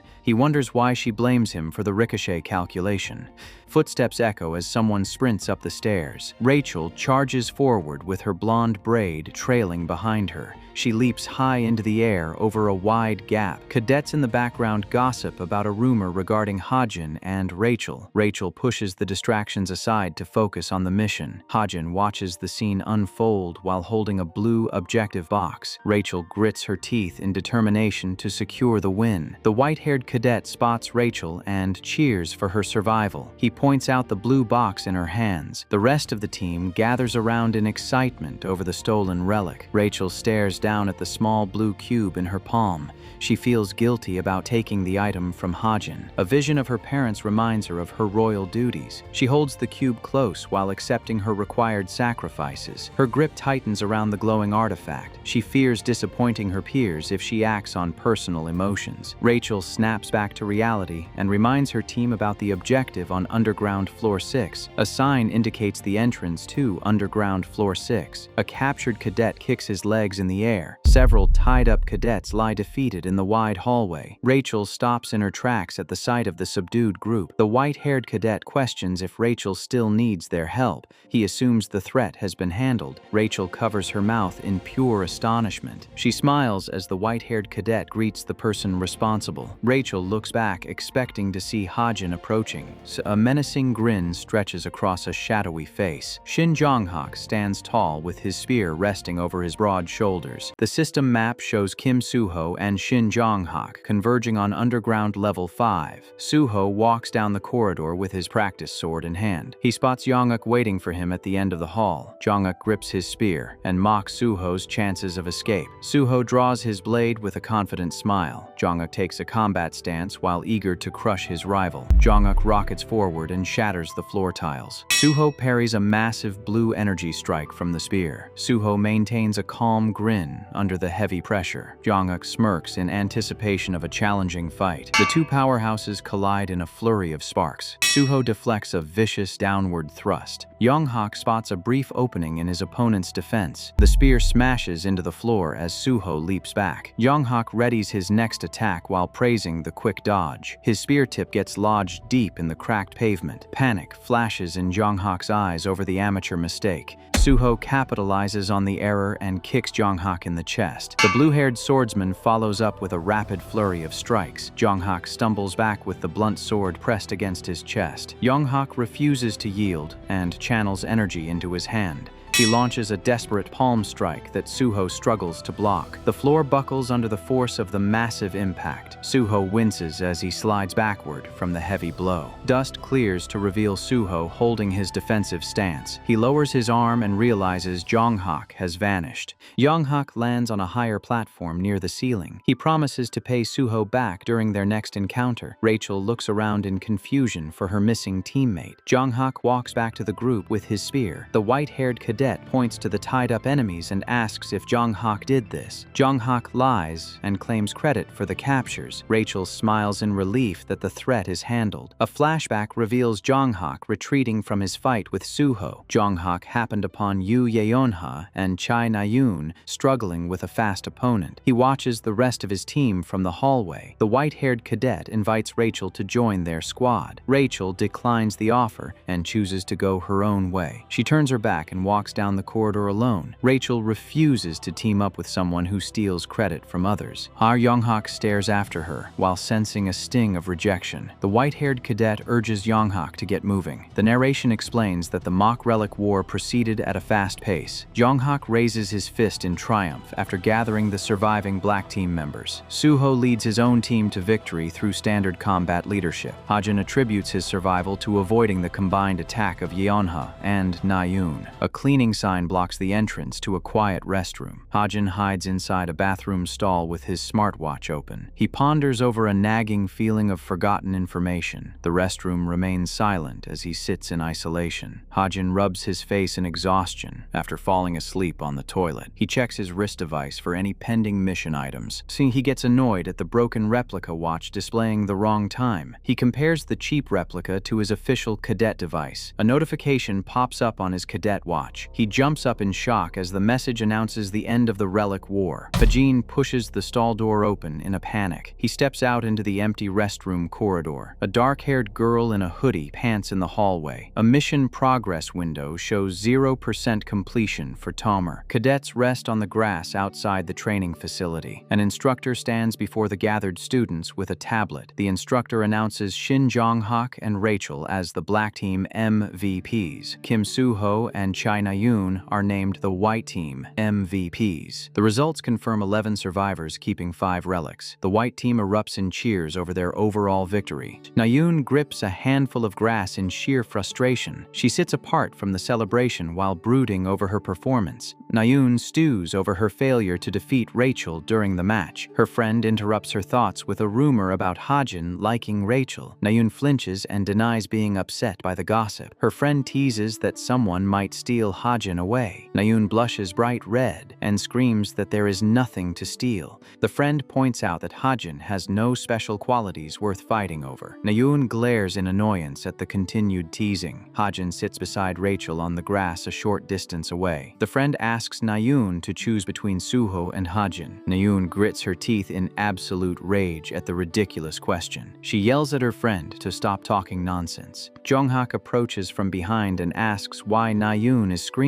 He boasts about his own MVP status despite his team losing the match. Na-yoon flinches at his arrogant attitude. Her friend watches Na-yoon struggle to deal with Jong-hak's ego. An instructor calls out a cadet for standing still throughout the lesson. The angry teacher demands an explanation from the dark-haired girl. The girl stares forward with dark circles under her blank eyes. Jong-hak turns away from the scolding and prepares to leave. He bids Na-yoon farewell while ignoring her friend. Na-yoon watches him walk away in silence. Her friend suggests she might prefer Jong-hak. Na-yoon turns beet red and calls her friend crazy. The friend sighs while acknowledging Na-yoon's clear lack of interest in Jong-hak. The friend laments having no suitors while Na-yoon has 3 options. Na-yoon rests her chin on her knees in deep thought. The narration transitions to the upcoming final exams. The large-scale practical training concludes in the forest. Leaves flutter down past Hajin's head in the gentle breeze. A single green leaf drifts through the clear sky. Hajin enters his dorm room after the exhaustion of the day. He shuts the door and rubs his tired shoulder. Evandel runs forward with a massive smile on her face. Hajin catches the small spirit girl and lifts her into the air. He notices her eager expression while holding her close. Evandel pouts as Hajin reminds her not to go outside. She tilts her head and asks about the food he promised. Cold sweat drops down Hajin's face as he realizes his mistake. He panics over forgetting her meal. Tears well up in Evandel's large blue eyes. Hajin rushes to the kitchen counter to order delivery. He scrolls through a holographic menu for fried chicken and pizza. Hajin wipes the sweat from his forehead after completing the rush order. A news alert pops up detailing the Masked Demon Guild clearing a dangerous den. Hajin stares at the screen in shock. He rushes to pull up his investment portfolio. A massive red arrow signifies a skyrocketing stock value. He whispers the initial investment amount in disbelief. Tears of joy stream down his face as he realizes his wealth hit 13 billion. He considers selling the stocks right then to secure the profit. Hajin throws his hands up in celebration, surrounded by imaginary cash. He steps into the bathroom to wash his face and calm down. Reality sets in as he remembers the money is useless in his original world.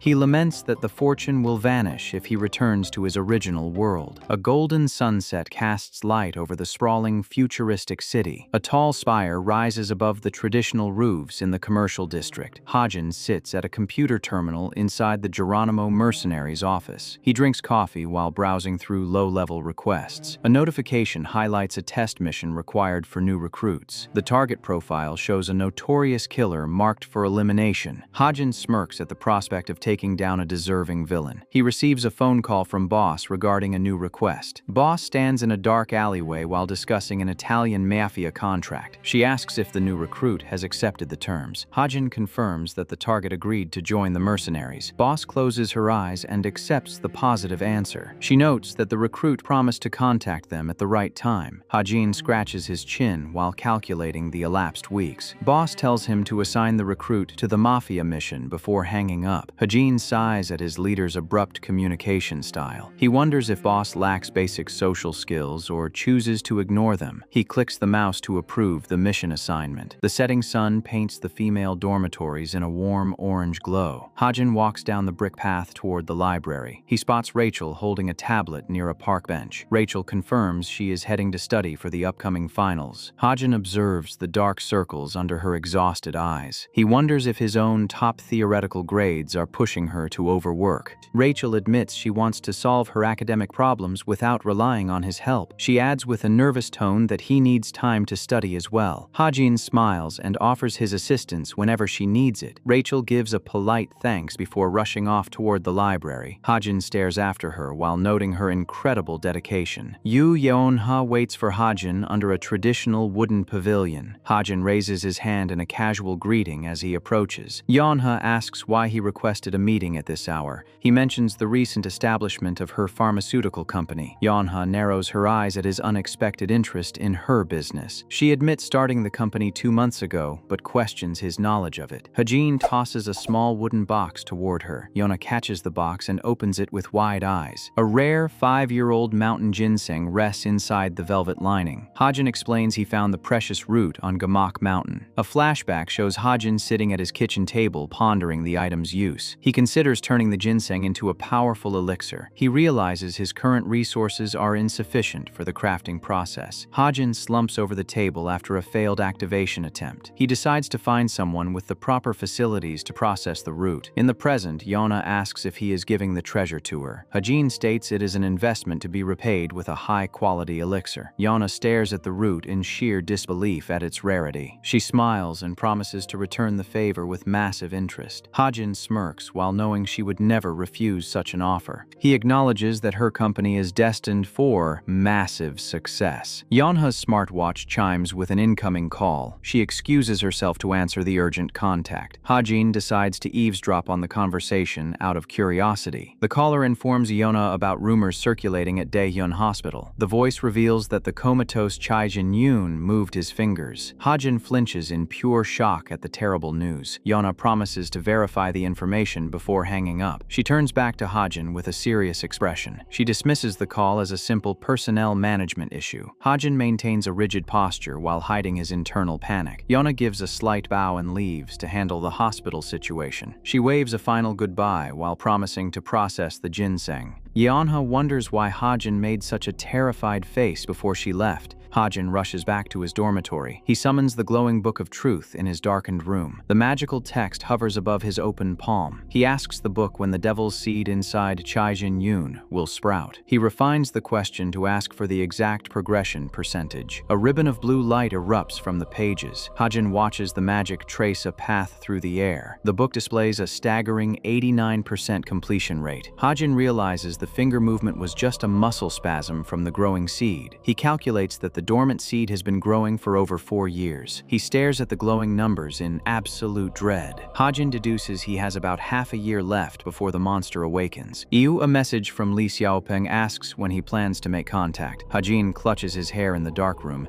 as the burden crushes him. He accepts the grim reality that he must act before spring arrives. He resolves to kill Chai Jin-yoon to stop the devil's seed. Specks of light drift upward in the silence. Inside the hospital, a heart monitor beeps in the quiet room. Chai Jin-yoon lies motionless in his pristine white bed. The patient's heart rate monitor beeps in the background. The dark room remains still as the patient sleeps on. The green lines on the monitor spike with a steady rhythm. The comatose patient's fingers twitch against the sheets.